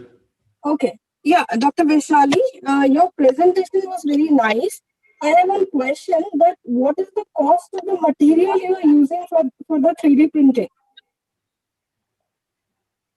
Sorry, ma'am, I didn't get the question. What is the cost? Yeah, the material you are using for the 3D printing. So, ma'am, there are various materials which is used in 3D printing, and different techniques use different materials. As in stereolithography, resins materials used, that is cheaper, that is not expensive. But again, there is disadvantage that it is not, it is self-life is less in this technique. So different techniques, they use different materials, and so according to that, another technique we have material jetting. Their materials use cyanoacrylate, but again the cost is expensive. It is quite expensive. Then we. But it will be improved by the process. Resin material.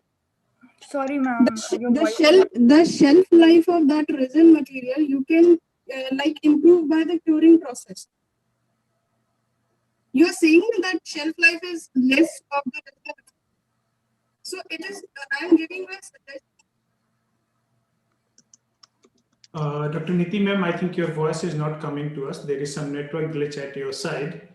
So, Okay. Yeah. Ranjit sir, can I intervene? Can I repeat her question? I'm asking that I'm saying that you can improve the shelf life of resin material by the curing process. Dr. Vishali, Dr. Kapoor is actually asking you about that regarding the shelf life of the resin material that you are using and how we can improve it. Yeah. I'm telling you that you can improve that shelf life with the help of curing process. I'm giving you a suggestion. Okay, ma'am. Thank you, ma'am. Okay. Yeah. Thank you. Thank you. Dr. Vaishali, this is Mrs. Vinny Sharma. I have a question for you. Yes, ma'am. Yeah. Since normally the cases wherein we encounter the bite marks, because yours is more of an odontology case, so I'm just referring to the bite mark cases here, generally involves the sexual assaults. Okay, so my question to you is ki normally the people, like talking to the practical application of your work, people don't come forward immediately after the assault. It takes time. So by that time the healing process of the bite marks has started. So what is the effect or what is the accuracy if we use your method for analysis? Ma'am, again, time factor is very important in bite mark analysis because it deteriorates with time and healing deteriorate the teeth marks.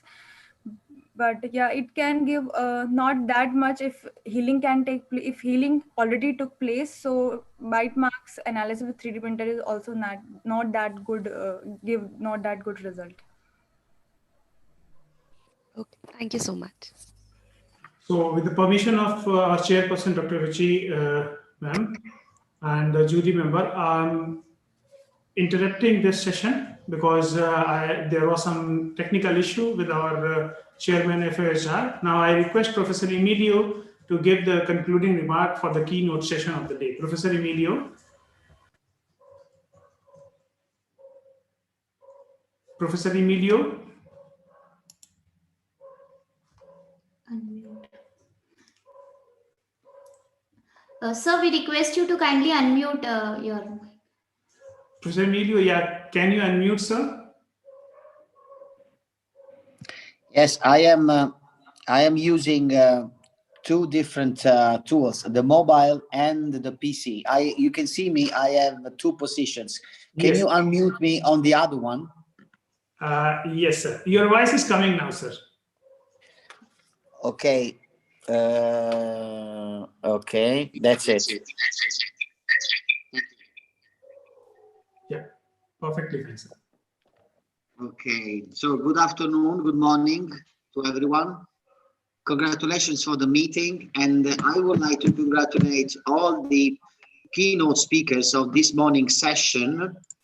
I would like to address a very rewarding presentation, very informative and extremely comprehensive.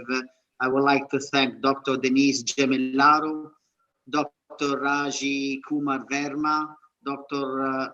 Fanendar, Dr. Sumit Chaudhary, and of course, Dr. Pillai. I've listened to these very informative presentations, and we can actually summarize that all of us as scientists and experts need to really go into the research, applying best standards, best practices, but we cannot forget the trends which are being presented this morning, which actually are going towards the use of technology. The use of technology, it's something very something where we have to have our knowledge, something that we will have to deal with, especially because if we want to be useful practically in a courtroom, we have to offer to the law, to the court of room, technical results and not only personal opinion. So the idea of using technology and use the advantages of technology, I think, is the answer to the idea of reducing the subjectivity behind an expert testimony in order to raise the objectivity, which is what is very important when we deal with panel cases where we have to work and assess beyond any reasonable doubt. So thank you all speakers for sharing their knowledge and experience. Thank you, Dr. Ranjit and all the team. I am I am aware you are working extremely hard, and the results show that you are doing a very wonderful, great job. I also welcome all the other colleagues who are presenting, and all looking forward to hear your results on your research. Thank you. Thank you so much, Professor Emilio. It was a great honor to hear from your side. Now, Dr. Raji, your mic. Yes. So now we are moving to the next paper presentation with the permission of our jury member and the chairperson. So our next presenter is Dr. Deepak. So Dr. Deepak, over to you. Yes, sir. Yes, sir.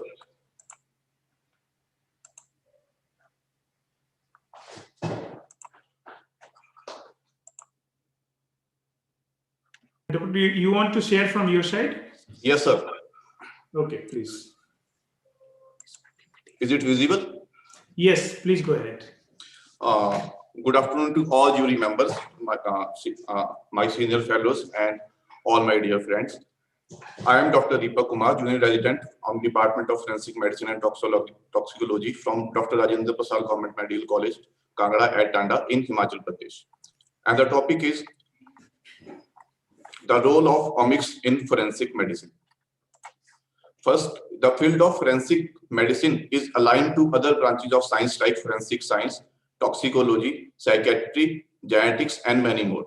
Forensic science share a common scientific methodology with other science disciplines or technologies. So, omics emerges as a bridging step in the forensic medicine and forensic science. Now, what is omics? It is the branch of science known informally as omics, are various branches in biology whose names end with the suffix omics. So the genes related to genomics, mRNA related to transcriptomics, protein related to proteomics, and the suffix omics metabolite related to metabolomics. The sample which we can be used in the forensic study is blood, urine, hair, nail, feces, vitreous humor. These all sample we can be used in the omics study. Now, what is genomics? Genomics is the study of whole genome of organism and integrates elements from the genetics. Now, various technique and most common techniques which can be used are RT-PCR, MALDI-TOF MS, microarray, next generating sequencing, etc. Now, the role of the genomics in forensic medicine is, number one is detection of the biological specimen. The detection of DNA to match a suspect to a scene of crime through identification of body fluids. Nakanishi investigate bacterioid family on the different biological specimens like sweats, urine, blood, and other specimens, and he found that the bacterioids, the species and strain which are related to uniformis and vulgaris, they are only found in the feces. So if the result showed that if the sample contained uniformis and vulgaris species, the sample contained feces. Genomic approaches in microbial flora is an extremely promising and potential tool in the future forensic applications. Number two, to detect postmortem interval. Here is the role of microbiomes and epinecrotic bacterial community come into play. As we know, necrobiomes defined as the community of species associated with decaying, decomposed corpse remain. And after the death, the immune system is no longer active. Microbes colonize in the body of any disease and become very complex community. Because of this process, the gases are released, causing bloating. Eventually, gas seep through the body wounds and natural opening and come in the outer aspect from the natural orifice. And by this process, some microbial community from the inside come into the outside community, in the community of the environment, and determine. So we can determine the time and location of death for an individual. Different microbes play scientific role during each stage of decomposition. Number three is intoxication and abuse of drug. Pharmacogenomics and toxicogenomics methods may protect someone from being guilty of a crime. For an example, Sally in 2010 published a report of 9-year boy old who has multiple psychiatric disorder and was on medication phenylphenidate clonidine, and fluoxetine. After 10 months of medication, he developed GI symptom and died due to cardiac arrest followed by a status epilepticus. Postmortem toxicological report of disease show that there are several-fold higher fluoxetine and non-fluoxetine concentration. So disease parents investigated because of possible fluoxetine intoxication. But in the later pharmacogenomic and toxicogenomic studies of the disease show that boy had a very poor cytochrome P450 metabolizer genotype, resulting in accumulation of fluoxetine. Thus, child's parents were cleared from all the charges. Next is diagnosis of disease and cause of death. Cardiac molecular autopsy has ability to provide a physiopathological basis for sudden unexpected death and aims to detect the genomic risk of an individual. In 2004, testers performed a molecular autopsy with cardiac autopsy of 49 cases of sudden unexpected death cases. In their study, a pathogenic cardiac channel mutation detected in 35% of SUD cases, and RYR2 mutation was present in 1 of every 7 cases of SUD. So consequently, it is of high importance to feedback disease relatives for the similar genomic risk and direct them to a clinician for set of appropriate prevention. Next is proteomics. Proteomics is the study of proteomes. Proteomics determine amino acid sequence, modification, structure, and possible pathway in the cell that can help in the development of new biomarker in forensic medicine. The commonly used techniques are ELISA, CELD, LCMS, MSIA, and MALDI. The role to detect the biological fluid, as discussed in genomics, the proteomics-based strategies have been developed to detect and identify the protein, certain specific marker of biological fluid on a surface during scene investigation without any destruction of the DNA. So we can double confirm any biological fluid from the genomic study and the proteomic study. MS-based proteomic approaches can be introduced to detect the origin of specimens and identification of the body samples. To know the postmortem interval by the degradation of the skeletal muscle protein. Pittner in 2014 studied on the Podkin muscle, and in 2016 he studied the skeletal muscle of human beings, and study shows result that some of the muscle proteins like desmin, titin, cardiac troponin T, and SERCA1 decrease regularly and predictably by the time. Second option is by usability of bone proteomics such as bioglycan, which play a role in the bone growth and mineralization, start decreasing after death. Now the diagnosis of disease and cause of death. How can proteomics help? Proteomics carry a promising potential to assess risk factor and find out pathophysiological mechanism in sudden unexplained death in early period of life by knowing abnormal protein concentration and a signal protein. Broadbelt studied in 2012 on the SIDS, sudden infant death syndrome cases, and he found a significant decrease in the tryptophan hydroxylase and serotonin level in the gigantocellular position of the medullary system. Proteomic studies may be supportive in determining anaphylaxis-related cause of death by measuring tryptase and beta-tryptase level. Next is metabolomics. Metabolomics is the large-scale study of small molecules, commonly known as metabolites. Collectively, these small molecules, metabolic intermediates, hormones, and other signaling molecules, and their interaction within a biological system are known as metabolome. Commonly used techniques are gas chromatography mass spectroscopy, LCMS, FTIR, Raman spectroscopy, DIMS, and NMR, etc. Now the role to detect the postmortem interval. As we know, after death, the microbes complex community change the metabolic and biochemical profile of the tissue, which varies in accordance with the manner of death by significantly increasing and decreasing metabolites. That is shown to correlate with PMI.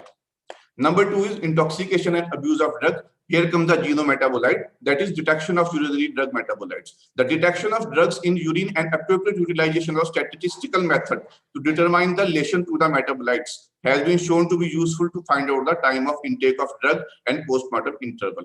Besides urine and blood, hairs and nail can also be used in the metabolomic experiments in order to detect metabolites, abuse drug, or export toxic agents.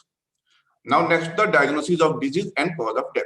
The metabolomics have ability to reveal a clear picture of metabolic profile and status of organisms. It can also be utilized for diagnosis of certain diseases such as Alzheimer's disease, Parkinson, preeclampsia, IUGR, anaphylaxis reaction, and establishing the cause of death. Now the transcriptomics. Transcriptome is the whole set of RNA transcripts produced by entire genome. Transcriptomics defines novel technologies focusing on studying the transcriptome of an organism. which utilize microarray analysis and PCR as common analytical methods. Now the role, the postmortem to detect postmortem interval. The transcriptomic approach carries a potential to explain cell viability during the process toward local necrosis or death. And analysis of mRNA has ability to provide its quantitative evidence. Diagnosis of disease and cause of death. The application of postmortem transcriptomics by using RNA sequencing in specimens obtained in early postmortem period shows promising results for various psychiatric illness in initial studies. Now the conclusion, all four omics and their subdivision interact with each other. The close relationship among the omics provide more reliable and useful information when used in combination from at least two omics. The omics in forensic medicine and science are of high importance to promote the reinforced evidence-based evaluation of medical legal questions in trauma cases, crime scene-related issues, the cause, mechanism, and the manner of death. So it is high time to incorporate omics approach into routine medical legal application, death assessment, as well as autopsy cases. However, more investigation is needed for the future perspectives. Thank you.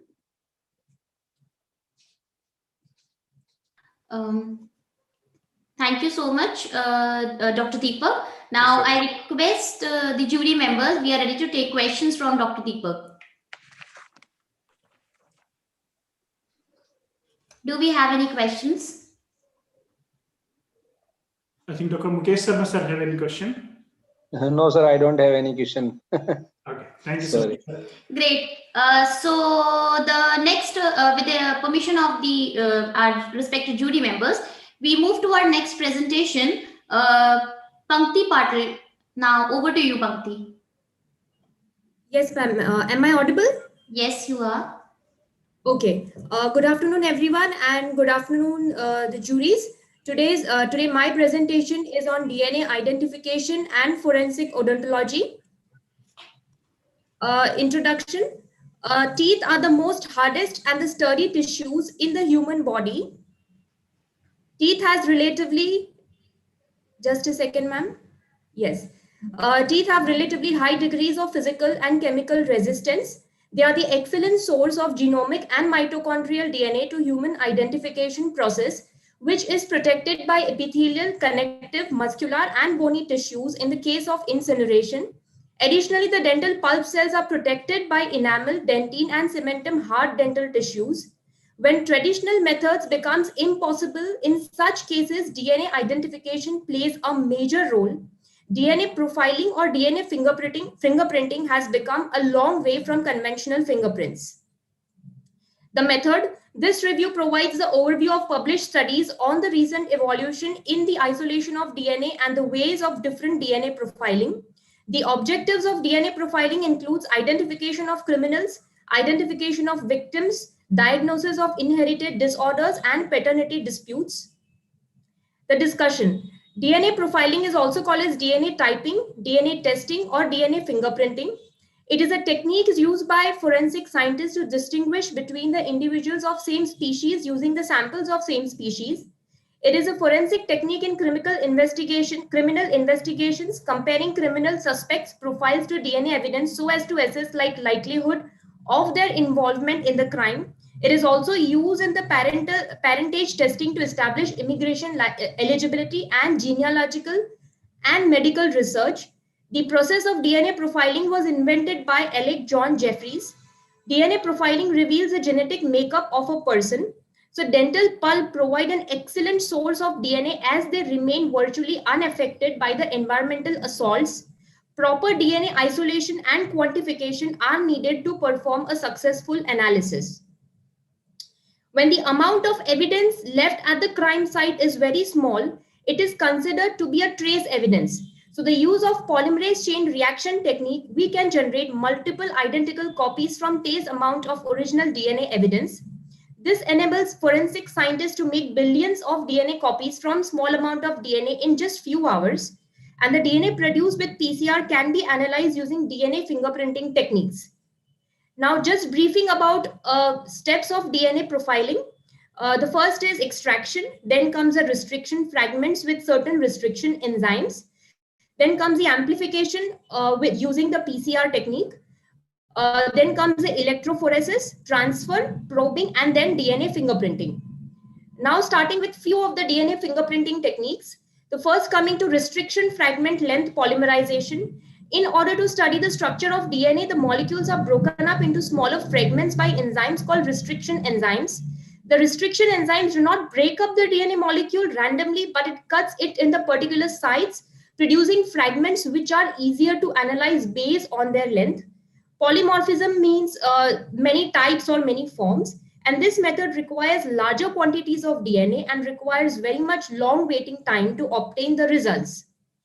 The second test is short tandem repeat test. This is the most commonly used test, and the STR technology is used to evaluate specific regions or loci within the nuclear DNA. Variability of STR's regions can be used to distinguish one DNA profile from another. The word short is used because it is usually used for 1 to 4 nucleotides in length. Tandem means they occur one after the other, and repeat means how many number of repeats are seen in the DNA sequence. It is frequently and routinely used marker in forensics, and STRs have a high power of individual discernment because of their high standards of polymorphic informative content. It also helps in identifying victims of mass calamities from even old remains. The third is mitochondrial DNA, analysis with the help of mitochondrial DNA. Sometimes the sample can be old and will no longer have nuclear material in the cell, which poses a problem for other types of DNA analysis. So with the help of mitochondrial DNA analysis, however, mitochondrial DNA can be removed and thus have an important ramifications for cases that were not solved over many years. It is only used which are inherited from the mother. Advantages: it is more sensitive, and it degrades very slower compared to nuclear DNA, and can be used in the cases where nuclear DNA cannot, that is hair without root, skeletal remains. And disadvantages are all the people of same maternal line are very much difficult to distinguish, and it requires more time, and also it is time consuming, and it is very costly. The other test is analysis of Y chromosome. It involves the targeting of polymorphism regions of Y chromosome using primers. As Y chromosome is passed to the son from his father, analysis of markers on the chromosome helps in sketching relationship among the males. The other test is single nucleotide polymorphism.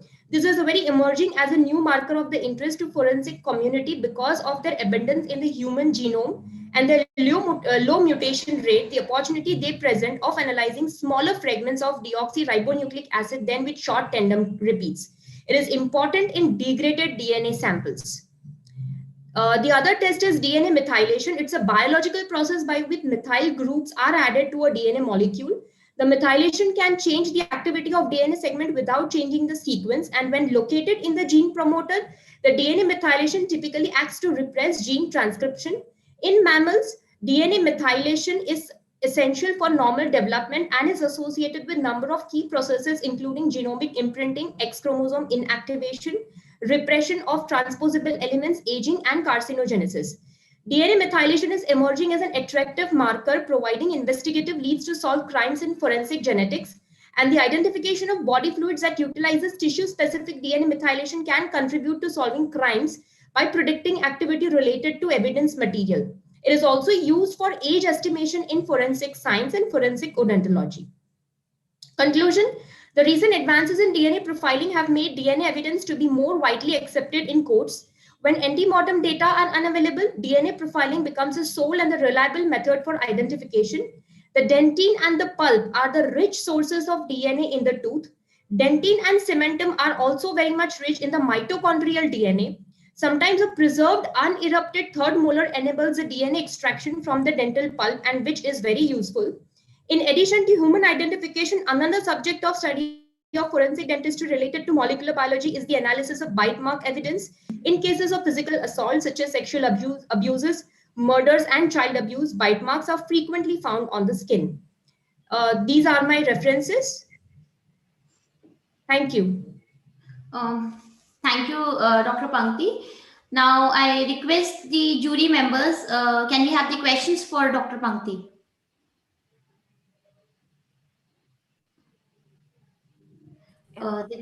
Dr. Patel, Yes, Can you ma'am. please, I mean, like it's a suggestion also, or you can take it as a comment on your presentation also. But your entire presentation was talking about how are the various ways in where we can perform DNA profiling. But the title of your paper is specifically focusing on the DNA extraction and profiling using the pulp. And Yes, in your ma'am. entire presentation, I was unable to see a single method which could have highlighted that. What you have told us is basically coming out of a book of DNA profiling, all Okay. the methods that we can use. Yes, ma'am. Wherein if it would have been focusing on particularly processes that can be used for doing the DNA profiling from the tooth, it would have been more essential and more presentable, if I can say. Okay, ma'am. Okay. Yes, ma'am. Thank you, Vinny ma'am. Do we have more questions? Okay. Thank you, Dr. Pankti. Now, with the permission, with the chairperson as well as all the jury members, we move forward to our next presentation, Supraja. Yes, ma'am. Okay. Yeah, go ahead, Supraja. Supriya, will you share your screen or should I share? No, sir, I will be sharing it. Please.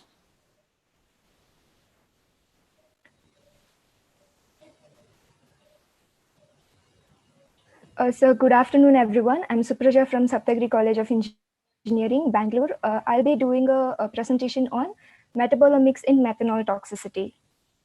So what is metabolomics? Metabolomics is the study of metabolites, and metabolites are the end products of metabolism. These are very small molecules, and collection of all these small molecules that are produced after metabolism in a cell is called as metabolome. And there are two approaches, targeted and untargeted approach. This comes under experimental design of the workflow, and targeted means specific metabolite is analyzed, while untargeted means many metabolites are analyzed from different or same biological sample. Since many metabolites are analyzed, this untargeted approach is also called as global approach. So the next workflow that will be coming is sample preparation, sample collection and preparation. Okay, the sample is collected from different biological samples like cells, blood, urine, and etc. Okay, and the next one is instrumental analysis. While here we use NMR and mass spectroscopy. And the next workflow that comes is the data acquisition and analysis. Here we use many softwares like Target Search and MZMine. And the next one is statistical analysis. We do that for to reduce the number of variables and to get our result. Okay, and the next one is the network. Once we find which metabolite is the cause of the death, then we can also find which pathway produces this metabolite and how it has affected the individual. And here we can see the applications of metabolomics, that is drug discovery, disease metabolome, biomarker discovery, and disease prediction, and many more. Coming to the main topic, methanol toxicity. Methanol is a very common compound, and we see them very commonly. So the formula is CH3OH.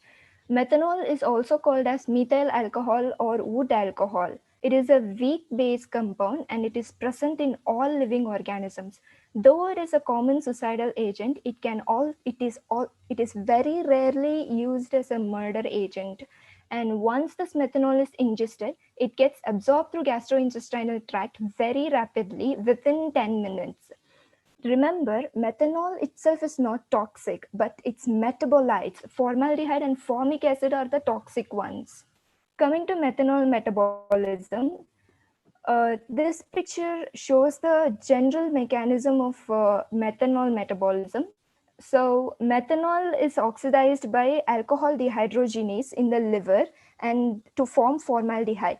This formaldehyde is later broken down by alcohol dehydrogenase to form formic acid.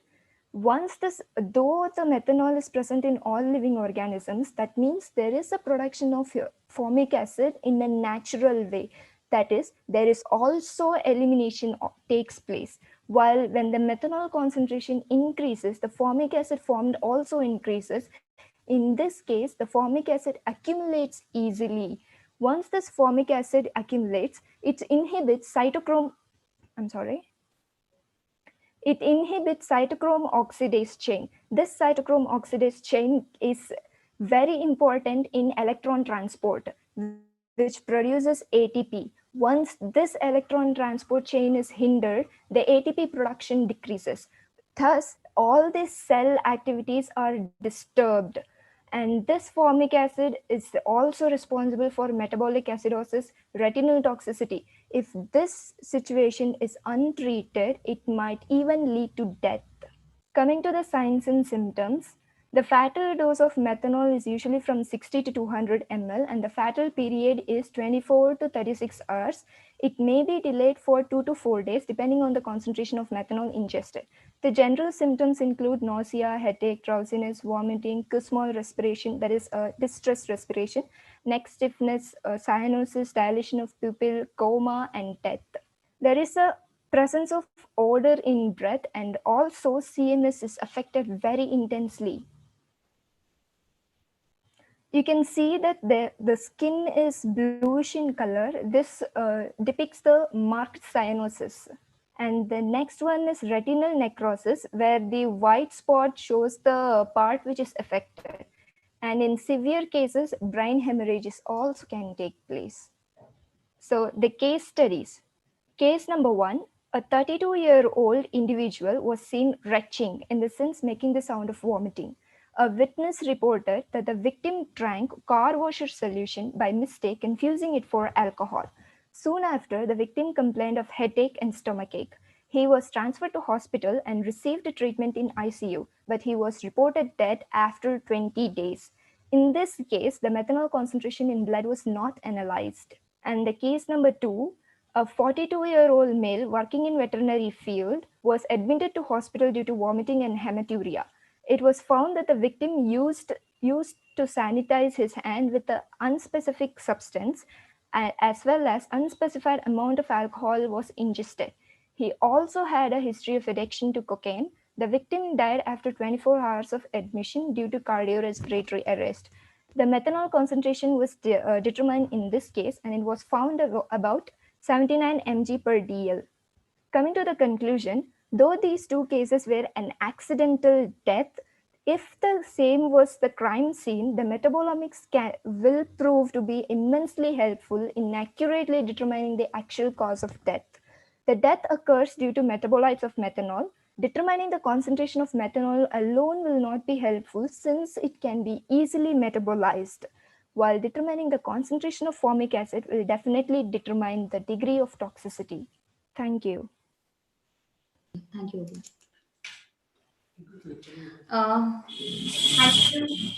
Thank you, Supraja. Now, I request the honorable jury members, do we have questions for Supraja presentation? Yeah, Supraja. Yes, ma'am. Yeah, it was nice presentation, but I'm expecting more experimental point of view of methanol. So you just review the methanol. So tell me, what is the LD50 for methanol? LD54 methanol in the sense. Yeah. Do you understand the amount? LD50? The term LD50, do you understand? Yes, ma'am. Lethal dose 50. Yeah. So please tell me the lethal dose 50 of methanol. Lethal dose was 60 to 200 ml, ma'am. That the fatal dose, ma'am. Okay. Thank you, Dr. Neeti, ma'am. Can we have more questions for Supraja? Okay, so I hope we'll continue with the next presentation. So now the next presenter, Shreyashi Pandey. Yes, ma'am. Am I audible? Yes, you are. Good afternoon, everyone. My name is Shreyashi Pandey. I'm a student of MSc Anthropology. I'm in 3rd semester and I'm from University of Allahabad. I have taken forensic anthropology as my elective paper, and that's why I've presented this paper. So let's begin.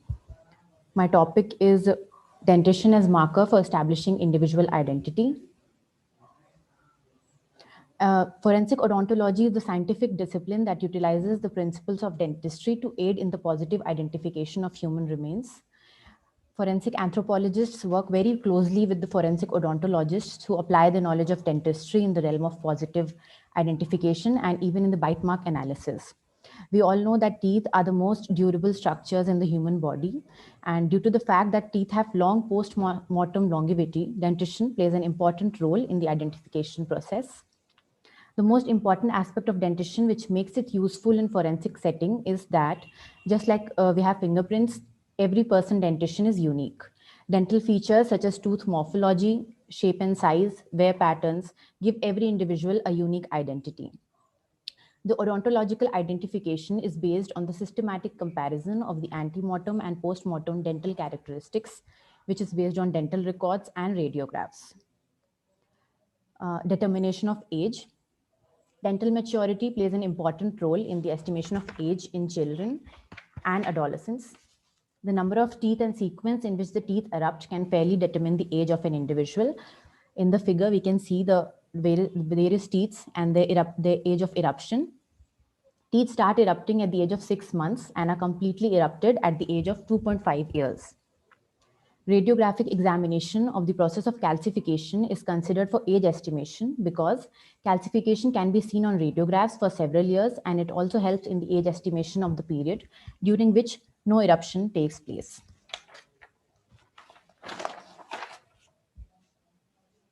Next, Gustafsson developed a method of age estimation from a single tooth in 1950.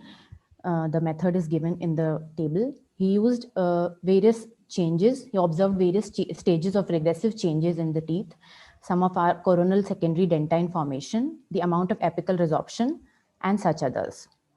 This method is widely used. Later, Johnson made some improvements in this technique, and then which is mostly used now by forensic scientists for estimation of age in adults. Moving further, the determination of sex and ancestry. Determining the sex of unknown human remains is the second step in building a dental profile. In this table, I have tried to show the differences in skull morphology among male and female. Talking more precisely about the dentition, we use amyl gene. Amylogenin gene is one of the major matrix protein which is secreted by amyloblasts of the enamel. The amyl gene is located on the X and the Y chromosome in humans.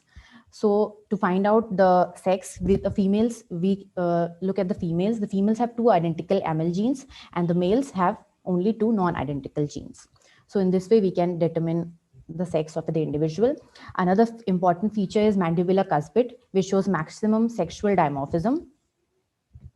If the mesiodistal diameter is found to be less than 6.7 millimeter, then the sex is considered to be female. And if it's more than that, then it's said to be male. Another recent method of sex determination is the presence of sex chromatin or Barr bodies in the pulp of the teeth. This method was devised by Barr and Bertram. And then when we talk about determination of ancestry, this is the table showing the frequency of dental characteristics among different racial populations. We know there are 3 major races in the world that are Negroids, Caucasoids, and Mongoloids.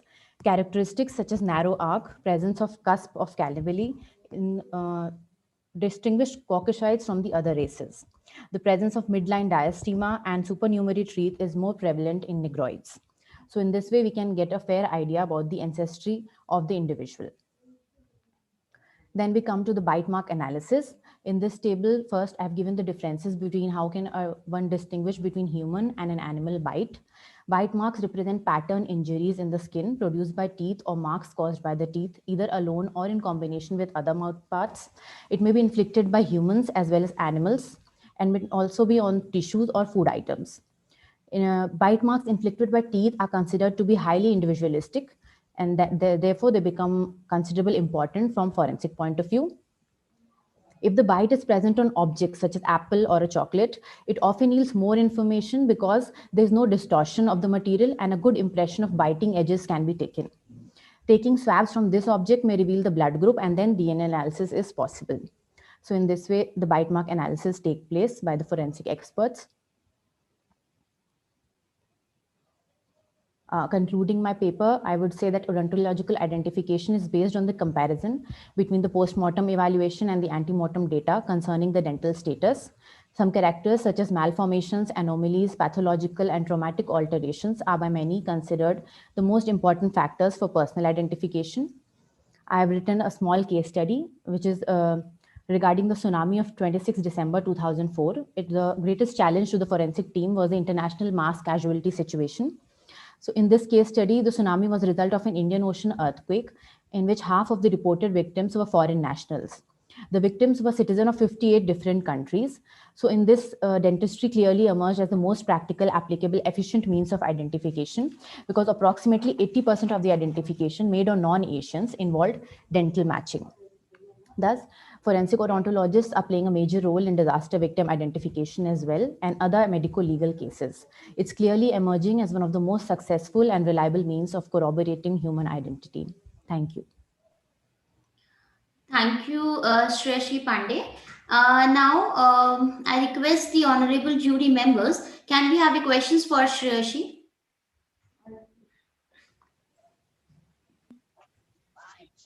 Hello. Shresi, Yes. Good afternoon. This is Dr. Mukesh Sharma. Yes, sir. Good afternoon. You have presented very well. Thank and I think I'm not an expert of anthropology and all dentist. The dental forensic experts are presenting last 4 presentations. But last 4 presentations, I found everyone trying to review their work. But you have something new with your data. So those persons are presenting their papers. They are just explaining the reviews. The first paper was purely review of an article. That was the first author of that paper. So please, when you are presenting, try to explain what you have observed from that particular review and what you are going to evaluate in future from that reviews. So no one is presenting that one, and you have tried that. Thank you very much. Thank you, sir. Thank you. Thank you so much, sir. Thank you, Shreyashi. Now, with the permission of the jury members, we move forward to our next presenter, Preeti Kiran. Thank you, ma'am.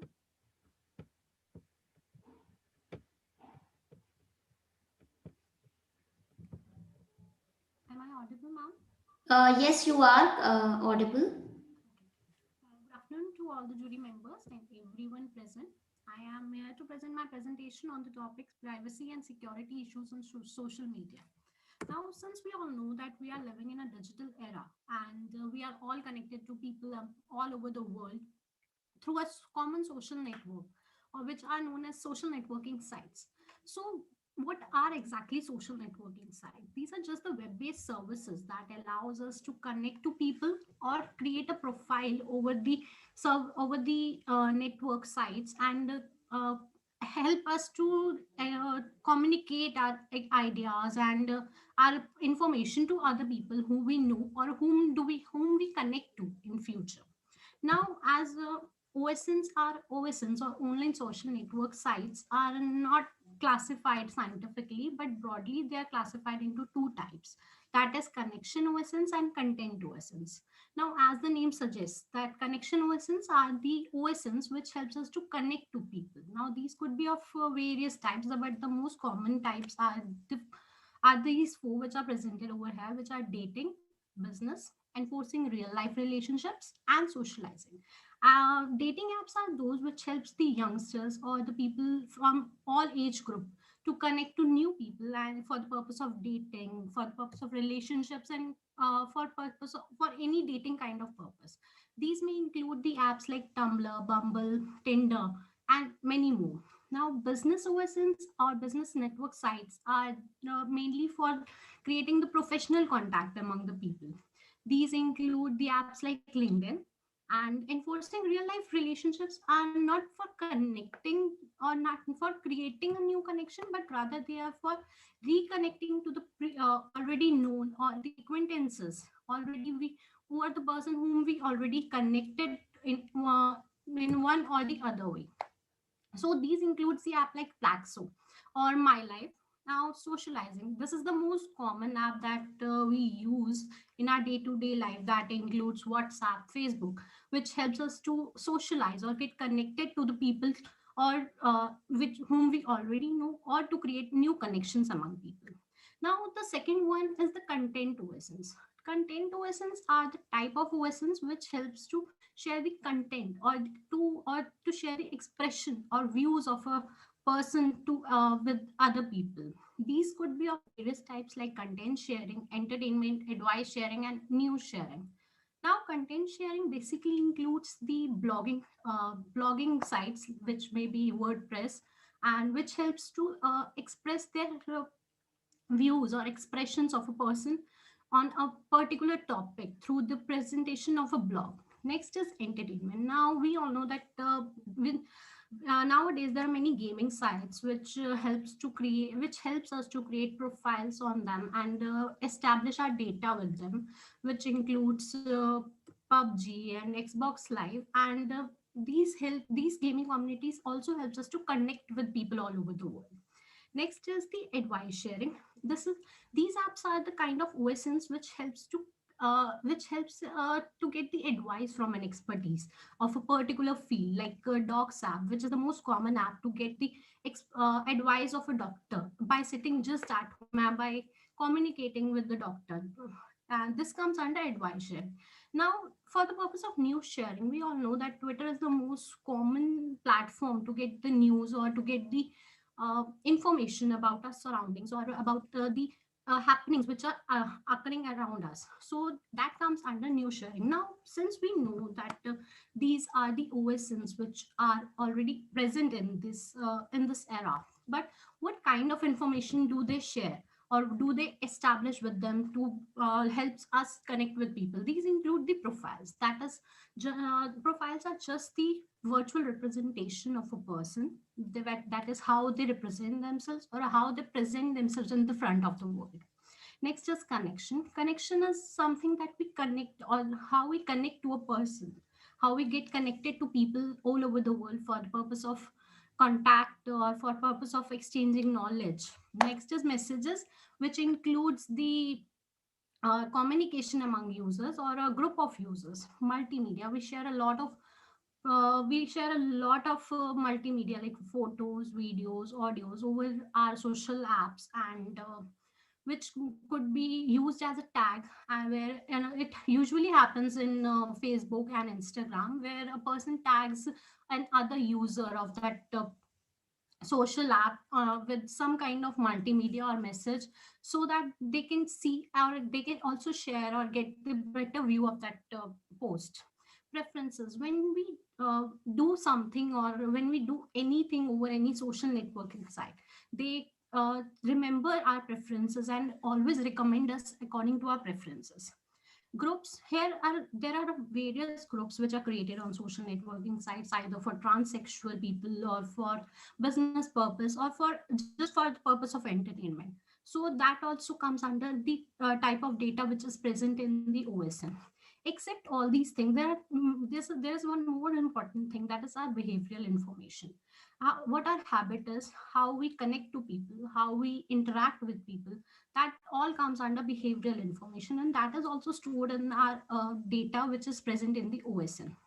Now, next is the login credentials. Whenever we log into any kind of social app, we enter our login credential that gets saved in that OSN, and we usually save it so that we don't have to again and again enter that thing. So that also gets saved in the OSNs. Now, this is just a graphical representation of the number of people who are using social network apps in US in 2018. as you can see from the graph, that there are almost 205 million people who are using Facebook on a monthly basis, whereas the blogger apps like Blogger we are using, there are 64.1 million people who are using blogging apps. And for the purpose of news sharing, that is Twitter, there are 110 million people. And for dating purpose like Tumblr, there are approximately 33 million people who are using these apps on a monthly basis. Now, since we are already expressing our views, or we are already presenting our private data on the social networking apps, so there must be some threats. There are some threats, and there are some issues that leads us to the leakage of information or stealing of data from our social networking site. These threats are broadly classified into 4 types. The first one is the classic threat, then is the modern threat, threats targeting children, and the hybrid threats. Now, classic threats are the most common threats in which the attacker uses the information which is already present in the social networking apps. Now, these could include malware, phishing, cross-site scripting, and spam. Malware, as we all know, that it is a malicious software which an attacker sends to a victim for through any link or multimedia, and installs it in the victim's computer, through which it gets their private information or their information which is present in the system. Phishing is the creation of fraud pages to get the login credentials of the person and using it for the purpose of for any illegal purposes. Now, cross-site scripting is the use of cookies or caches for purpose of attacking any system. Spamming is the useless messages. Whenever the user connect to a unknown person, they sometimes spam them with the useless messages, and which could be harmful for the system, as well as they could also lead to any other kind of attack. Now, modern threats are the threats which gains the information or the personal information of the user, and later use it to create some similar kind of profiles or a fake profile of that user. These includes clickjacking, in which the attacker send the link to the timeline of the user, and later when the user click on that link, the malicious software gets installed in their system, and the attacker gets the information of the user. De-anonymization attack, in which the attacker secretly send any kind of a message or multimedia file or any link to the victim's computer, and stole their information anonymously. Fake profiles, which includes that they steal the information from social network apps and create a similar profile of that person, and use it for gaining or targeting their friends profile or getting the information of their friends and family. Identity clone attack, in which the attacker identity clone attacks, in which the attacker steals the identity of the person by cloning their profiles. It's as similar as the creating of fake profiles. Now, next is information leakage, in which it was a recent case in Facebook where the information of the Facebook users were leaked in one way or the other. So that comes under information leakage. Location leakage. Now we are all updating our locations on the Facebook or any social apps, and that could get leaked and help an attacker to get the location and the information about the user and attack them in one or the other way. Next is threats targeting children. These are the threats which are usually done to younger children by chatting with any stranger person. These includes online predators, which include child abuse usually, risky behaviors, which is the change in behavior of a child. Cyberbullying, we all know that it's the online bullying of a person. Now, hybrid threats are the combination of classic and modern threats. In these threats, the person attains the information which is already present in the social networking site, and then create fake profile of the person and later use it for any further attacking or for further illegal purpose that he wants to. Now there is a very recent case that happened in 2020 for which was a case of phishing attack. In this, TV journalist Nidhi Rasdan was offered a post of assistant professor in the University Harvard, in the Harvard University in US. And in 2020, after 21 years of her life, of her career in NDTV, she thought to just move on from this job and saw this assistant professor job as a new opportunity for her life. And she believed that she would be joining the university in September 2020. And but due to some anomalies, which were that they were not contacting her for the purpose of any class for any classes, and also when she saw these anomalies and she contacted the superior authorities, she found out that the offer letter which was presented to her was fraud. So that was just a case of phishing attack, which was a very recent case. Now there is, now since we have already studied about the social networking apps and threats. Now the main question is how much people are aware. So to check out that how much people are aware about this, we have an objective for this, that is to connect the connective quantitative system with a specific end goal to investigate the social information of the potential users and acquire much needed details. These includes the numbers.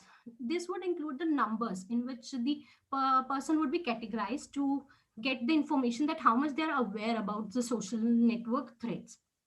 Now the methodology for the same would be research. The first would be research approach, that we would be approaching a particular group of students or a particular age group for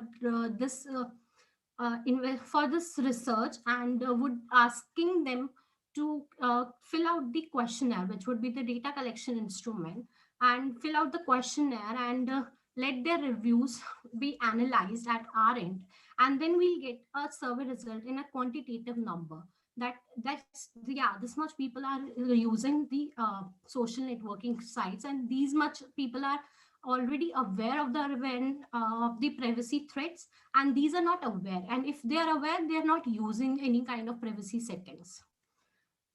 Now since we've already started about the privacy threats, now here comes the how we can protect ourselves from any kind of privacy threat or privacy stealing activity or data theft from our social networking sites. Now first one is the privacy settings. If we check out our social networking apps, we'll find out that there are privacy settings which allow us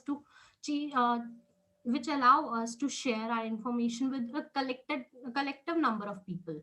And if we can change that settings according to the recommended settings, then we can protect ourselves from any kind of malware or any kind of threat or the data theft that would happen on social networking sites. Next is the personal information. By not updating all the information or just selectively updating some information on the social networking app, we can protect ourselves from any kind of data theft. By location information, by not updating any kind of location, or by not updating the exact location or exact place where you're going, we can protect ourselves from any kind of attack that could happen on us physically. Next is the antivirus and anti-spyware. Now antivirus and anti-spyware are usually useful for in the case of malware attacks, because whenever a malicious software is sent to a computer, antivirus can stop it, and anti-spyware could be used to help us to get the protection from any spyware virus which could be sent to our system. Now third party application, we all must be using some kind of third party application in our mobile phones or systems, and we allow we allow them to access all the information from our email IDs. So by not allowing them to access all the data, rather than restricting the allowance or just deleting those third party applications, could be helpful in helping us to be safe from these kind of data thefts. Now, as a forensic student, I have researched, I've gone through some of the social networking cases, and I found that there are many challenges while analyzing these kind of for social networking cases. These include the technical cases, which are usually the analyzing of data and the collection of data.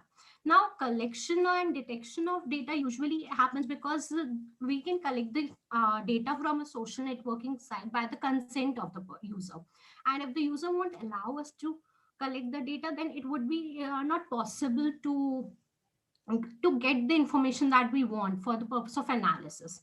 And next is the data fusion and examination, in which whenever we analyze any data, whenever we examine any data, we need to compare two softwares or the data from two software to get a clear review of the data. But that could be a challenging task to get to compare or to combine the software's data together. Next is the examination. In the examination, the most common challenge that we can face is to determine the pattern of the attack, because it's not easy to get the pattern how the attacker used or attacked the social networking site of a person. Next comes the analysis. Now, it is the most critical step in forensic investigation, and if any kind of mishappening or any kind of data which could not be analyzed is there in the system, then it's useless to present any kind of result. And the most common challenge is this, that the result that we get after analysis may not be admissible in the court, which is also a legal challenge in the forensic investigation of social networking sites, because the laws are not allowing the social networking apps to get because there's no particular law to get the admissibility of social networking crimes in court of law. Next is the incident response. In this, the intruder may not be aware of the presence of any kind of network attack or what could be done to prevent the future attacks on the social network. So this could be also a challenge for this. Now, the one more challenge that we face is the resources that as a forensic investigator, people don't have the storage of the data, or they don't get the access to recover all the data from the server. So that these are the challenges that a forensic investigator face during any investigation of social networking sites. Now, to conclude this, I am on technology and social network have made interaction and communication much easier, but the question on privacy of users has increased. As many websites and social networks are out there, the threats are more. So it becomes a need of ours to be aware of these threats. In this, we also studied the challenges an investigator face during the analysis of social networking sites. Thank you.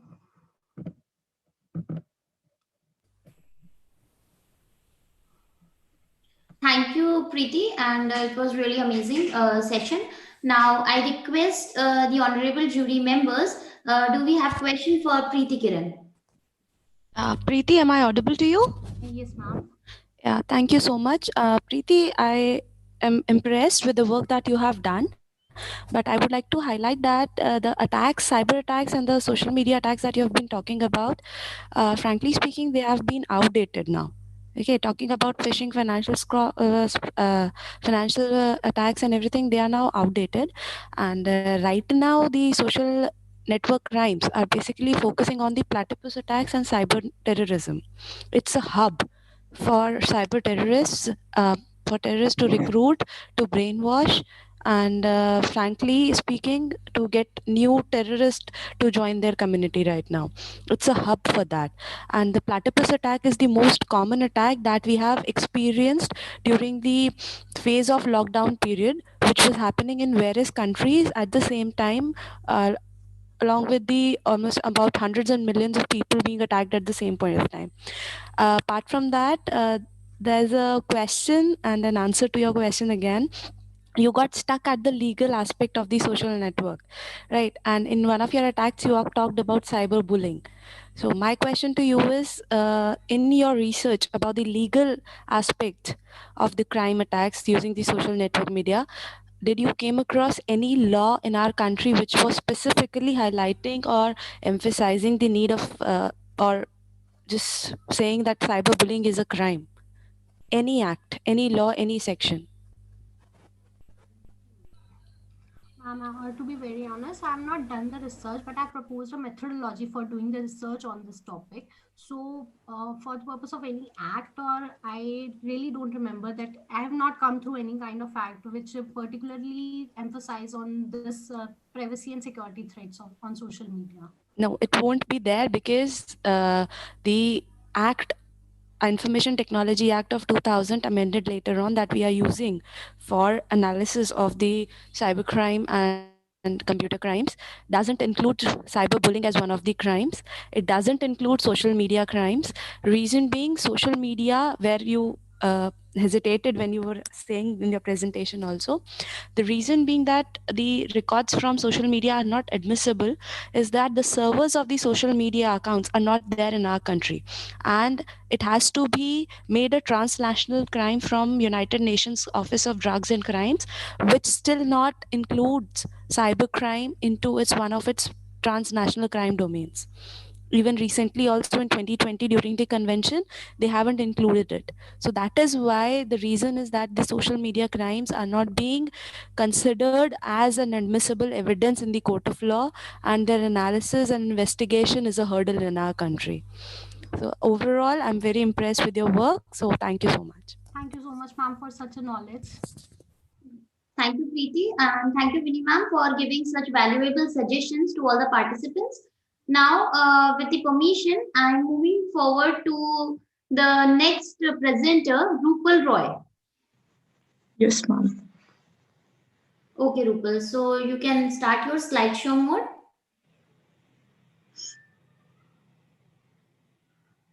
Ma'am, is it visible now? Yes, it is perfect. Shall I begin? Start. Good evening, everyone. Today, I, Rupal Roy, student of Amity University, Noida, Uttar Pradesh, pursuing my BSc Honours in Forensic Science, going to present my views on topic Ted Bundy, a case related to bite marks. Moving to slides, introduction. Nowadays, committing crime is a very casual thing. So for that, the good knowledge of evidences help us to deal with the heinous crimes. As bite marks is encountered as one of the most important and valuable evidence in the famous Ted Bundy case. As we know, that is, neither two fingers can be identical in the same way, nor two teeth can be identical with each other. As per the definition, bite marks are those marks which made by the teeth may be alone or maybe with the combination of the whole. Bite marks are as an evidence mostly encountered in violent crimes such as in sexual offences, homicides, child abuse cases, rape cases, etc. Here in this figure, we can see a bite mark with AVFO scale. And these bite marks should be photographed precisely, otherwise it may get distorted and may cause harm and make it less evident. Moving to next slide, bite mark analysis and identification. To analyze that the injury is bite marks or not, then to identify it is caused by humans or non-humans. Bite marks identification is basically giving individuality of dentition. The most important step in bite mark analysis is to know the pattern injury. So by comparing the bite marks, which includes the examination of shape, size, position of individual teeth, which provide the individuals information about the suspect or an offender and relate the person who is involved in the crime. 7 types of bite marks are there, which includes hemorrhage, a small bleeding spot, abrasion, undamaging mark on skin, contusion, ruptured blood vessels, bruises, laceration, a near puncture of skin, incision, neat punctured or torn skin, avulsion, removal of skin, artifact, bitten of piece of body. Now moving to next slide. Here, I'm going to discuss about the case study, the famous case study, Ted Bundy, the murderous mind. So Bundy's background and early life. As we all know, Bundy is one of the most heinous serial killer ever in history, which has been identified through bite mark analysis. On January 24, 1989, he was executed in Florida's electric chair, and shortly before his execution, he was confessed of killing 30 plus women. In early childhood of Ted, his grandfather was an extremely violent as well as aggressive person. After living in this type of environment, so normally this affected Ted a lot. He started putting knife under his pillow, and which made him a silent psychopath. Modus operandi and victims profile. Ted was very calculating criminal who used his knowledge of law enforcement strategies for identification and capture. His victim count has risen to 20 before it became clear that almost every investigator was hunting the same person. His basic modus operandi was blunt trauma and strangulation that could be accomplished with common household items. He used to avoid firearms to the noise and the ballistic evidence they left behind. He looked for safe sites to seize and dispose of victims. Another significant obstacles for investigators were Ted's anonymous physical appearance and a thoughtful chameleon-like ability to change his appearance. Now, moving forward, list of evidences. And as we all know, in that time, DNA was not as much as important or as much as approved like it is today. So that's why it was one of the biggest reason that Ted was out of conviction so long. But in that time, bite mark played a very important role on this case. So on 1979, he came into conviction. Here in this figure, we can see two women named as Lisa Levy and Martha Woman. So they both were the Bundy's latest victims. So during investigation, investigators collected number of evidences such as semen samples, blood samples, shoe prints, etc. But all were inconclusive. Later, they found bite marks on the buttock and the breast side of the breast part of the Lisa Levy. So after the examination, Bundy's teeth samples were matched with the bite marks as doctors has focused the size of the teeth and the sharpness of the bicuspids, central incisors, lateral incisors, and the shape of the canines. Here we can see the casting image of Ted Bundy's teeth. Here we can see the lateral and central incisor, canines, and bicuspids, how they are formed. So by this crooked shape of teeth, it can be easily identified for the investigators to identify Ted Bundy. Now moving forward to the next slide, review of literature. Here I'm going through various research papers, and I got to know, I found two of them, that is Brian Plod on May 1, 2000. He gave some views on Ted Bundy case. According to him, he thought that right from the day he was born, Ted Bundy was basically living a false life. He was not Theodore Robert Cole as he was at his birth, nor Theodore Robert Nelson as he was when his name was legally changed. The entire time he was Ted Bundy, the demented serial killer who got his thrills through brutal torturing and tormenting beautiful young women. Now the name Ted Bundy will forever be synonymous with murder. Another research paper, that is Ted Bundy, The Bite, from Caleb Colony, Cumberland University. Here, in this case of Ted Bundy, we see how forensic odontology was crucial in both investigation and conviction of a prolific killer. However, the use of this field of forensic science would not have been possible without the systematic crime scene processing. In integral to a forensic investigation in judicial collection, documentation, and processing of physical evidence. Processing crime scenes must be done in a methodical manner to ensure that no stone is left unturned. Dutiful crime scene processing and excellent photographic evidence proved to be utmost importance to the case against Bundy. Now moving to the conclusion part, basically we see here that what we need first, it is important to identify the bite marks, then the proper documentation of the bite marks, and then comparison of bite marks. These are the three key rules. So bite marks either done by the victim to protect oneself or it is done by the culprit. As it is probably done for, one second.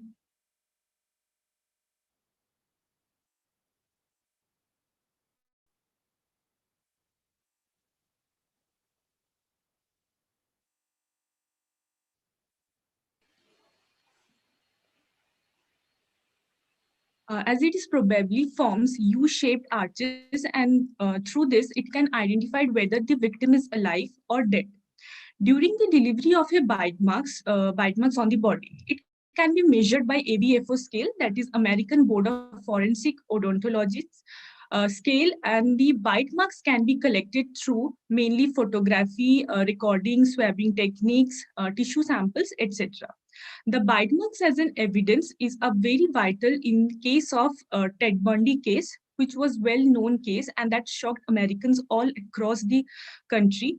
Though cases like Ted Bundy help us to give insight into the minds and reasoning behind the serial killers, their modus operandi, and many more. It depicts how he became the violent and most heinous serial killer of his era. Thank you. Thank you so much, Rupal. Now I request jury members, do we have questions for Rupal?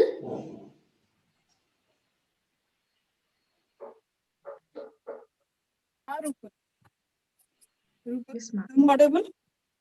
Ma'am, your voice is little cracking, maybe because of the network. Okay, now I'm audible? Yes, ma'am. Yeah, Rupal, it was nice presentation.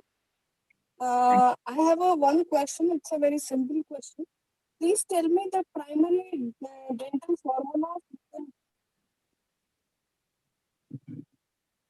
Sorry, ma'am, I didn't hear you. Primary dental formula of human being.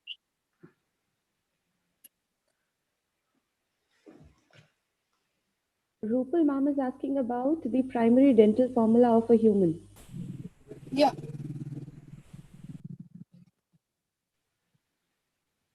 Primary dental formula of human. Yeah. It's 2, I guess, 2102 by 2102. Rupal, it is a very simple question, I think. I think Professor Emilio wants to say something. Professor, over to you. You can unmute, sir.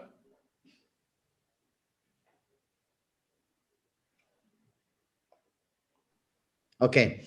No, it's just a little, very little comment. I think it is important when you address an expert witness report to remember who is the author of this report, because I would like to acknowledge Dr. Richard Soveron, who was the author of this bite mark analysis on the Ted Bundy case. I mean, I like to remember because, first of all, he's still alive. So Dr. Soveron is a friend and is still alive. I think that it is important for us also because we have to be keen in the history of the bite mark analysis, as you pointed out. I think it is important to remember the name of the author. Only this, just a comment. Yes, very true. Yes, so Rupal, I hope your question, can we proceed with the question? So Rupal, you have the answer for the question asked by Neeti ma'am? Ma'am, primary dental formula.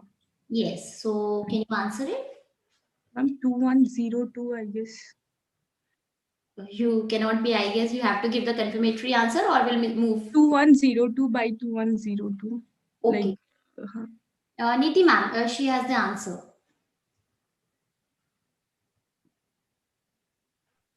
Fine, Rupal.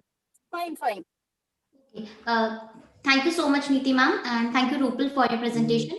Now we move forward to the last presenter of poster presentation. It's PhD Venkatesh.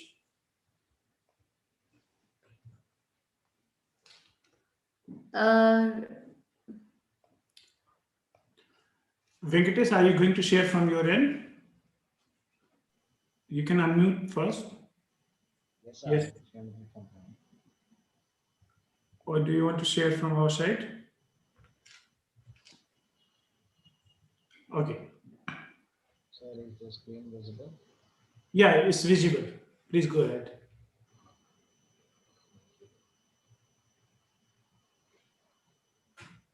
Yeah, myself, PhD Venkatesh. I'm first year forensic science of Rashtriya Raksha University, Gujarat, and also the member of Alpha Forensic Coordination. And here is my paper presentation about fingerprints from fired ammunition casings and purposely washed items by new technology called recover latent fingerprint technology. Venkatesh, can you be a bit more louder? We are not able to hear you properly. Yes, ma'am.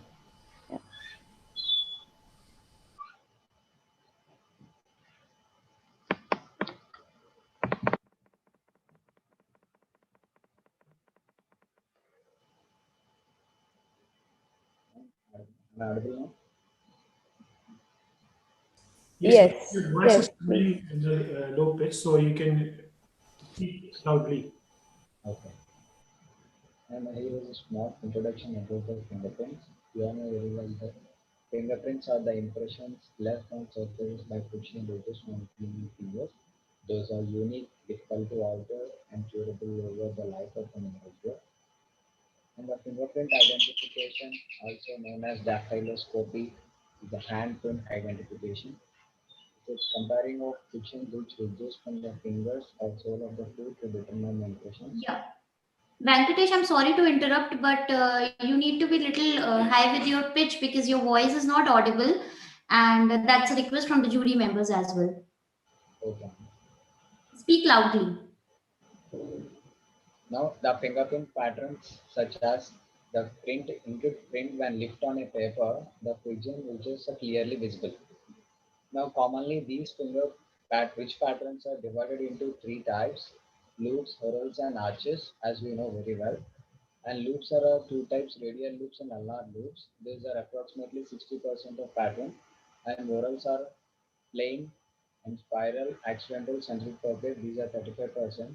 And we can see here the arches. Plain arches and tented arches are two types. These are about 5%. And my first topic is about fingerprints from fired ammunition casings. The act of manually loading ammunition into gun's chamber may leave fingerprints that can be easily recovered, as you can see here on the figure. When we can, with the bare hands, we can isolate the fingerprints from here. But after firing, the extreme flash temperature and gases flow back the ammunition, where the biological residues and fingerprint will completely remove. But with this technology, recoverability technique, that we can visualize even after they are completely washed away with the system.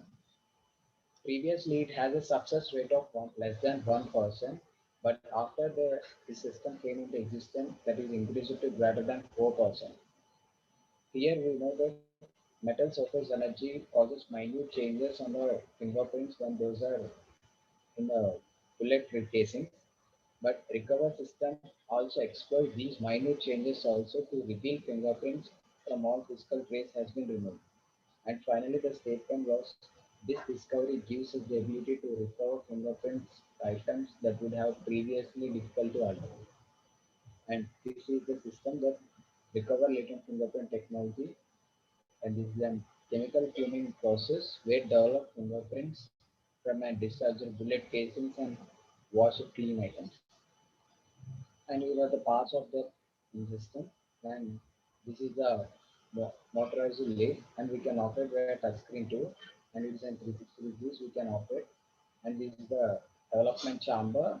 It is visible, 360 visible. And these are two types of chambers where the bullets for, and which is also suitable for entire firearm.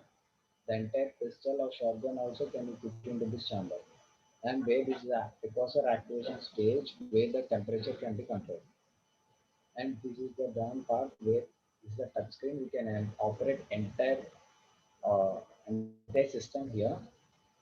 And these are the key benefits where we can reveal fingerprints where exposed to extreme temperatures when vehicles also when set on the fire like that, and develop fingerprints on metal alloys including knives where which are washed or thrown into rivers or canals or fully rusted and corroded, but knives also we can reveal fingerprints from here, and develop consistent fingerprints across different surfaces simultaneously such as plastic and metal also.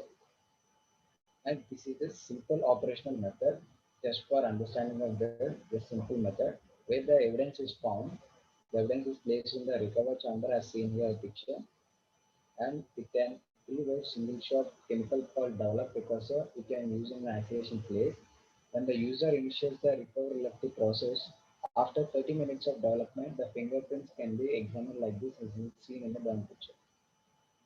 And here we all know very well that iodine tuning process, which is a long using method, develop latent fingerprints. And the iodine crystals give off the vapors called submission and absorb oily substance of the fingerprints and gives the brown color where to develop fingerprints on porous surfaces and non-porous surfaces. And secondly, super gluing film. This is also known as cyanoacrylate fuming. It's a chemical method. The vapors of the super glue forms the latent fingerprints visible and easy and effective too. And in 2010, the scientist name called Babin also examined that the bullet casing can be found from the super glue fuming. And finally, vacuum metal deposition technique is the most powerful latent fingerprint development technique. These are useful in non-porous surfaces and semi-surfaces and porous surfaces too.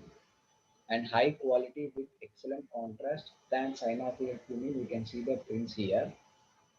These three together will be used according to the firearm or bullet casing used in the recover technique. And this is the short demo video where this is just a demo video to understand the process. Sorry.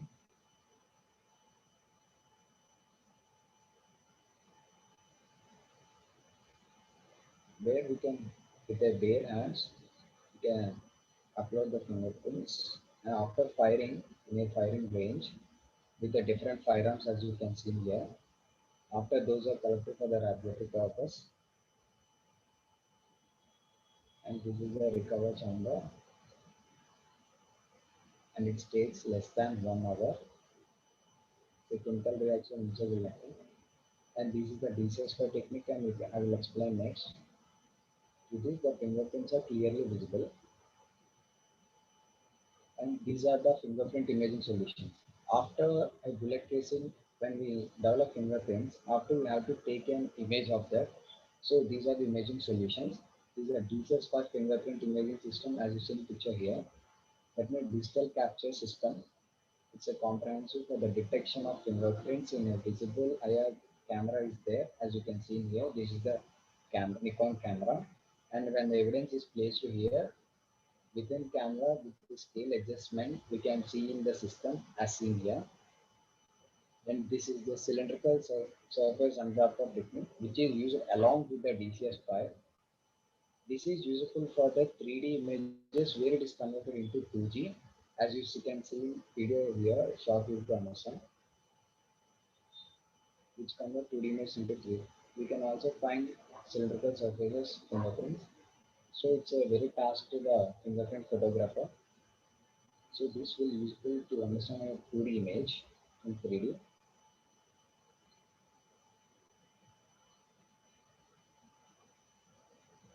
This is the DCS5 workstation, and with this, cylindrical surface and the technical both are used like this. It will rotate 360 degrees as seen here, and after each and every ridge and minutia also we can see here.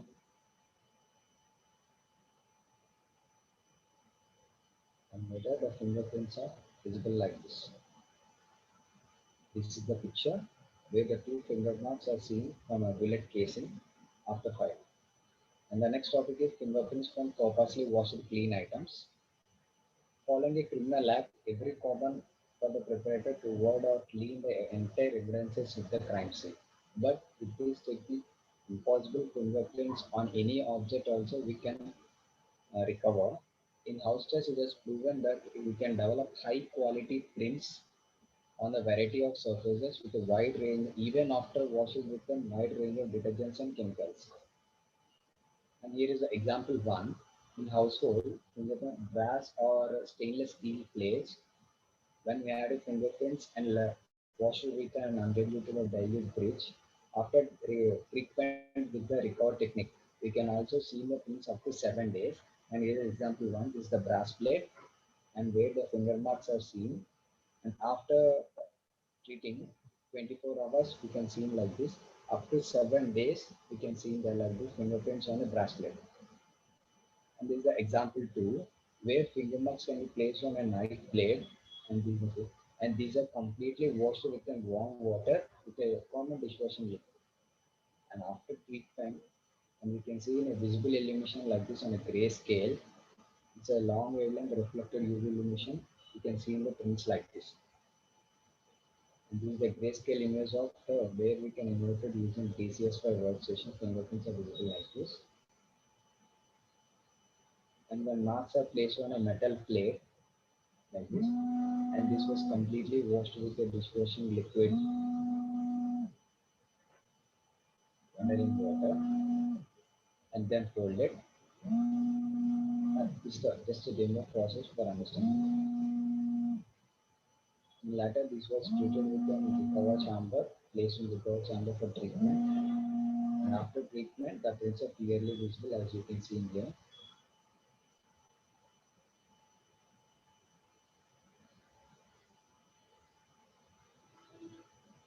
Here like this. And finally, conclusion. This is an ideal process for the treatment of which metals which are extreme heat metals, and rusted or corroded, and submerged or folded or deformed also. Where up to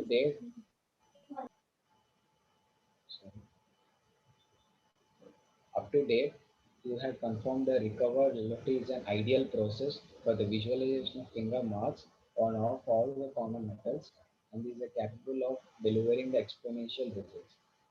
And these are the references.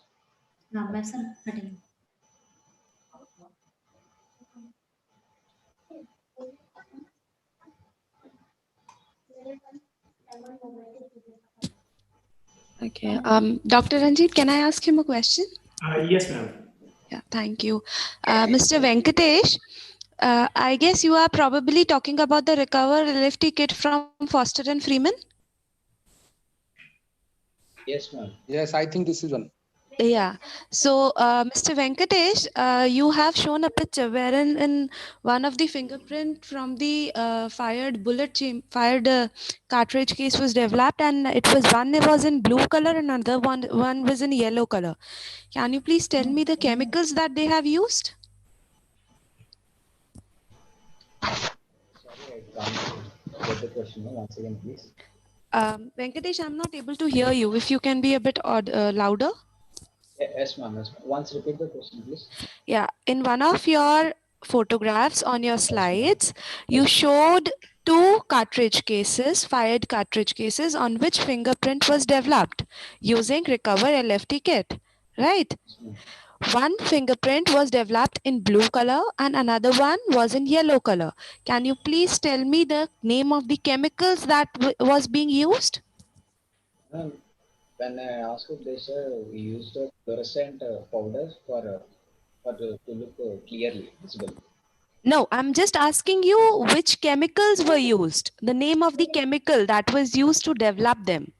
There must be a chemical used, no? They say we use after development of fingerprints through iodine fuming or any supergluing process. To understand for understanding purpose, we use some fluorescent like black powder or luminal lesion like this segment? Mr. Venkatesh, actually, I had already published a paper on the same technique way back in 2018. And therein also, Foster and Freeman has disclosed that the chemicals that they have been using were electrically simulated deposition, SESD technique of blue gunpowder. And then they were using the cyanoacrylate fuming, which resulted in the yellow prints. Yes, ma'am. And in another one, they didn't disclose it at that point of time. It was a precursor chemical which, when heated, it used to emit fumes which used to develop the casings in blue-violet color. Thank you, ma'am. Yeah, so I would just suggest you that next time, please be a bit more thorough. Okay? Yes, ma'am. Yes, yeah. Definitely. Thank you. Thank you so much, Vinny ma'am. Thank you, Venkatesh, for your presentation. Now we come to end of the paper presentations, and we have all the presenters. So let's move forward. Now I request our chairperson, honorable chairperson, to give some concluding remark of the paper presentation session.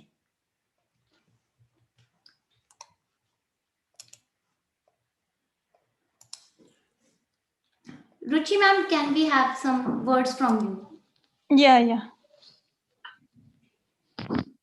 Okay. First of all, good afternoon to everyone. And first of all, I would like to thank Dr. Ranjit Singh and team SIFS and IASR for such interesting and knowledgeable e-conference. They have organized the wonderful e-conference. And I would like to thank the keynote speakers for sharing their experience. And it was a very informative session. And as far as the speakers of the paper presentation are concerned, the hard work put in by the speakers is really appreciable. And I wish them good luck and may the best paper win. Thank you. Thank you, ma'am. Thank you so much, ma'am. Thank you. Now I request to accept our sincere gratitude to Dr. Ruchi Sharma ma'am for the outstanding service as chairperson for paper presentation of the panel at First International eConference on Emerging Trend in Forensic Science. Thank you so much, ma'am. Thank you. Now, I am really thankful to all the honorable jury members for being really amazing and interesting towards the entire presentations. Thank you, Dr. Anu Singla ma'am, in recognition of their earnest contribution as jury member of acknowledging the outstanding paper presentation. Thank you, Dr. Neeti Kapoor ma'am, in a recognition of their earnest contribution as jury member for acknowledging the outstanding paper presentation. Thank you, Dr. Mukesh Sharma sir, in recognition of their earnest contribution as jury member for acknowledging the outstanding paper presentation.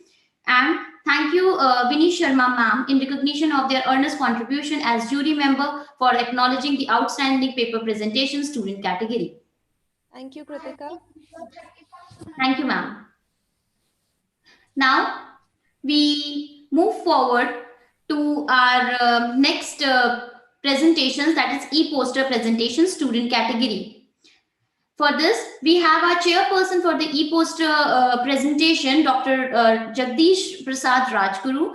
Dr. Jagdish Prasad Rajguru is currently working as assistant professor and head in forensics odontology at High Tech Dental College and Hospital, Bhubaneswar. He has teaching experience of 9 years in imparting knowledge to MDS student and other academic experience. Thank you so much, sir, for accepting our invitation.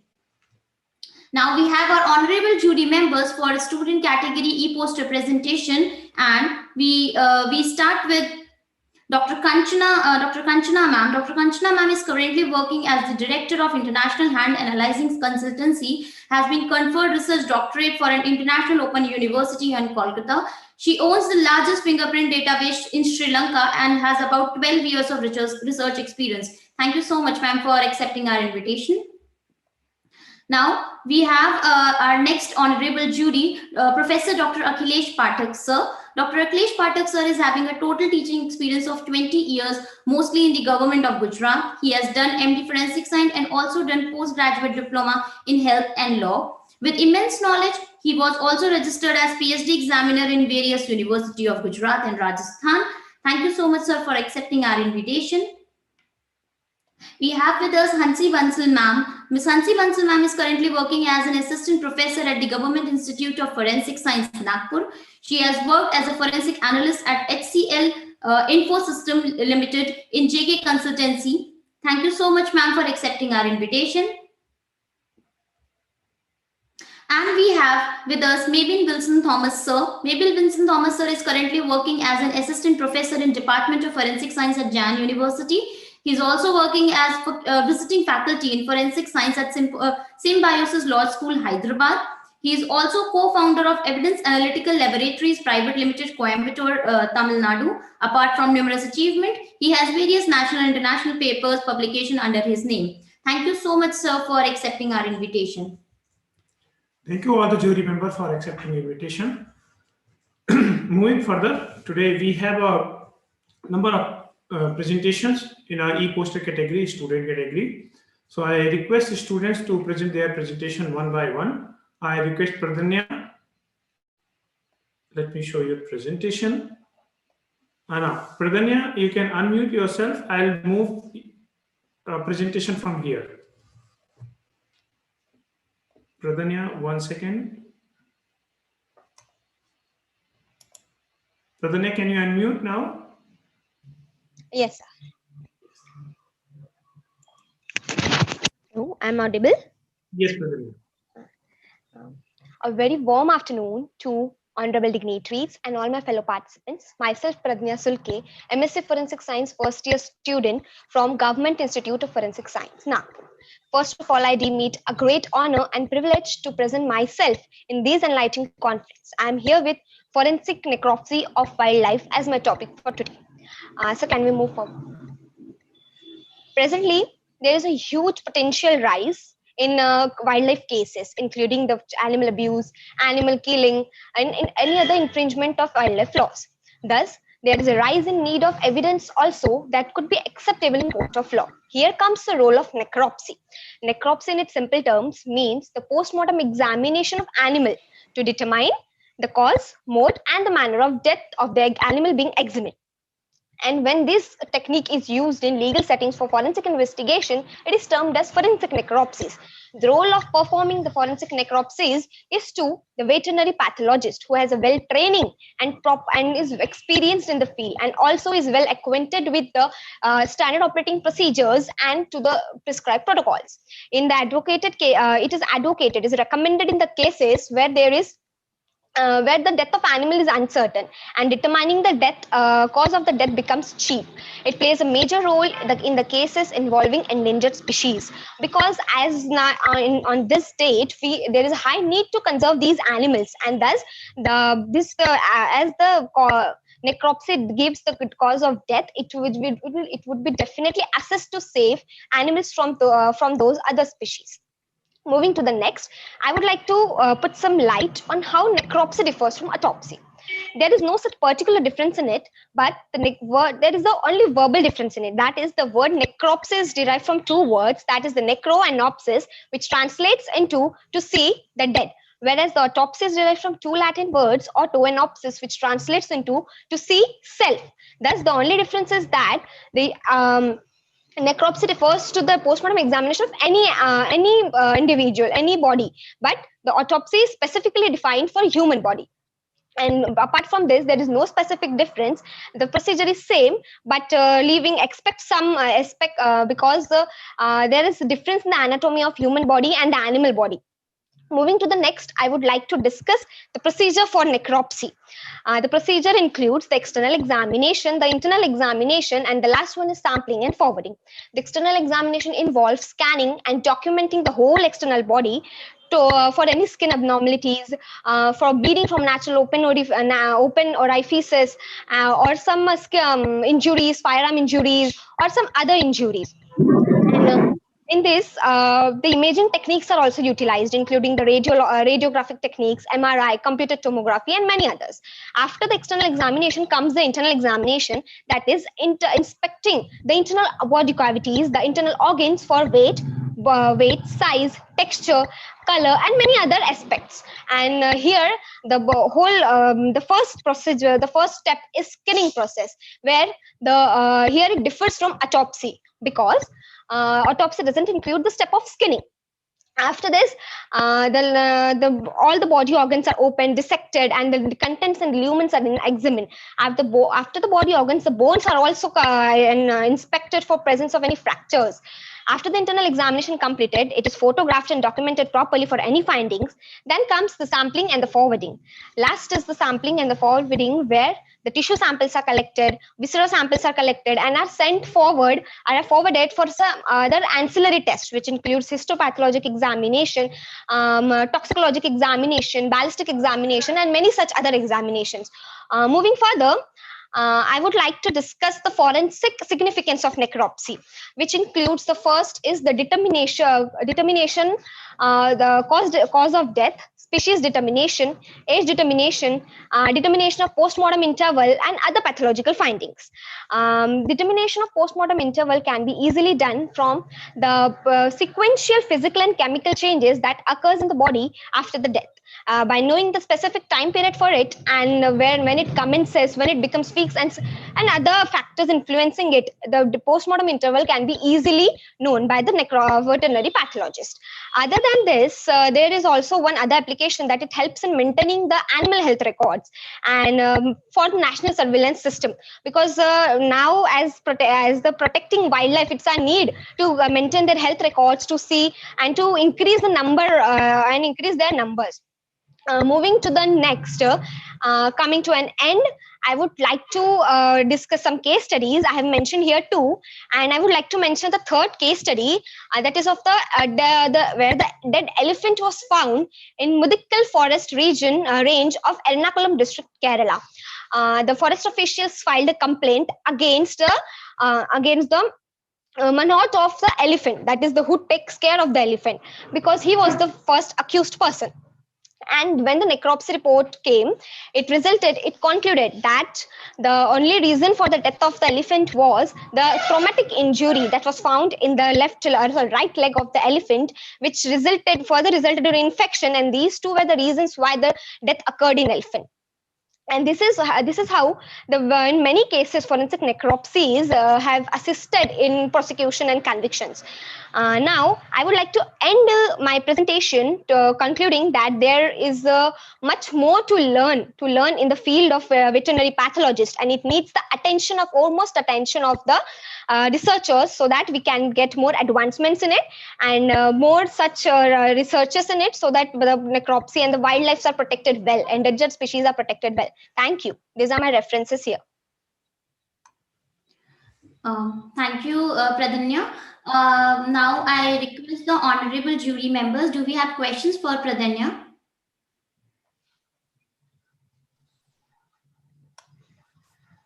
Am I audible? Yes, ma'am. Yes, ma'am. Pradnya, thank you for the wonderful presentation. Much needed topic for the time. Yes, ma'am. I have a simple question. Like, could you suggest some preventive methods to reduce the number of wildlife cases? Preventive methods, ma'am, just because the cases, the convictions are not that, the higher percentage of conviction is very low. Thus, when we increase the conviction percentage, if we increase the law, if we increase the surveillance, and thus we are only focusing on endangered species such as tigers, elephants, and if we focus on other species also, then it will be definitely help to save other flora and fauna also. Thank you. Thank you, Pradanya. Now, with the permission to all honorable jury, we move forward to the next presentation. Harshita. Yes, ma'am. This is Nityashri, who is the co-author of this poster. Okay. Yes, Nityashri. May I begin? Yes, please begin. Good afternoon, everybody. This is Nityashri S. from Saptagiri College of Engineering, Department of Biotechnology, Bangalore. My topic of discussion is metabolomics and air in cyanide toxicity. Next slide, please. First, let us see what is metabolomics. Metabolomics is the study of small molecules or metabolites in the biological sample. So the actual definition is the systematic study of the unique chemical fingerprints that specific cellular processes leave behind. So can you please click? The factors which affect the metabolomics are genetic and epigenetic factors, lifestyle, nutrition, drugs, diseases, environment, age, etc. And these factors will affect the DNA methylation and histone post-translation factors, which indeed modifies the phenotype and genes. So why metabolomics is necessary? It is necessary for analyzing the metabolic pathways which are targeted by the harmful chemicals, and it helps in the prediction of drug responses. It gives clarity on the pathological mechanisms in discovering novel drug targets, and metabolites acts as a biomarkers for diseases. So metabolomics is necessary. And overview of the metabolomics is the DNA is transcribed into RNA, and the RNA is translated into protein, and this as a whole is called as transcriptomics. And the quaternary structure of protein interacts with another protein, and this interaction leads to a release of metabolites, and the study of metabolites is called as metabolomics. And keeping metabolomic studies as the base, many toxic chemicals, metabolites, and its interruptions in metabolic pathways are studied and analyzed. This is used in the identification of cause of death. So one such toxic chemicals which we are going to discuss is cyanide poisoning, along with a case study. So cyanide is known as a fatal poison, and cyanide is the excuse me, cyanide is a chemical which has carbon and nitrogen bonds, and it is a negatively charged ion. So cyanide has its derivatives like in the vapor phase, it is hydrogen cyanide, which is known to be very fatal.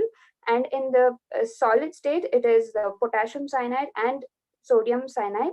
The mechanism of cyanide toxicity is that the cyanide binds to the ion atom in cytochrome C oxidase in the mitochondria of cells during ETC cycle. So this cyanide is a irreversible enzyme inhibitor which prevents the transportation of electrons to oxygen, and the ATP is not synthesized, and the muscles which is in the need of ATP will not get the oxygen which is synthesized, and hence the cell undergoes apoptosis. So when there is large amount of cells undergoing apoptosis, the victim dies. So the structure of cyanide is that the carbon is bonded to nitrogen with 3 hydrogen bonds. And signs and symptoms: dizziness, headache, nausea and vomiting, diaphoresis, which means excessive sweating, rapid breathing and heart rate, loss of consciousness, low blood pressure. And the toxic dose of hydrogen cyanide is 60 to 90 milligrams, while that of potassium cyanide and sodium cyanide is 300 milligrams. So next slide, please. So coming to the case study, we consider 41-year-old man who was found to be unconscious in the metal chrome plating shop for a duration of time, and emergency medical services arrived and found the patient to be asystolic and started advanced cardiac life support protocol, and intubation was provided, and the patient was hypotensive, requiring dopamine and norepinephrine. Dopamine is a neurotransmitter, and norepinephrine is responsible for blood pressures. And due to the work environment of the patient, he was provided with cyanide antidote kit, which consisted of sodium thiosulfate 12.5 grams and sodium nitrite 300 milligrams, 14 minutes after the arrival at the emergency.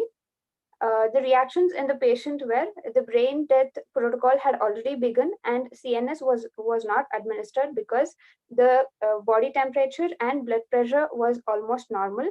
And later, when neurological examinations were showed the limited reflexes, and apnea test was done, which failed.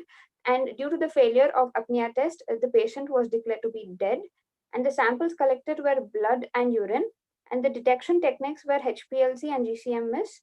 The postmortem appearances are cyanosed face and lips, where we can observe the blue, the face and lips have turned into blue color, and red bruises all over the body and dilated pupils. Medical forensic examinations are the stomach, brain, liver, and so on have turned into bright red color due to lactic acidosis and ciliary loss of tonsils, cyanosis of face and lips, foam out of the body, and bruised corpse. Next slide, please. Metabolomics methods and analysis. This methodology is based on the sample which is collected. So urine, when urine is collected, 100 millimolar of sodium hydroxide is added and filtered using cartridge 2H and syringe filter, and it is diluted with deionized water in the ratio 1:3, and the cyanide is determined using ICPAD, which is ion chromatography pulsed amphoteric detection. And when the sample is saliva, then the empty vial is weighed first, and the vial and the sample is collected. Vial is weighed with the sample, and 100 millimolar of NaOH is added. Sample is diluted with deionized water to 2 ml. Filtration is carried out by cartridge 2H and syringe filter, and cyanide is determined by ICPAD. When the sample is sweat, the same procedure of saliva is carried out. And this is the graphical representation with different samples. Retention time versus height is plotted, and this graph shows the presence of cyanide in the patient. So a click. By plotting the graph of the area below the peak and the standard concentrations, it gives a linear curve, and this represents the correlation coefficient. Correlation coefficient values must be from -1 to +1, and as the correlation coefficient value increases, it determines the strength of the concentration of metabolites in the patient. Discussion and conclusion. The treatment basically depends on severity of symptoms, history of the patient, route of exposure, and what is available. And the chemicals used in treatment are sodium nitrite, sodium thiosulfate, sodium thiopentone, amyl nitrite, activated charcoal, supplemented oxygen, and hydroxycobalamine. And the cyanide cannot be left in the left as free in the environment in neutral pH, because it gets volatilized into hydrogen cyanide, and oxidizing agents decompose the cyanide, and hence it is stored in polypropylene tubes, which is protected from light and is kept in the temperature -15 degrees Celsius until the analysis is made. These conditions are applied, and the conclusion is that the treatment was given to the patient intravenously, and the treatment was not given in the right time. That is, the cyanide antidote kit was not given in the right time, and hence the metabolite concentration increased in the patient, which led to the death of the patient. So, appropriate treatment using sodium thiopentone or thiosulfate is an emerging procedure and helps in the preventing of deaths due to cyanide poisoning. Thank you so much. Thank you so much, Harshita. Now I request the jury members, do we have question for Harshita?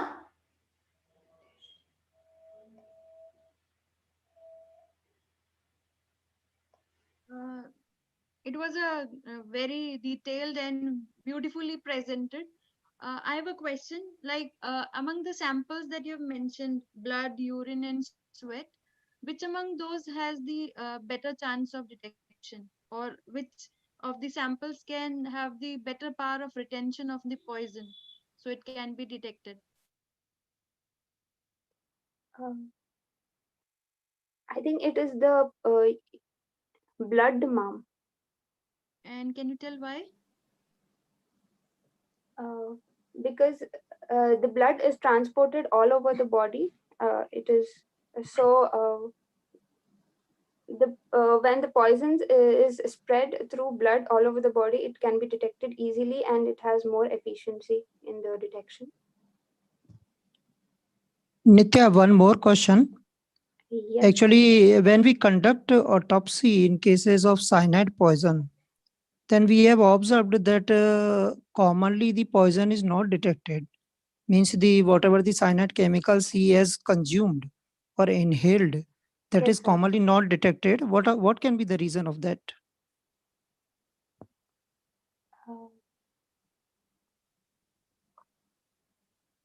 The time of the consumption of the cyanide is necessary, sir. So when the time, I mean, when the patient is not treated in the right time, he will Yeah, be dead. obviously, because it is very fatal poison and almost it causes death within hours. Usually Yes, sir. the patient does not require treatment even. And when we conduct autopsy of such cases, the poison is not detected. Yes, sir. So what can be the reason? So the cyanide, I have no idea about this, sir. Sorry. Okay. Thank you. Thank you, sir. Thank you so much, sir. Now, with the permission of all the honorable jury members, I request my next presenter, Shruti Mishra. Good evening, everyone. I am Shruti Mishra from Centurion University of Technology and Management, Bhubaneswar, Odisha. Today, I am going to present about forensic linguistics, an emerging tool for investigation. So, next slide. As we know, language is the main way of human communication, and this is the only media through which people share their statement and emotion to each other. So it is important to study about language, which is called linguistics. Linguistics is the scientific study of language that involves the analysis of language form, language meaning, and language in context. Nowadays, linguistics is being used. Sir, previous slide. Nowadays, linguistics is being used in forensic context and crime investigation, which is known as forensic linguistics. It is the application of linguistic knowledge, method, and insight to the forensic context of law, language, crime investigation, trial, and judicial purposes. Basically, it is the interface between language, law, and crime. One of the main goals of forensic linguistics is to provide a careful and systemic analysis of languages. The result of the analysis can be used by many different professionals. For example, police officers can use the evidence not only to interview witnesses and suspects more effectively, but also to solve crime more reliably. Lawyers and judges can use this analysis to help evaluate questions of guilty and innocence more fairly. And translator and interpreter can use this research to communicate with greater accuracy. Forensic linguistics serve justice and help people to find the truth when a crime has been committed. The work of forensic linguistics is not only used to find the guilty, but also to protect the innocent. Then sub-branches. Forensic linguistics is mainly divided into two major sub-branches. First one is spoken language, second one is written language. Spoken language is the language used by interpreters during official interview of witnesses, suspects, and victims. Also, this is the language used by offenders or victims during a crime. The focus of this area is not simply what was said, but how it was said. Like that, written language is the language used in regional, national, and international law, transcripts of police interviews with witnesses, criminal messages used in case of threat, suicide, kidnapping, and blackmailing, etc. The examination of text is done to answer questions about who may or may not have been the author. The written language examined by forensic linguistics can be in different form like phone messages, note, handwritten letter, post in social media, etc. There are also three areas of study in forensic linguistics. These are legal languages, language in the legal process, language as evidence. So next slide. Sir, next slide.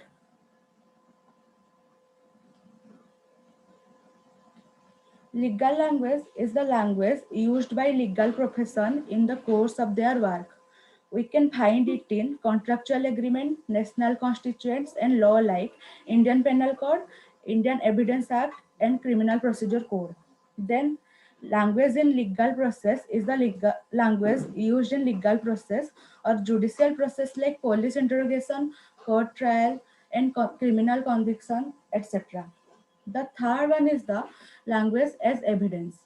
Its objective is to find the maximum data, whether it is spoken or written, and analyzing the data which can be served as evidence in legal matter or court of law.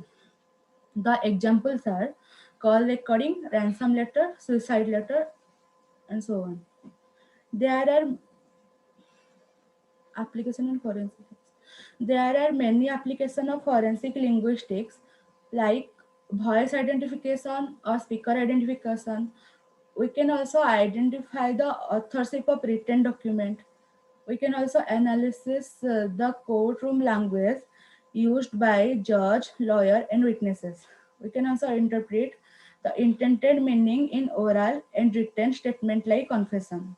We can also interpret and translate the languages into understandable language when more than one language is used in legal context.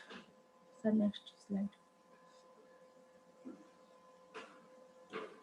Limitations.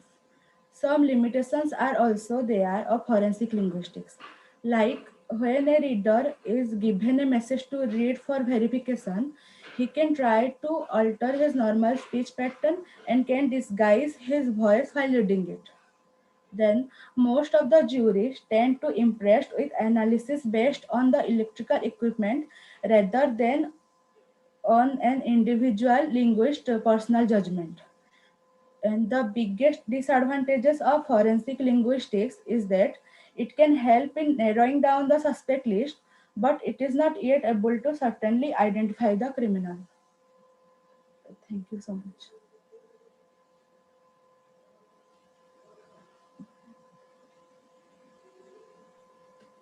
Thank you, Shruti. Now I request the honorable jury members. Do we have question for Shruti Mishra?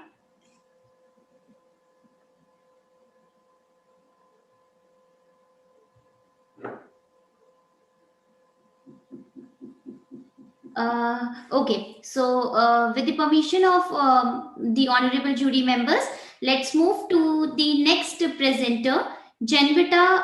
Janvita, now it's your turn.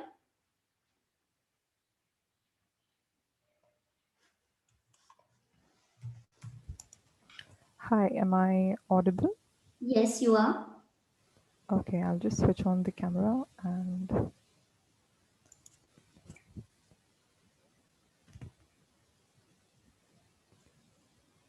okay.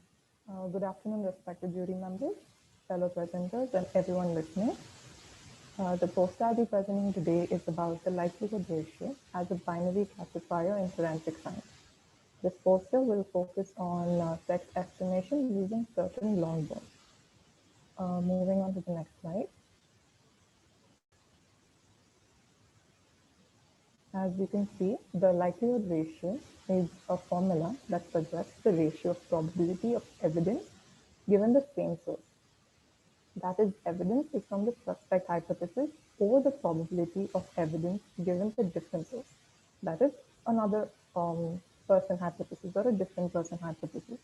This ratio would give us the strength of the evidence. In other words, the more the likelihood ratio, the more confident we can be that the evidence is linked to the person involved in the crime. So if you could see, the numerator of this likelihood ratio, in other words, is like a similarity term.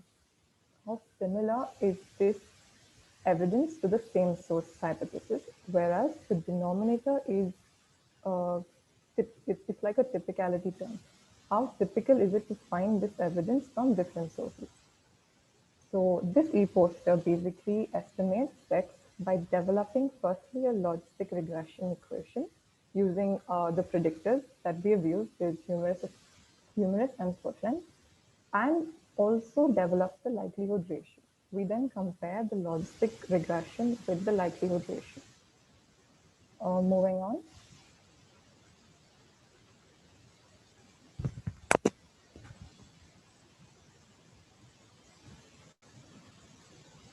For this study, we've taken samples from 127 volunteers from Himachal Pradesh.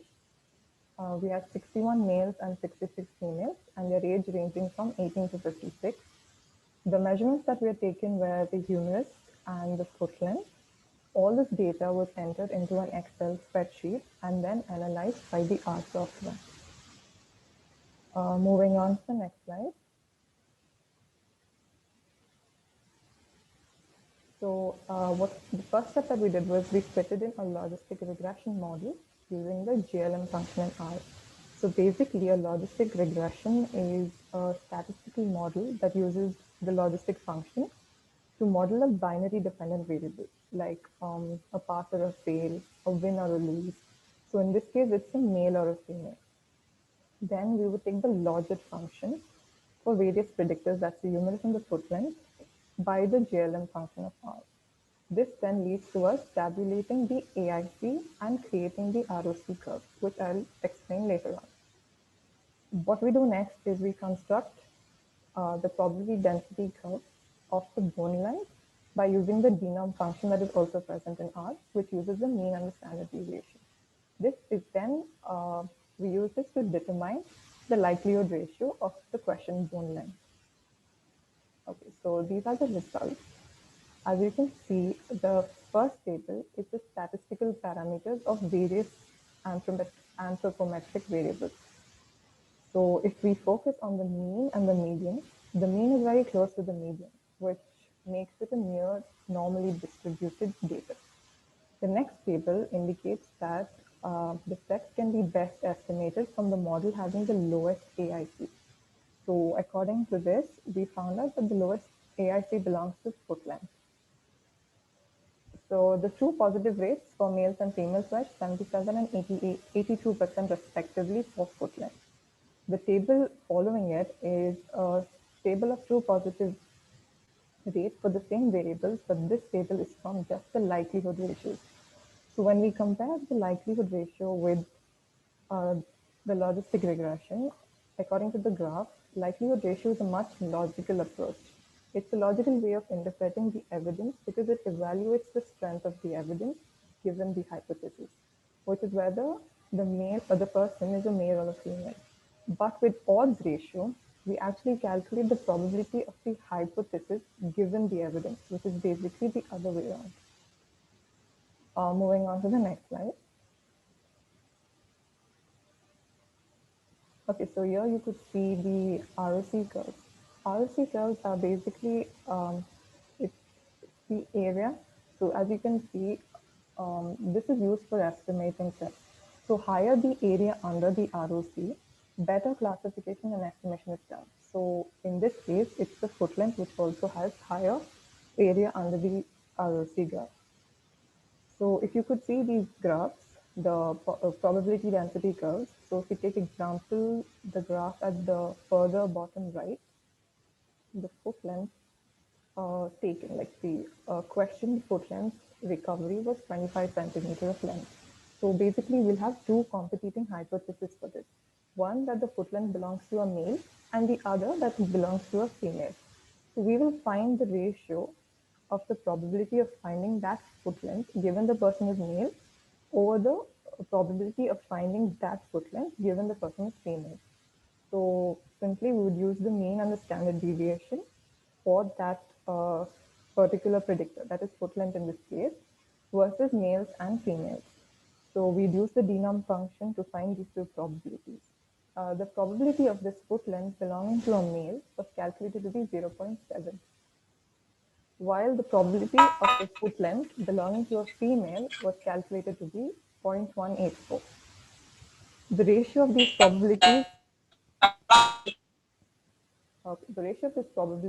was 3.8, which indicates that the likelihood ratio is favoring male. On the other hand, if we switch the formula, if we would use probability of female over male, we would have got the ratio as 0.2, indicating it is not favorable to be a female bone. Moving on to the next slide. So in conclusion, this e-poster would report the estimation of sex from two bone lengths using the likelihood classifier, which is threshold at 1. So since the previous example we got the favoring of at 3 points, which is more than 1, we indicate that it was favorable to male. On the other hand, when we got the ratio as 0.2, indicating it is not favorable as it is less than the threshold. So the calculation of likelihood ratio is a very straightforward task using the probability density curve as well as the mean and the median, the mean and the standard deviation. So this performance of a likelihood ratio classifier is just a study, and according to this study, we found out that it's quite similar or almost equal to the logistic regression classifier.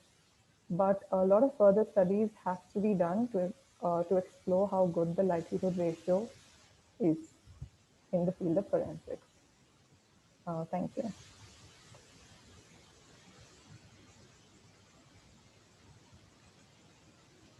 Thank you, Janvita. Now I request the honorable jury. Do we have questions for Janvita? Hi, Janvita. This is Mipin. Hi. Am I audible? Yes, you are. Yeah. So thank you. So it's a wonderful presentation, especially in India. I haven't seen also in the morning. So Dr. Rajesh Verma sir also emphasized on the importance of using the likelihood ratio, especially in understanding the different aspect of forensic sciences, different areas of forensic sciences. So I'm love to see you have presented something like this. It's a wonderful presentation. Actually, you could have submit as a paper. So that is one of my suggestion. Okay. Okay. And have you actually just one more thing is that try to publish this paper. Okay. Just try to publish this paper. One thing is that I just want to know, so you have taken nearly 127, right? The sample size was 127. Yes. So have you done the normality test? Have you considered any of those Kolmogorov case, or have you considered any Shapirovic? Have you done any kind of normality test, whether your data was normally distributed? Have you done that test? Because to check the normality, whether your data is normally distributed. So basically we used to do either KS test or Shapirovic. Have you done that? No, basically the data which we've received, we just made sure that there was no one with a physical deformity in the study. No, actually I am just asking you. So basically when it comes to determination of any of these inferential statistics, so one thing is, first of all, we'll check, you might have heard about that is parametric and non-parametric test, right? You might have heard about in statistics. So first of all, we need to check whether your data is normally distributed. So accordingly, the analysis goes on, okay? So please check. If it is not there, please check, okay? Either KS or Shapirovic. Second, before performing any regression, it is very important for us to show the correlation, okay? So depending upon the normality, so basically either you can use Carl-Pearson coefficient of correlation or Spearman rank correlation you can use. So before using the regression, so try to show the relationship, okay? Especially you can show the strength of the relationship. So what is that? Basically you might have heard that, you might have studied that, especially in your PG. Yeah, we couldn't include it in our poster, but yes, we have done the correlation. Yeah. So what was the correlation? How much was the correlation?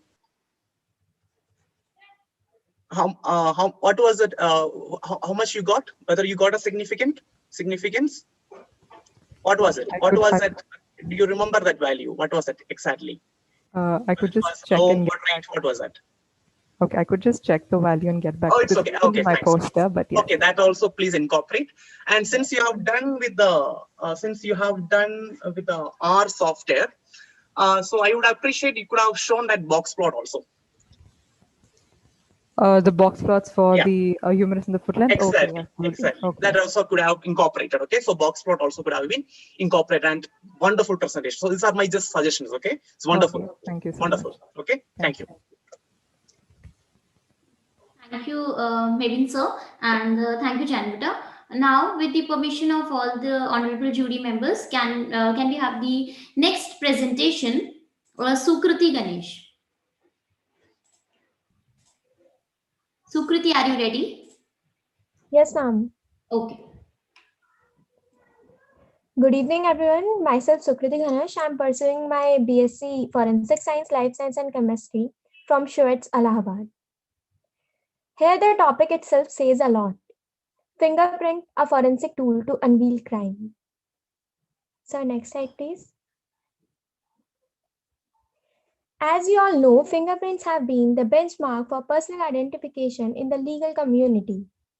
A fingerprint is an impression or mark made on a surface of a person's fingertip, which is left by friction ridges of a human finger. Here's a picture of Sir Francis Galton, father of fingerprint. And according to Galton's classification, fingerprints are divided into 4 patterns. First one, arch. In this pattern, ridges enter from one side of the impression, forms a wave, and flow out from the other side. It contains 0 delta and 0 core. Second, loop. In this pattern, ridges enter from one side, forms a recurve, and flows out from the same side. It contains 1 core and 1 delta. Third, whirl. In this pattern, ridges form a circular or spiral pattern. It contains 1 core and 2 deltas. Fourth, composite pattern. Composite pattern include CPL, central pocket loop, which is a combination of whirl and loop pattern. Lateral pocket loop and twin loop lies under the category of double loop and accidental, in which where no such pattern is observed. So next slide, please.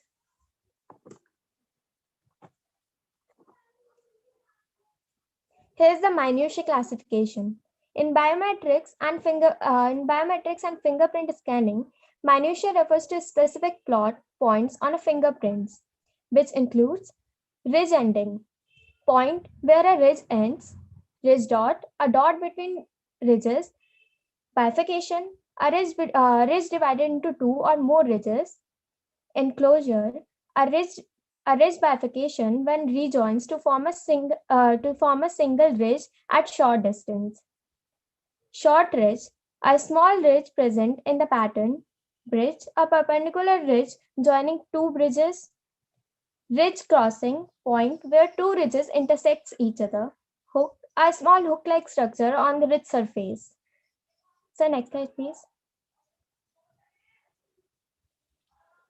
Here's the case study of capital murder case.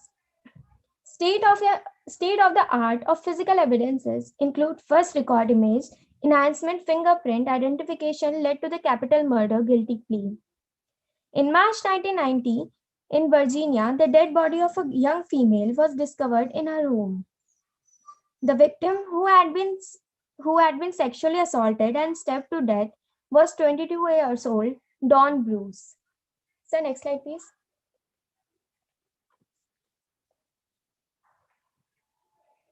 As the body of victim was removed and the evidences kit were being packed away, the scene investigator left with little information after an intensive scene search. The only hopeful evidences found at the crime scene was a pillowcase which displayed several blood stains located adjacent to Bruce's body, which showed some ridges detail, but it was fainted. During the post-mortem examination, seminal fluid had been recovered from the leg of Dawn Bruce. Furthermore, it was believed that some of the stains of the pillowcase appeared to have been transferred from the blade of a knife, even though no knife had been found at the crime scene. So next slide, please.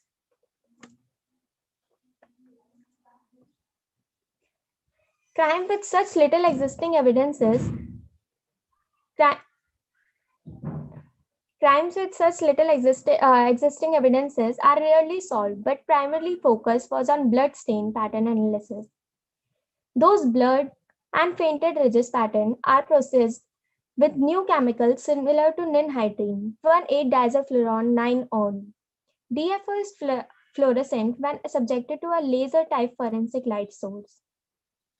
But still, the ridge details were tenuous and latent was not identifiable. The semen which was recovered from the bruised leg was helpful to find the primary suspect, who was victim's next-door neighbor, Robert Knight. Blood type placed him less than 5% of the general population. Ink prints of the suspect taken at the prior arrest was not rolled enough to record ridge details needed for comparison. Finally, on 7th August 1990, a positive identification with the left thumb of Robert Knight was effected and reported. So next slide, please. On April 16, 1991, the knife found in the suspect's apartment, which later matched with the prints which were found on the pillow. On June 18, 1991, Robert Knight was found guilty of the murder of Don Bruce and given to the life sentence. Against overwhelming odds, through persistence, knowledge, and appreciation of modern technology, this case was brought to a successful conclusion. Thank you.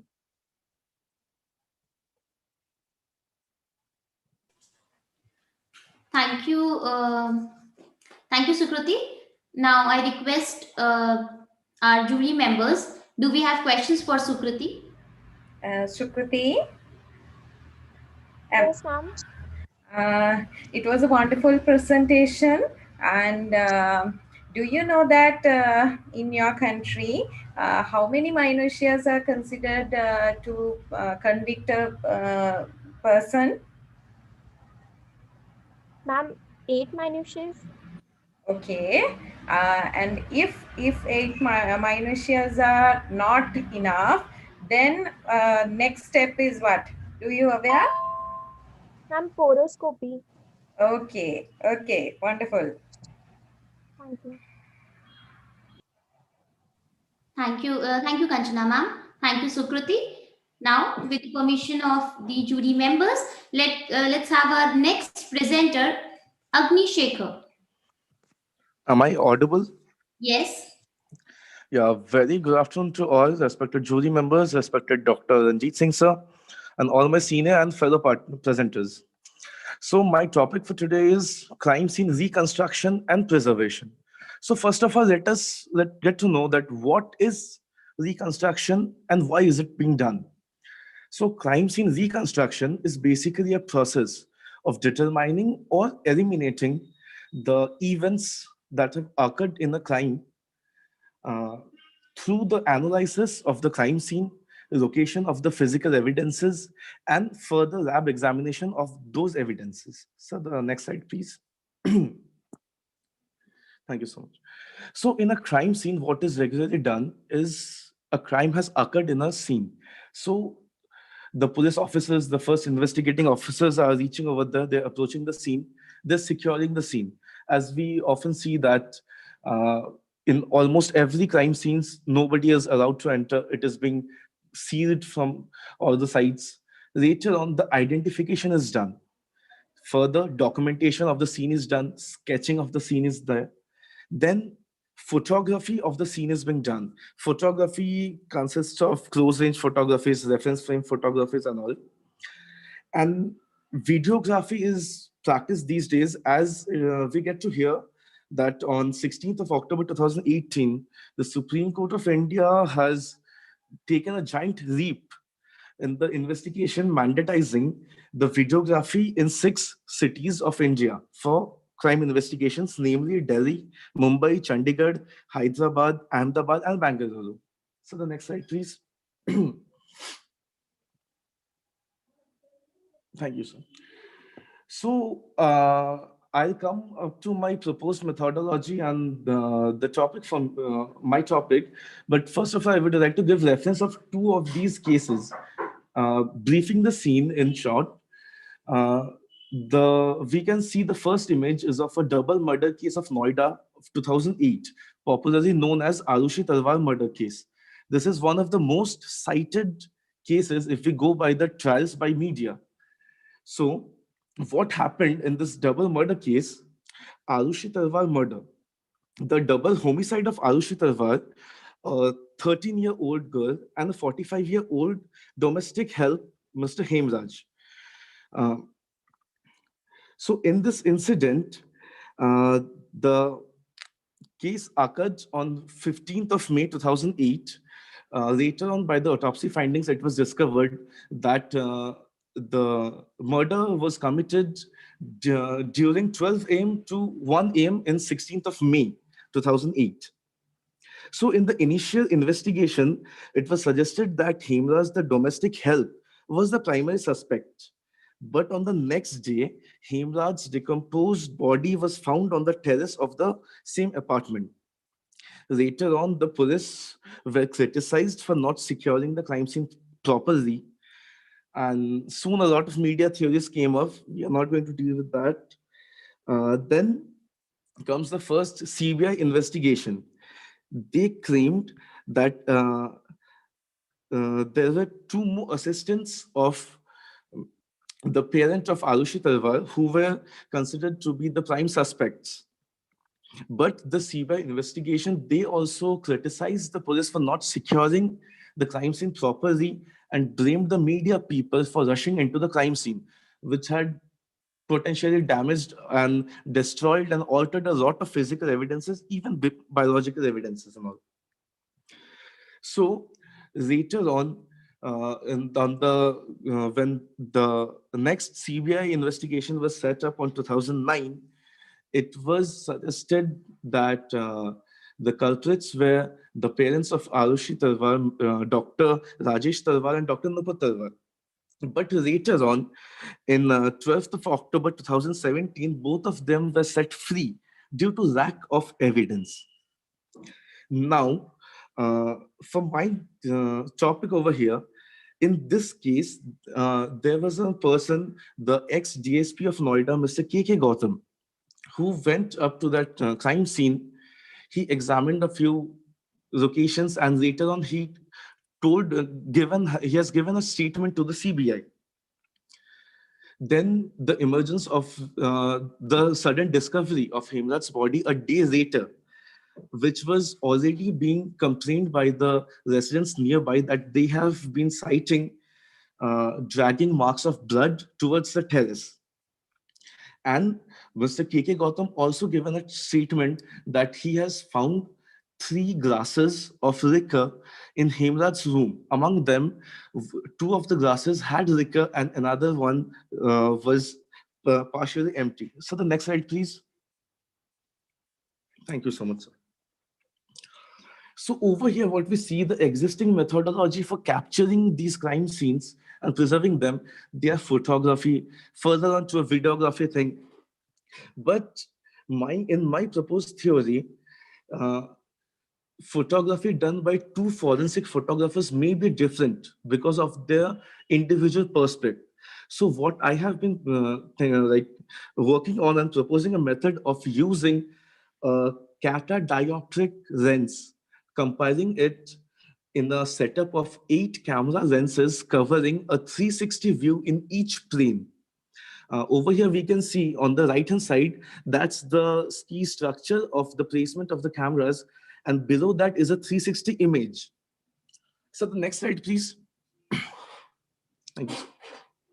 So in the proposed methodology, using this omnidirectional camera with catadioptric lenses and 8 of them covering the entire area, this can be presented in 2 different expressions, that is VR presentation or AR presentation. In VR presentation, the virtual reality, recent days we have got softwares like V360, FCP Pro X, Mocha VR and all. So we can give it VR structure. And this, what it will do, that the first investigating officer, when is arriving in the crime scene, they can capture the crime scene with an omnidirectional camera instead of doing a simple videography. What this will benefit, the further next or the last investigating officer can get the exact similar view that of the first investigating officer. So in my first case that I discussed of Arushi Talwar, due to the coming of media people, relatives, and other people in the house and cleaning of the house later on, have destroyed a lot of evidences. As claimed by the CBI, almost 90% of the physical evidences were lost or destroyed. But if the scene was captured through an omnidirectional camera, then at least the positional accuracy could have been preserved. We could have later on found out that the statement of the ex-DSP of Noida, Mr. K.K. Gautam, who later in the court of law, who denied to his own statement, complaining that his statement was altered, tampered, and modified in the court of law. So if it was recorded and captured with an omnidirectional camera, we could have seen the 3 glasses and all the physical evidences, the dragging marks of blood towards the terrace, the blood mark on the rock of the terrace, and everything, which would have increased the positional accuracy of the evidences and may have been able to change the verdict, as it wouldn't have been a case of lack of evidences. So thank you so much. Agnishekar, yes, sir.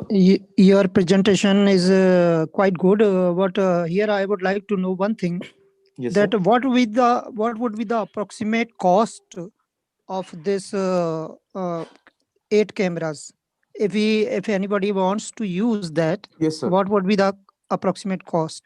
So if we look into the common day market, the cameras which are available, Okay. commercializing particular names like Insta360 is a camera that is available in the market that costs around 46,000 for a single 46,000.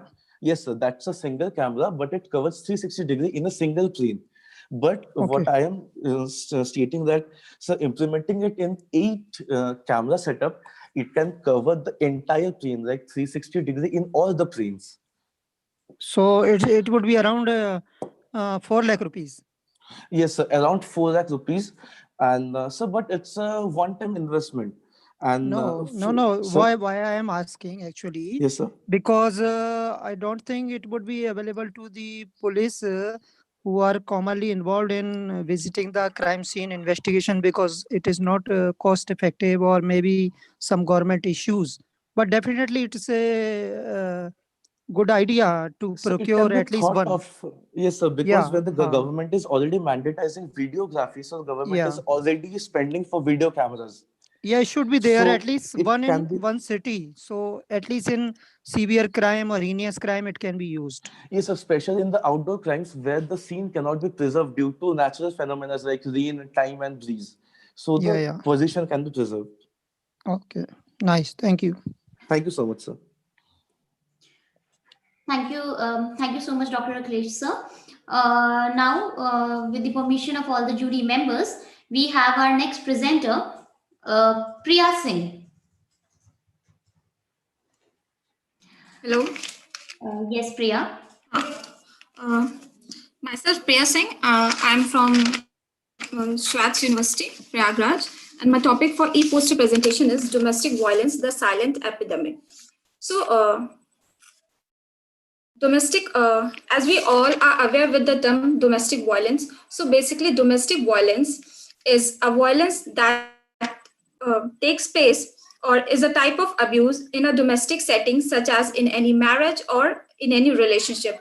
It is often described as an intimate partner violence, which is committed by one of the people in an intimate relationship against the other person between spouses or partners. Also, domestic violence can be taken place between any race, age, sexual orientation, religion, or gender. And also it can happen to couples who are married, living together, or dating. Domestic violence can affect people of all socio-economic backgrounds and educational levels. So it is very wrong to say that domestic violence basically takes in uneducated community, because other than physical abuse, domestic violence has other types of terms such as emotional abuse, isolation, and also economic abuse. So globally, the victims of domestic violence are overwhelming women, and women tend to experience more severe forms of violence. Also, there are certain researches that has been established which says that there exists a direct and significant correlationship between a country level of gender equality and the rates of domestic violence. So, where countries with less gender equality experience high rates of domestic violence. Basically, very less people tend to speak for domestic violence and create awareness. So therefore, there has been in 2005 an act has been enacted by the Parliament of India, which basically prevails for the protection of women from domestic violence. And this section 498A of IPC basically says that which says that violence done on women after marriage by her husband or her in-laws or any relative of the husband is prescribed to punishment for 3 years and also for fine. So, moving to next slide. So during the lockdown for the COVID-19 pandemic, there is one such epidemic that was silently taking place behind the closed doors, that is domestic violence. As you can see in the graph, domestic violence has increased during the lockdown period. So not only in India, but in the countries, well-developed countries like China, United States, Brazil, there has been reported increased domestic violence cases and intimate partner violence. Also, according to a report by National Family Health Survey, NHFS4, every third woman in the world since the age of 15 has faced domestic violence. As you can see in this graph, in India, the majority of the cases has been reported by Uttar Pradesh and Delhi.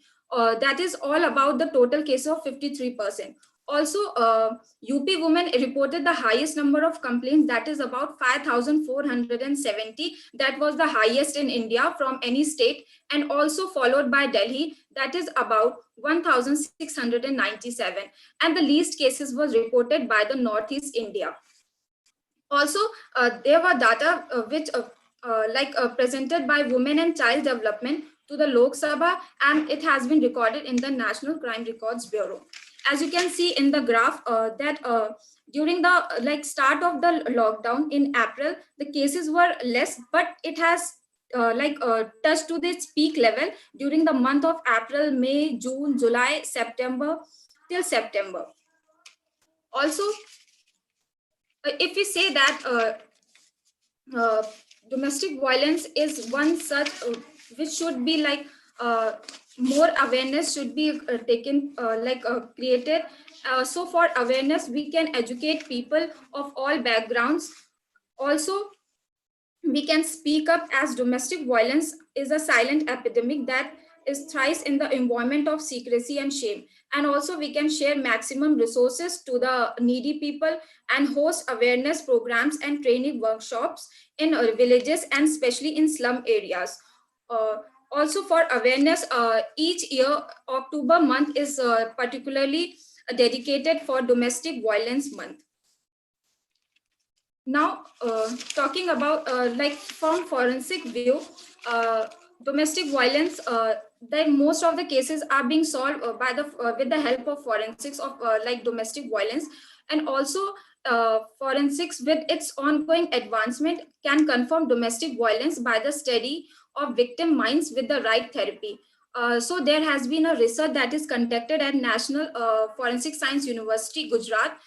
They are using BIOS system, that is brain electrical oscillatory signature system, on domestic violence victims to corroborate brutally faced by them, and also to study the brain signature during a recall of trauma, which will help in counseling victims, and also it will help that how a traumatic experience of domestic violence is encoded in the brain, which could help mental and health professionals and social workers to understand implications of the experience of violence better and provide more suitable care to the victims. So I would like to conclude my e-poster presentation with the saying that domestic violence need to be stopped, and all of us, men and women, need to speak up and teach our children that violence is never the solution. Together we can all make a difference. The best place is to start within yourself. Thank you. Thank you, Priya. It's really a very good topic to talk on. Okay, now I request my honorable jury members, do we have questions for Priya? Hi, Priya. Yes, sir. So thank you for the wonderful presentation. Thank you, sir. So in the concluding section, you told that there are a certain, especially due to this intimate partner violence or due to this domestic violence, there will be a lot of impact on the brain. Yes, sir. Yes, right? sir. Could you please tell me what are those major brain areas which can be affected due to the prolonged exposure to domestic violence? Traumatic traumatic injuries can also can be yeah, traumatic brain injury, TBI. Yes, especially so, which are the brain areas which can be affected? Especially, it can be due to two things. It can be due to the physical injury, as you told, TBI, traumatic brain injury, or it can also be due to this the prolonged emotional abuse. That also is possible, right? Can you just tell me which are those? Basically, due to emotional, a victim can undergo depression, or she can make suicide, or Okay, these type of emotional injuries can be occur. Okay, fine. So, okay, fine. Thank you, sir. So, okay, it's fine, okay, because I know, so you're from forensics. I know that, okay, you're not a neuropsychology or you're not from a neuroscience background. So I just asked you, okay, this was a wonderful presentation. Okay, thank you. One more question, Priya. Yes, sir. Yes, sir. Yeah, in concluding remark, you told us that it should be stopped. Yes, sir. Yes, sir. I think it can't be stopped, but it can be reduced. So can you tell some areas where we should work to reduce these domestic violences?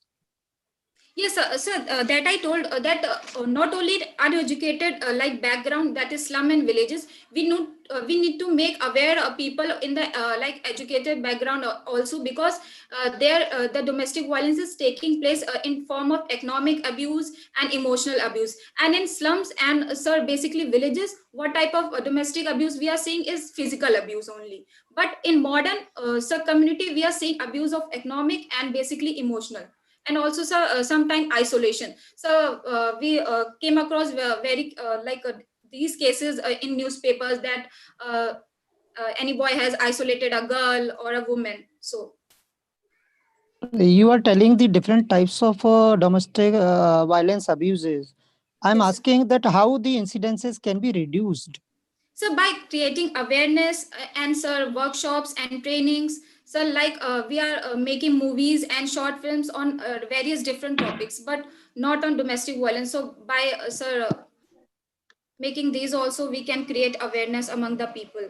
And sir, also NGOs are working on this. Okay, thanks, Priya. Thank you, sir. Thank you so much, Akhilesh sir. And thank you, Priya, for such a wonderful talk. Now, I request our next presenter, Vijay Lakshmi. Vijay Lakshmi, are you ready for your presentation? Yes, ma'am. Yes, ma'am.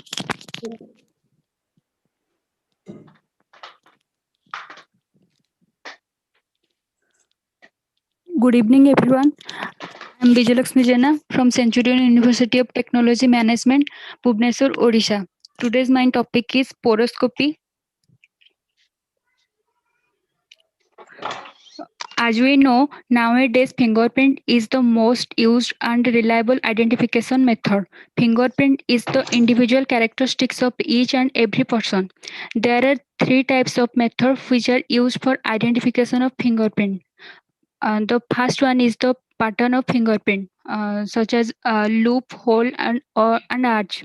And the second one is the wrist characteristics like bifurcation, breeze, island, or dot. And the third one is the poroscopy. Poroscopy is a method of identifying a person from a fingerprint through the comparison of sweat pore. In 1912, French criminologist Edmond Locard established the use of poroscopy in personal identification by observing that like the wrist characteristics, the pores are also permanent, immutable, and individual. Method. Due to the microscopic nature of the pores, they are seen in powdered image occasionally, but revealed in the chemically developed image more often. The features of pore are studied under a simple microscope with 50x magnification. There are 5 features of poroscopy. Those are, first of all, number of pores, and the second one is interspacing, the third one is size of pores, and the fourth one is shape of pores, and the fifth one is position of the pores. First, number of pores.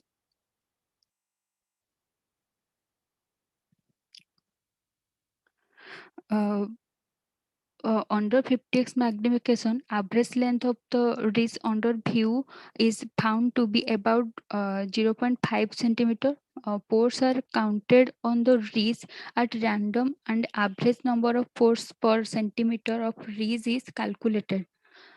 Local found that the average number of pores present on 1 centimeter of ridge varies from 8 to 25. The second one is interspacing. Again, interspacing is also classified into 4 types. The first one is pores with close interspacing, where the pores lies very close to each other and more than 12 pore present on 1 centimeter ridge length is called pores with close interspacing. And the second one is pores in groups with the close interspacing. The pores lie on the groups of 2 or more than 2 number of pores on 1 centimeter. Ridge length are classified as pores in groups. The third one is pores with distance interspacing. The number of pores present on 1 centimeter ridge length ranged from 8 to 11, and the space between the pores was comparatively more. And the fourth one is pores with chain-like formation. In this type of configuration, the pores were connected with each other, making a chain-like appearance, and there was no interspacing present between the two pores. The previous slide, please. Size of pores. Size of pores was determined by comparing the pores with the largest pore in the print and divided as 3 types, like minute, medium, and large. Next slide, please. Shape of the pores. Pores on the same ridge is found to be a different shape as following: rounded, rhomboid, elliptical, square, and rectangular. In each area, the frequency of all these type of pores is determined by counting the number of pores of a particular shape. The fifth one is position of the pores on the ridge. Position of the pores on a ridge is determined by nothing whether the pore is situated in the center of the ridge or on the periphery of the ridge. If laying on the periphery, the pore could either be an open type, that is within one open mouth toward furrow, or just laying on the periphery with closed, well defined boundary, that is closed type. Last one, significance. Poroscopy was reliable and accurate as ridge characteristics, and also poroscopy used in anthropological study. It is a third level detail of felt more accurate and reliable. Thank you so much. Thank you, Vijay Lakshmi. I request jury members, do we have questions for Vijay Lakshmi presentation? One question. Okay, sir, go Yeah. ahead. So you can ask.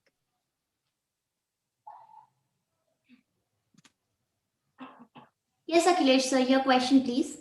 Okay, Vijay Lakshmi, your presentation was quite good and it was detailed about the poroscopy. I want to know one thing, that is there any possibility when the shape, sizes, and interspacing between the pores can change in life?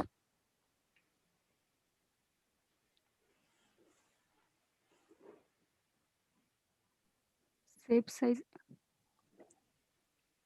No, so, the criteria, whatever we are measuring, like the shape, sizes, and interspacing between the pores, can it change in life? No, sir. It cannot change.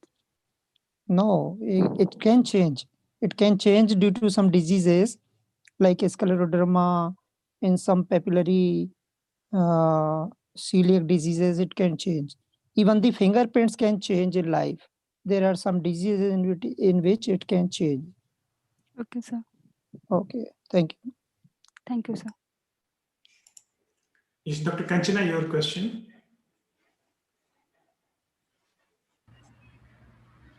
Hello. Yes, ma'am. Yes, your presentation is good actually, and I also wanted to ask same question that Dr. Akhilesh asked. So I got the answer from you.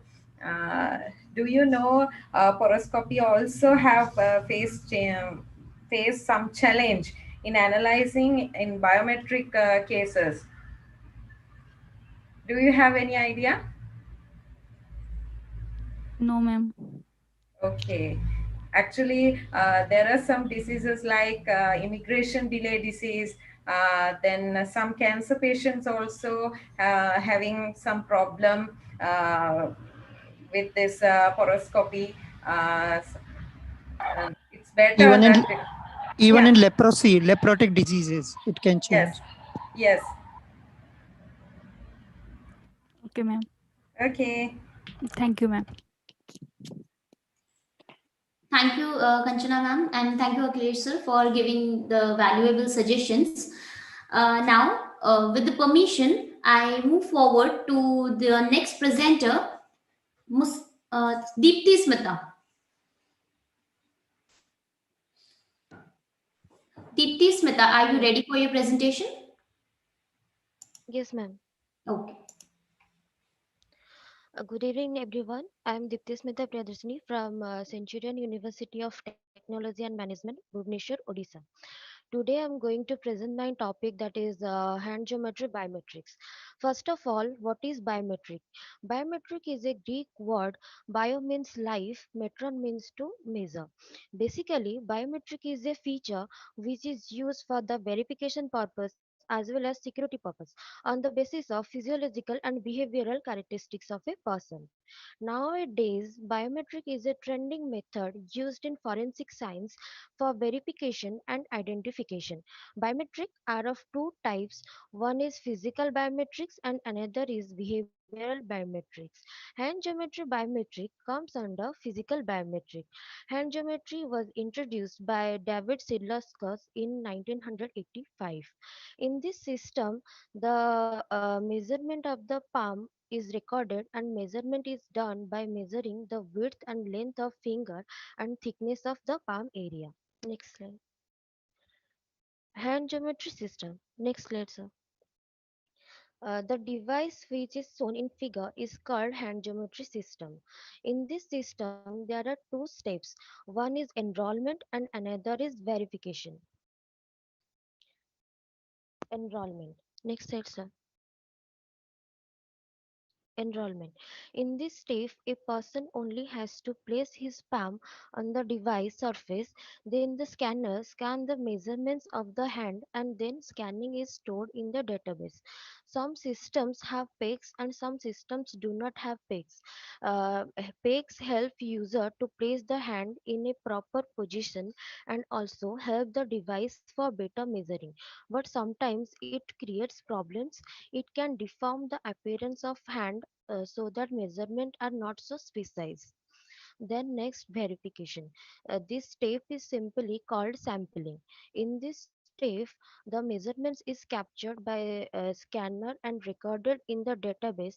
Scanner usually use CCD camera. In this step, the following steps are also used to verify the measurements of a person's hand, that is image acquisition, image processing, hand feature extraction, matching, and result. Then image acquisition. Next slide, sir.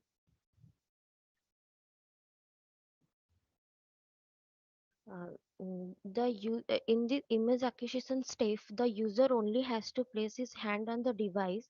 The image of the hand is captured using only ordinary digital camera. The system scanners usually CCD camera to capture the image of the hand. Then image processing. The next, it is relates to the preparation of an image for later analysis and use. Some images need to be reduced noise such as lightning effect, background and image should be removed and need to be amplified, enhanced and filtered. Binarize the image is important. It means convert the grayscale image into black and white photo, because as shown in the figure, the black and white photo of a palm is looking very prominent than other images, so that measurements can be done very properly. Then hand feature extraction. So next slide.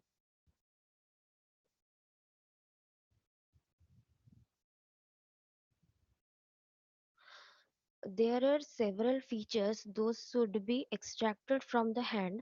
The features are length of all the five fingers, width of all five fingers, perimeter and area of all the five fingers, circle radius of both lower and upper of all the five fingers, and largest inscribed circle radius. What is this largest inscribed circle radius? This is a technique which is used to measurement the gap between the fingers of a person. When a person places his hand on a paper, then the gap between two fingers form as a shape of triangle. When we join the tip of both the fingers, then we get a proper triangle. Then bisect the sides of triangle where the three bisectors meet inside the triangle, that is the midpoint. Take that midpoint as the center of a circle and make a circle inside the triangle. Then we get a diameter of the circle. The length of the diameter is equal to the distance between the fingers. By this method, features are extracted. Then matching. In this step, only comparison is done. The user's generated features templates are compared to the templates stored in the database. Then result.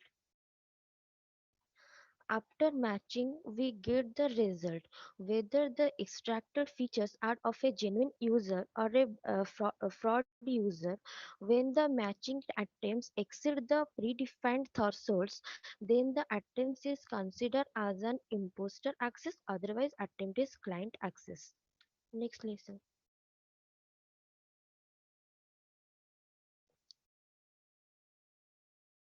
Then comes to advantages and disadvantages. Advantages. This is simple, inexpensive, and data is easy to collect, and computations are also very easy and storage efficient. And disadvantages. It is large in size and only can be used for verification, not for identification. And also many hands are same in shape and size, and systems may get confused in between genuine user and fraud user. Then comes to applications. At most of the crime scene, palm prints are found. By using hand geometry system, the suspect can be verified, and also it can be used in case of mass disaster, used in to verify whether palm print belongs to a human or an animal, and used to find out the sex and age of a person. Thank you very much. Thank you so much, Deepti Smita. Now, can we have a questions from jury members for Deepti Smita?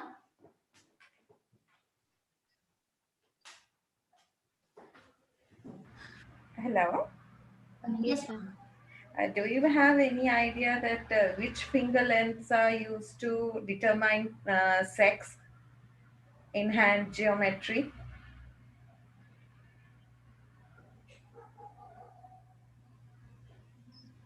Which finger length? Yeah, that last slide you mentioned that hand geometry will help to determine sex. So, do you aware about that? Which hand finger length is used to determine sex? Okay, let Ma'am, it be. Yeah. it's maybe the middle finger of the hand. No, actually, ratios of the index and ring finger is used to determine sex, which shows human hormone levels, testosterone and estrogen. Okay, it's just suggestion that you should read some kind of these things related to hand geometry. Okay. Okay, nice session. Thank you. Thank you so much, Kanchana ma'am, for the suggestion. Now, let's move to our next presenter, Muskan Tanveer. Muskan Tanveer, are you ready for your presentation?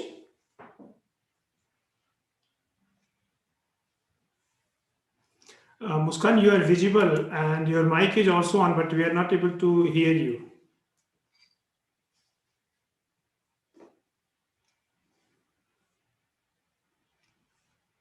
Have you joined with the audio? Sir वो unmute नहीं कर पा रही है तो उसे unmute करना था सर वो अनम्यूट किया हुआ है she is unmute already Muskan, I think you have not selected the proper audio mic. Just check into the mic setting and select the proper mic.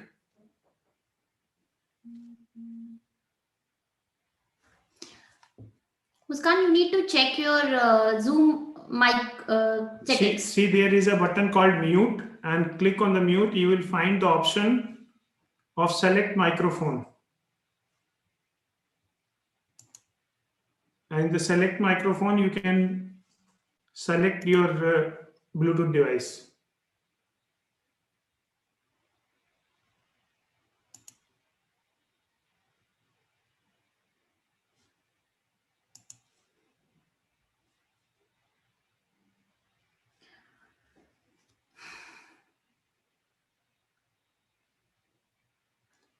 Muskan, are you clicking on the button mute?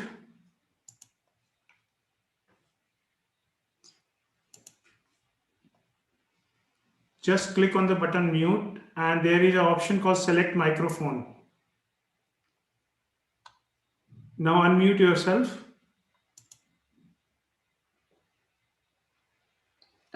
First, unmute yourself. Click on that same unmute button.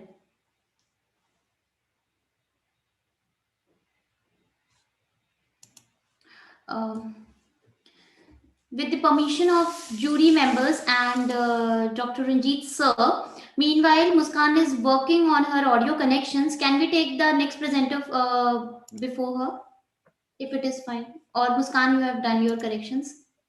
Muskan, can you say something? No, I think we are not able to hear you. So with the permission of all the jury, I'm moving to the next presenter. And sure. If the Muskan will get connected.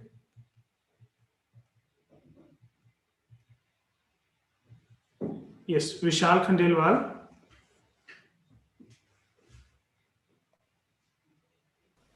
Hello, sir. I am audible? Yes, Vishal, please go ahead. Good evening, all. My topic is forensic genealogy, a emerging forensic domain. First, I start with this. As we know, the DNA present in every cell of a body, like flame of skin, drop of blood, hair, and saliva, but it's all contain DNA. But in the some cases we have not idea about the criminal. So some in the foreign countries like California and 12 states, they use the forensic genealogy. It is a partially matching. Forensic genealogy is an emerging practice of utilizing genetic information for direct-to-consumer companies for the identifying suspect or victims in the criminal cases. Sir, next slide, please. In the forensic genealogy, we use the CODIS. CODIS is the combined DNA index system, or CODIS, then forensic science to computer technology into a tool for linking violent crimes. It's enabled federal, state, and local forensic laboratories to exchange compare DNA profile electronically, thereby linking serial violent crimes to each other and to known offenders. Using the national DNA index system of CODIS, the National Missing Persons DNA database also identify missing and unidentified individuals. In the CODIS, they are used they are matched with the 13 specific locales. This called the STR, short and piece. In these locations, they are the relieving the relieving the identified person. They use the some tools in the forensic genealogy like DNA analysis, forensic tree reconstruction, caused records, vital records, and cluster analysis. In these tools, basis on these tools, they are used to reveal the identity of the criminal or offender. So next slide.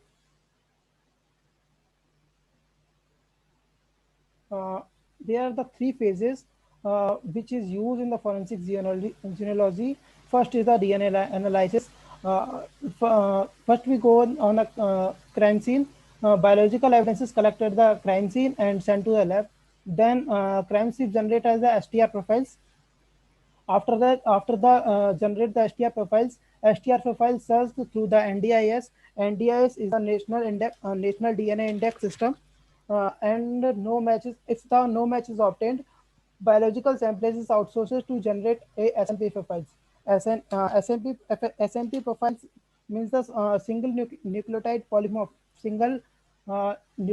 polymorphism.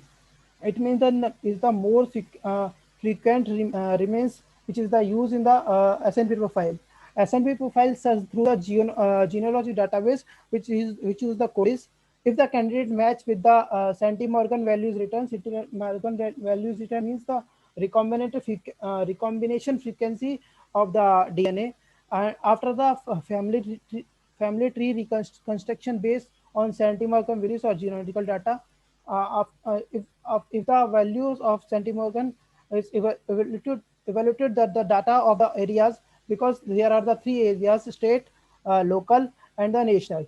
And in three areas, they identify in three areas. After the comparison of crime scene information for develops suspect for direct sample.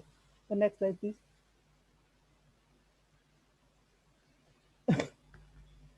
After the genealogy data, they forward in the investigation. DNA samples obtained from the family members. After that, DNA sample analyzed for development the STR profiles. Candidate STR profiles compare with the STR profile collect from the crime scene. If the after the crime after the comparison of STR profiles, if the positive comparison, investigation leads, and we found the suspects, and after the found of suspects, we identify the criminal or offender. If we have a negative comparison, we eliminate and further assessment with the family members. The next slide, please. Sorry to interrupt. Am I audible, sir?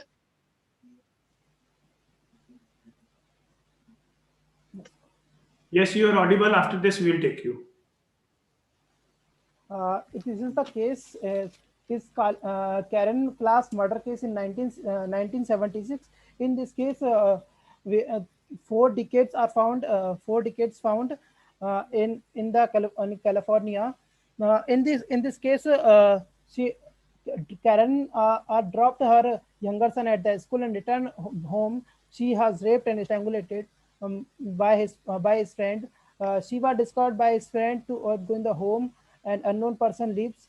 But this case, the police collected physical and biological evidences of the crime scene, but due to lack of advanced technology, the accused did not trace. By the 2016, a new technique developed is for familiar DNA. By this familiar DNA, the accused was traced. This name is Trier, but this case is not but this case motive is not established because the Trier are moved shot dead by the police in 1982 because it is found in another case linked, and it is encountered by the police.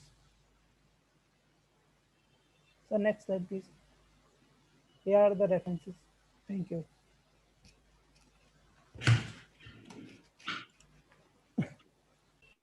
Thank you, Vishal. Now, do we have questions for Vishal?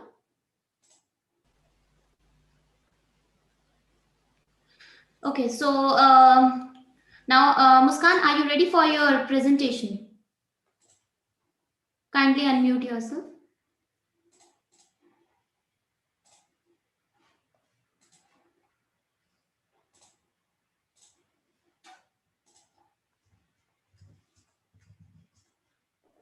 Hello.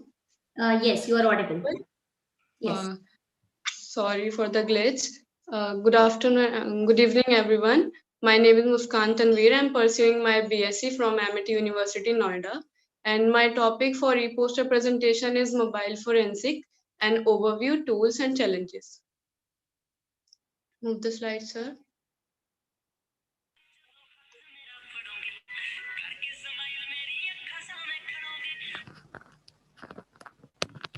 So the introduction.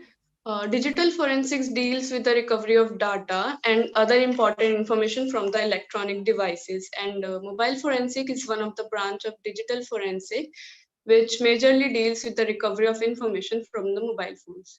Now, what it's important. It is used to track mobile ID and location, used to extract information about the important data, listen to call recordings, recover images, video, and help to plot a storyline. Even it is helpful in recovery of a mobile history. Now, what kind of information that can be recovered from the mobile devices?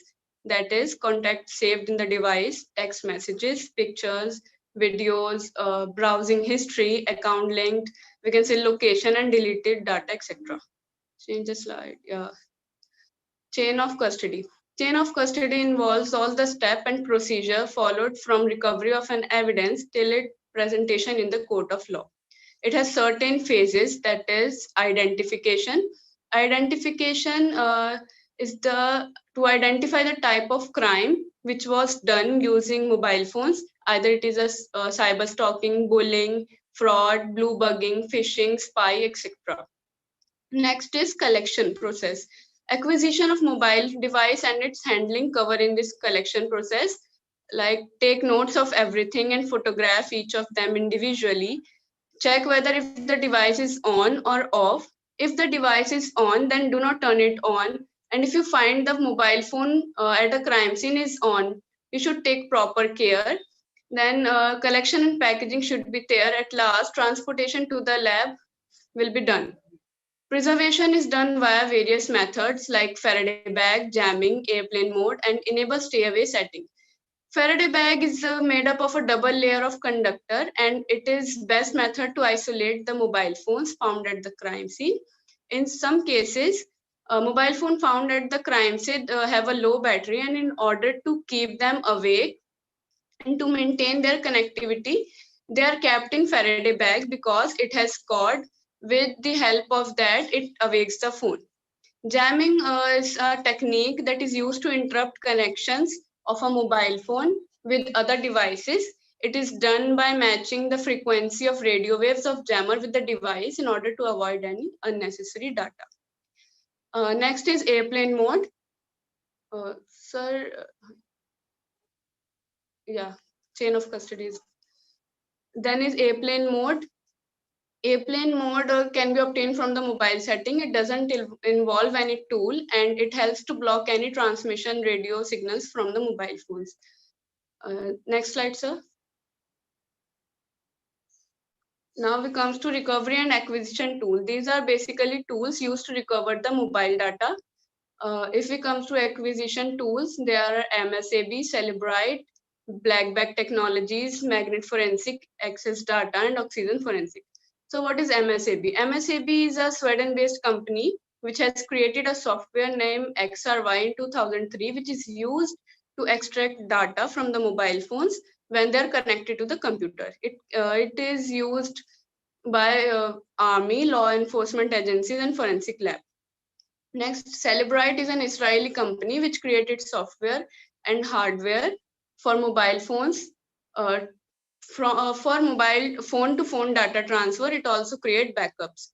Black Bag Technologies make software for extraction of data from Apple devices. And Magnet Forensic is a company started by Adam Belcher. It also creates software to acquire to acquire the required data. Access Data is a company which provides us with the tools for analysis of mobile phones to recovery data, and Oxygen Forensic is a software that is made to extract data from advanced level, like it can decode any password easily. Next, there are some recovery software, that is Stealer Data Recovery. It is a certified software that is used to recover data lost from the catastrophic situation. This tool data recovery is recover window-based programs. ISObuster helps to recover all kind of media from CD, DVDs, etc. Next slide, sir. Now we comes to mobile forensic challenges. As mobile forensic has helped us to solve many a number of cases, but it has its some limitations too, because in some cases, because of certain factor, it is quite difficult to obtain information, and this is because of certain challenges that every examiner faces, like hardware differences. Because of increasing advancement in hardware, it becomes difficult for the examiner to adapt all type of hardware present in the market, because every hardware has different feature, and it is become quite difficult for examiner to testify them. Like hardware, every device has their own mobile operating system, and these system has their own security issue, which also create hindrance in testifying them.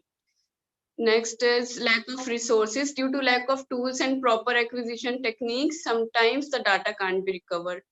Last is mobile platform security feature. Some mobile security features give access to a lot of data, but some mobile platforms do not allow the data to be revealed, due to which it becomes difficult for the examiner to obtain data. Next slide, sir. Now, first I discuss some case studies. That is Dennis Reader, 2005. This case study is all about a famous killer recognized as BTK serial killer. After murdering his next victim in Kansas, he sent a floppy disk to the police, because police once said they can't be traced, and this was his biggest mistake, I guess. Upon forensic investigation, the floppy, it was found that it was sent by a Dennis. Even link of the church was also identified where the culprit was a deacon. Next is Corey B.T. Melton, 2005. In 2005, when keeping child pornography was banned, Corey was sentenced to 10 years of jail for keeping these things on his mobile. When due to some unknown virus, his computer was not working, he went to the local geeks for fixing it. Upon seeing up his computer, he found those videos and immediately informed the police. At last, its are even accessible in the court of law or not. But if they are not, then all the investigation and analyzation process is of no use for us. So in Indian Constitution, there is no specific rule for mobile forensic.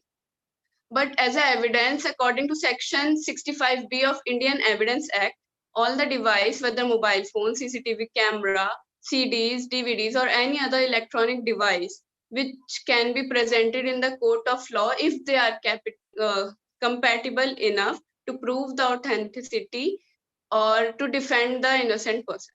Thank you.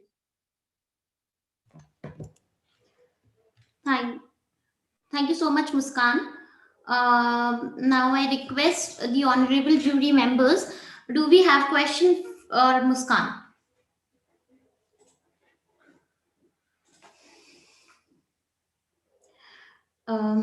Okay, so we have our last presenter, Nishu. Nishu, are you ready for the presentation?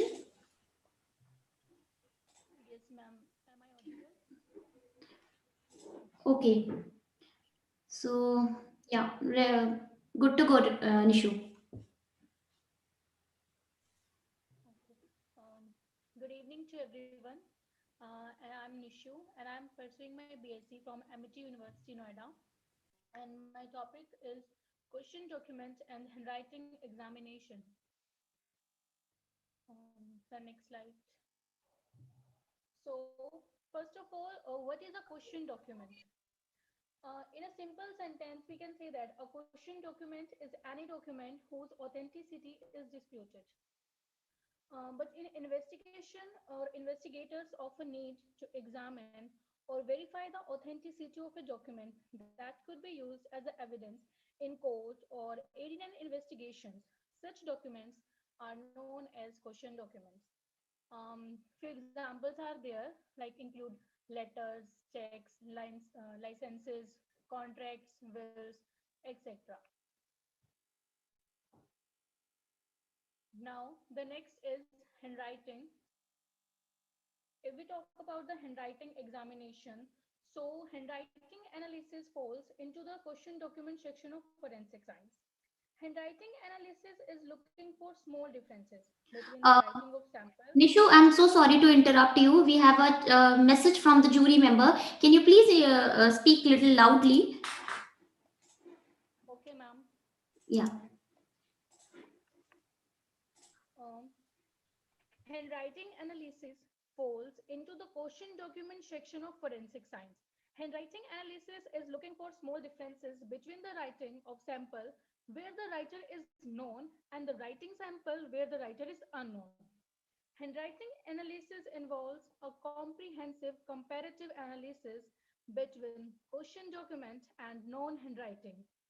A key element of document examination focuses on handwriting, and it just analysis involves two phases: a determination of the hardware used to make the text, ink, paper, and the next one is the visual examination of handwriting characteristics on the document.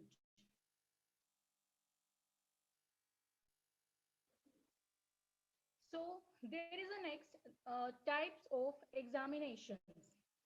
In this, we have so many types. Like first one is handwriting comparisons. Handwriting comparisons are by just position of two writings in order by Nishu, we can't hear you. We can't hear you. I guess there is a lot of network connection. We can't hear you. The jury members are not be able to hear your explanations. you know that 10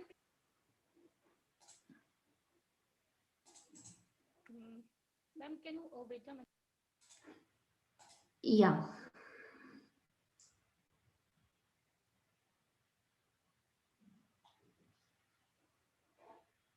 Nishu, can you unmute again?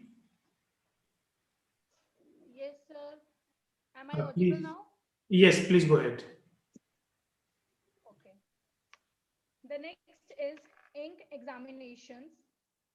Ink examinations is a chemical test which are applied to a small samples of ink removed from a document. Next is intended writing.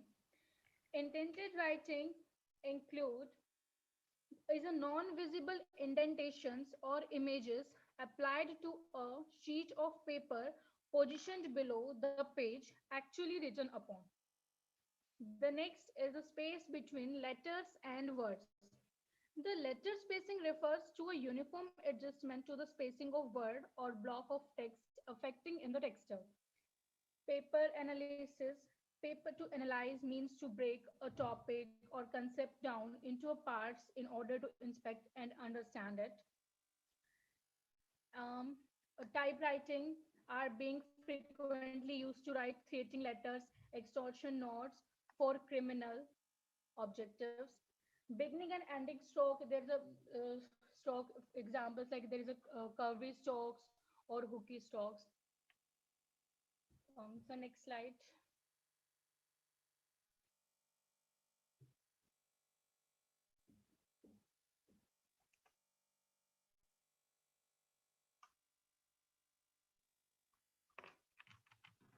Now there is an example of one question and another one is a non-sample. There is a signature of a Brooke Russell Ester characteristics. We can classify so many differences in it, like direction. In question document, in question signature, we can see that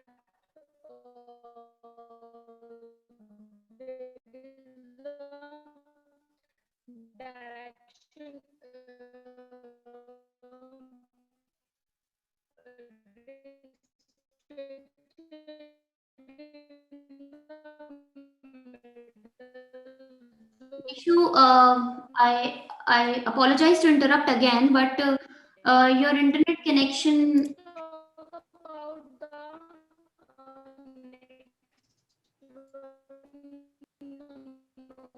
Sample. There's a slight middle to slightly. We can see. We can observe also the individual character also. Like in a first lecture. I apologize to all the jury members, but I think there is a lot of glitch internet problem, and we won't be able to hear from Nishu.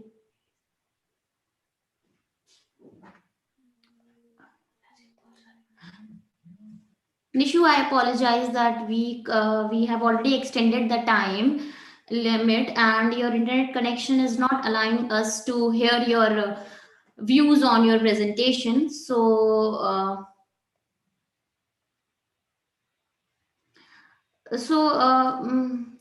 Dr. Ranjit sir, if you allow me, can I proceed further? Because I think the internet connection won't allow Nishu to complete the presentation. Yes, Kritika, you can go ahead. Okay. Thank you so much, sir. So now with this, we have come to end of the e-poster presentations, and it was really wonderful presentations by these students, and I do appreciate that every student's skills and its valuable and their valuable ideas is one of the very approaching, as well as one of the very what I can say, trending one for every speakers who are actually listening us.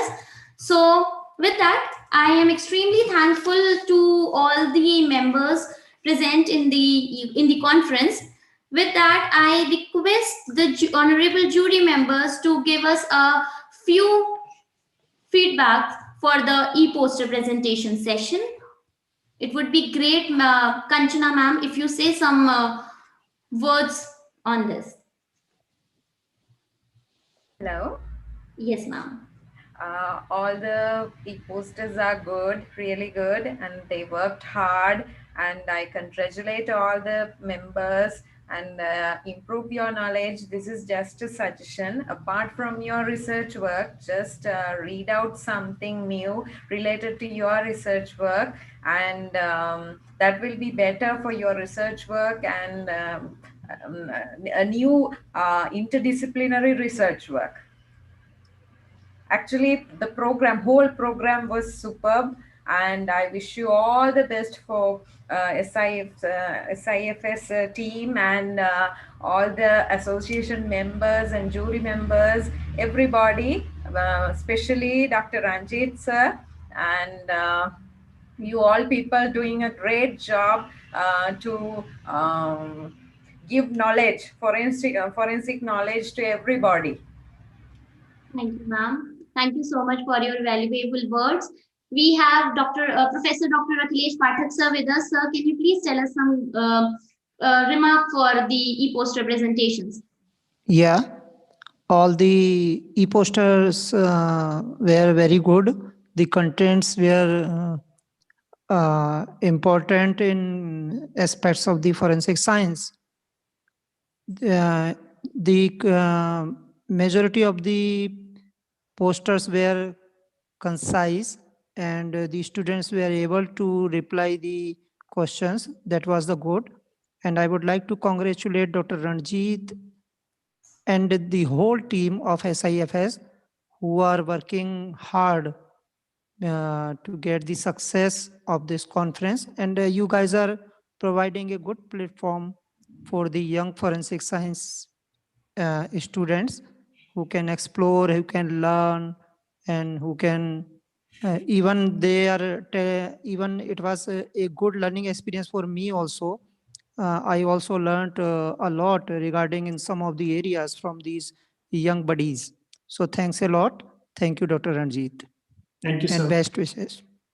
Thank you so much, sir. And indeed, your words means a lot to us. We have Mabin sir also.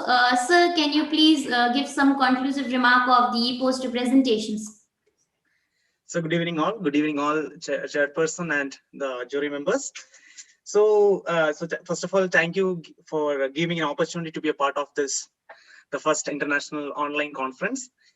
So all the e-posters were wonderful, and especially when it comes to certain kind of posters with respect to the new forensic linguistics, then especially when it comes to the use of LR, the likelihood ratio, then mobile forensic, all were very appealing topics and need of the hour.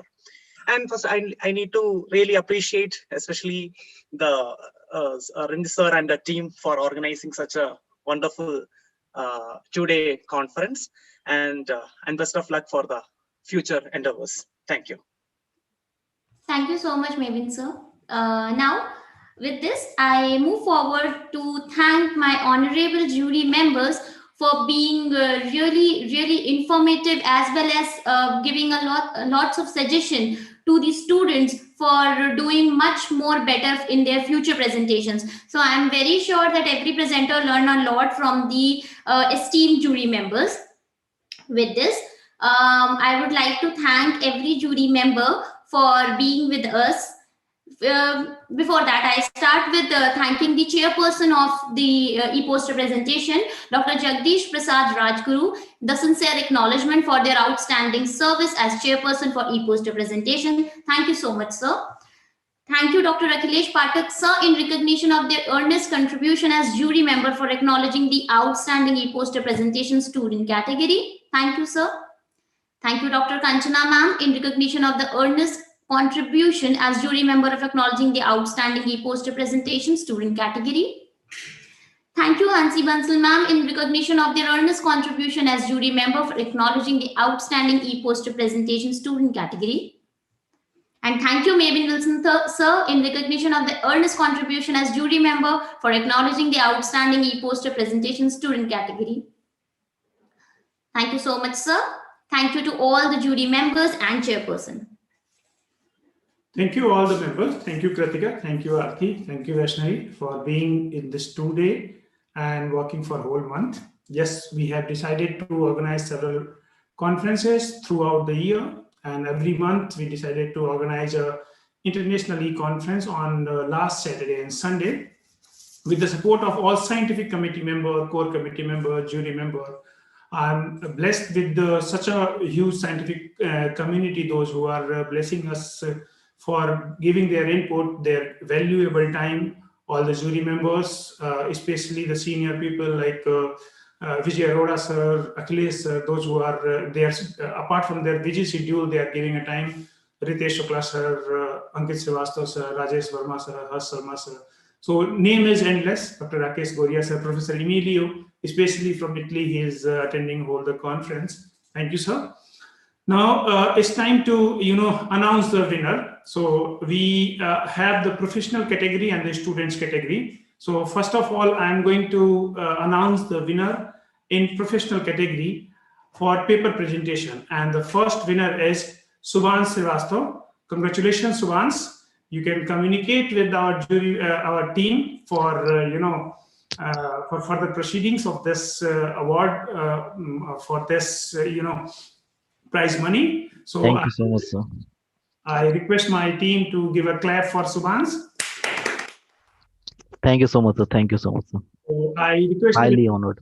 I request even members to turn on the camera and give the this clapping, because as we are in the virtual mode, but I'm trying to give the feeling of the real mode. So congratulations, Subhans, for your wonderful presentation on your wonderful paper, and you are the first prize winner in paper professional category. The second paper professional category is Nauda Bhardwaj. Congratulations, Nauda. And clapping.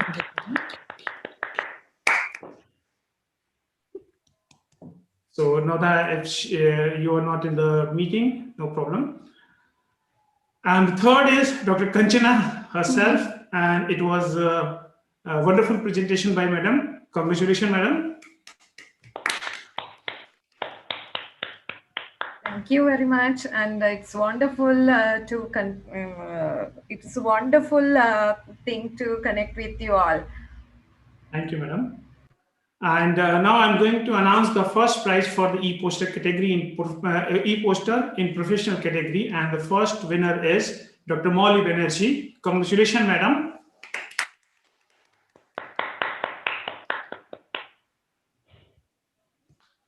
The second winner for the e-poster category professional is Mr. Vikas Razdan. Congratulations, sir. And the third is Salvi. Congratulations, Salvi.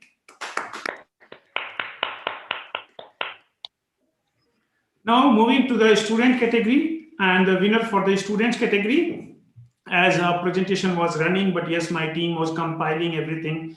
We got the support from all the jury members to giving a score on a live mode, so that we have compiled this in 5 minutes. So first prize for the paper category is Preeti Kiran. Congratulations, Preeti.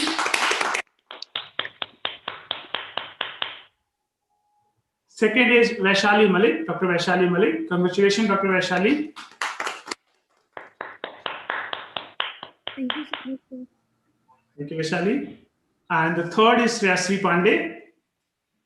Congratulations, Shreyasri. Thank you, sir.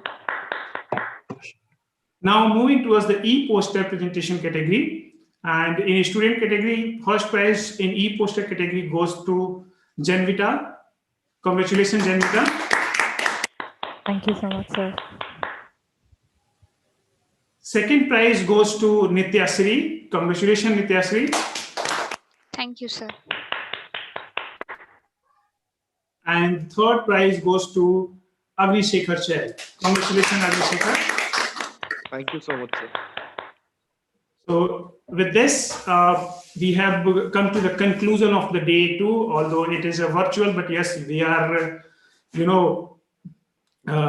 overwhelmed with the response and the support from all the senior faculty members. Here, I like to thank all my advisory board members, Professor Emilio, Dr. Rakesh Goria sir, Dr. Raj Srivastav sir, Mahesh Sharma, Dr. E.V. Untoro, Dr. Michael W. Street, Nasimullah sir, Terry Armenta, Kevin. Thank you all for being such a supportive member, being advisory and senior, giving us blessings to for the successful conference, and all suggestions we have taken all the critical suggestions due to the time limitations. Also for the next conference, yes, we will try to do the more and more concise related to the time constraint. With this, I thank my core committee member, Dr. Hemlata Pandey, Dr. Hitesh Shukla sir, Dr. Sumit Chaudhary, Dr. Kanchana, Dr. Niti Kapoor, Dr. Richa Rohtagi, Dr. Ankit Srivastav sir, Hansi Bansal, and Nitin Pandey, Dr. Ashish Vadiye, Dr. Surbhi Mathur, Ramandeep Singh. So you all are being a core committee member. Always I'm blessed with you all, support of you all. You are like, team member, you're like family member. You give all the support, all the suggestions for making any event successful. So I heartily, thank you to everyone. And again, my scientific team members, it's a huge list. So I thank you everyone, Dr. Richesh Sharma, Dr. Akhilesh sir, Malvika Mehta, Rajguru, Vinay Sharma, Madhuri, Rohit Jain, Mayank Kumar Dubey, Dr. Pillai sir, and I saw that Pillai sir was a whole day, he was attending a session even by being a busy schedule. Dr. Pragnesh Parmar, Dr. Preeti Singh ma'am, Dr. Janita Jasuja, Jinli, Vijay Arora sir, Kalpesh Solanki, Mebin sir, Seema Patel, Neeraj Kumar Vashne sir, Dr. Pooja Puri, Vijay Kumar Yadav sir, Dr. Utsav, Dr. Mukesh Sharma sir, Jitendra Kumar, Dr. Anu Singla ma'am, George Dixon, Ankesh Ahirwar, Lalit Sharma, Manish Gupta, and many more members.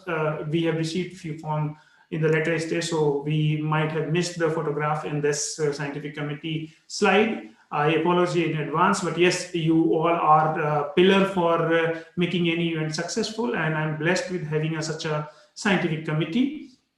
With this, I like to give the concluding remark along with me and Mr. Faninder. Thank you everyone for joining, and this successful event is because of these members, those who are working day and night, my core team members also.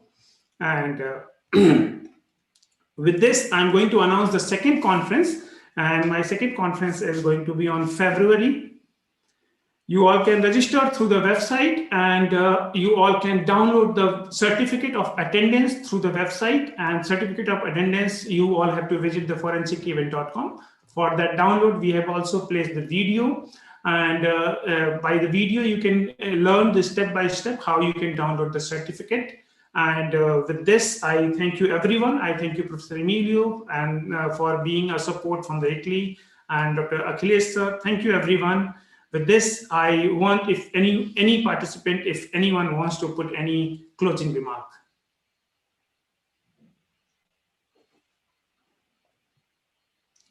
Professor Emilio. Sir, this is Mukesh Sharma from Rajasthan. Yes, sir. Ranjit sir. Yes, sir. Yes, may sir. I speak something? Yes, sir. Definitely, sir. Definitely. Sir. Yes, sir. And good evening to all. It's a very great pleasure to work with Ranjit ji and Surinder sir. I know them from since 2019 January, I think. And last 2 years, whenever I need their support, they are always standing behind me and forward me. And whenever they need me, I am always available with them. And what I found in both these two persons, they are born for forensic, I think. And they work for forensic, and they make the system, court, law, forensic, and the investigating agencies make on the same platform with full energy. And in last 2 years, what I found, whatever they plan, they execute in a very great manner to provide the platform to the new generation, so that all the persons those are working in the field interact with the new generation, can interact with the present scenario and future prospectus. So it's my privilege and full, you can say, honestly say, hard feeling that they are enthusiastically work for the forensic. And I am always available with them whenever they need. And I think today I was not able to attend all the sessions, but I attended the Pillai sir lecture, and it was a great for me, because I never attend any odontology work in my 10-year, 11-year session of forensics. But in my today's session, I learned a lot from Pillai sir, and I think what they are doing, it's really very amazing for me, because I read in books that odontology is now dead, forensic, and because there is some, you can say, DNA is there. But after today's lesson, I can say odontology is going to be a great session, and the person those are working in the field have a great capability to expand it. And in last points, or in last remark, Fininder and Ranjit sir, both the two persons are really very enthusiastic and you can say full energy persons who work 24 hours by 7 by 365 days for forensic. And I am always with them. It's my pleasure to be friend of them. Thank you very much. Thank you so much, sir. Thank you so much. And all the members, those who want to give the feedback on the website, the feedback link is active. You can just link on that event page, Emerging Trend in Forensic Science. You will find that in Archive Event 2021, you can click on the event page and you will find the feedback link, and you can fill your feedback. We will try to improve whatever the feedback we'll receive from you. With this, I request Professor Emilio, he wants to give some concluding remarks. Professor Emilio, over to you, sir. Very brief remark. I would like to congratulate all the colleagues, students, postgraduates, undergraduates that worked on the poster. I can imagine the work that was behind. You can see that all of you have put a lot of effort in this. And also I liked this concept of multidisciplinary topics related to forensic sciences, because all people involved in forensic sciences, they all need to understand the work of colleagues with whom we could work together. So independently from the fact that I am a forensic odontologist, I learned a lot also from other disciplines. And I think this is also very extremely important for the success of our work as people involved in the system of in the justice system. So congratulations to all, and I appreciate all the efforts you put in the work you have presented. Thank you so much, sir. Any other member, any other scientific board member wants to give any feedback?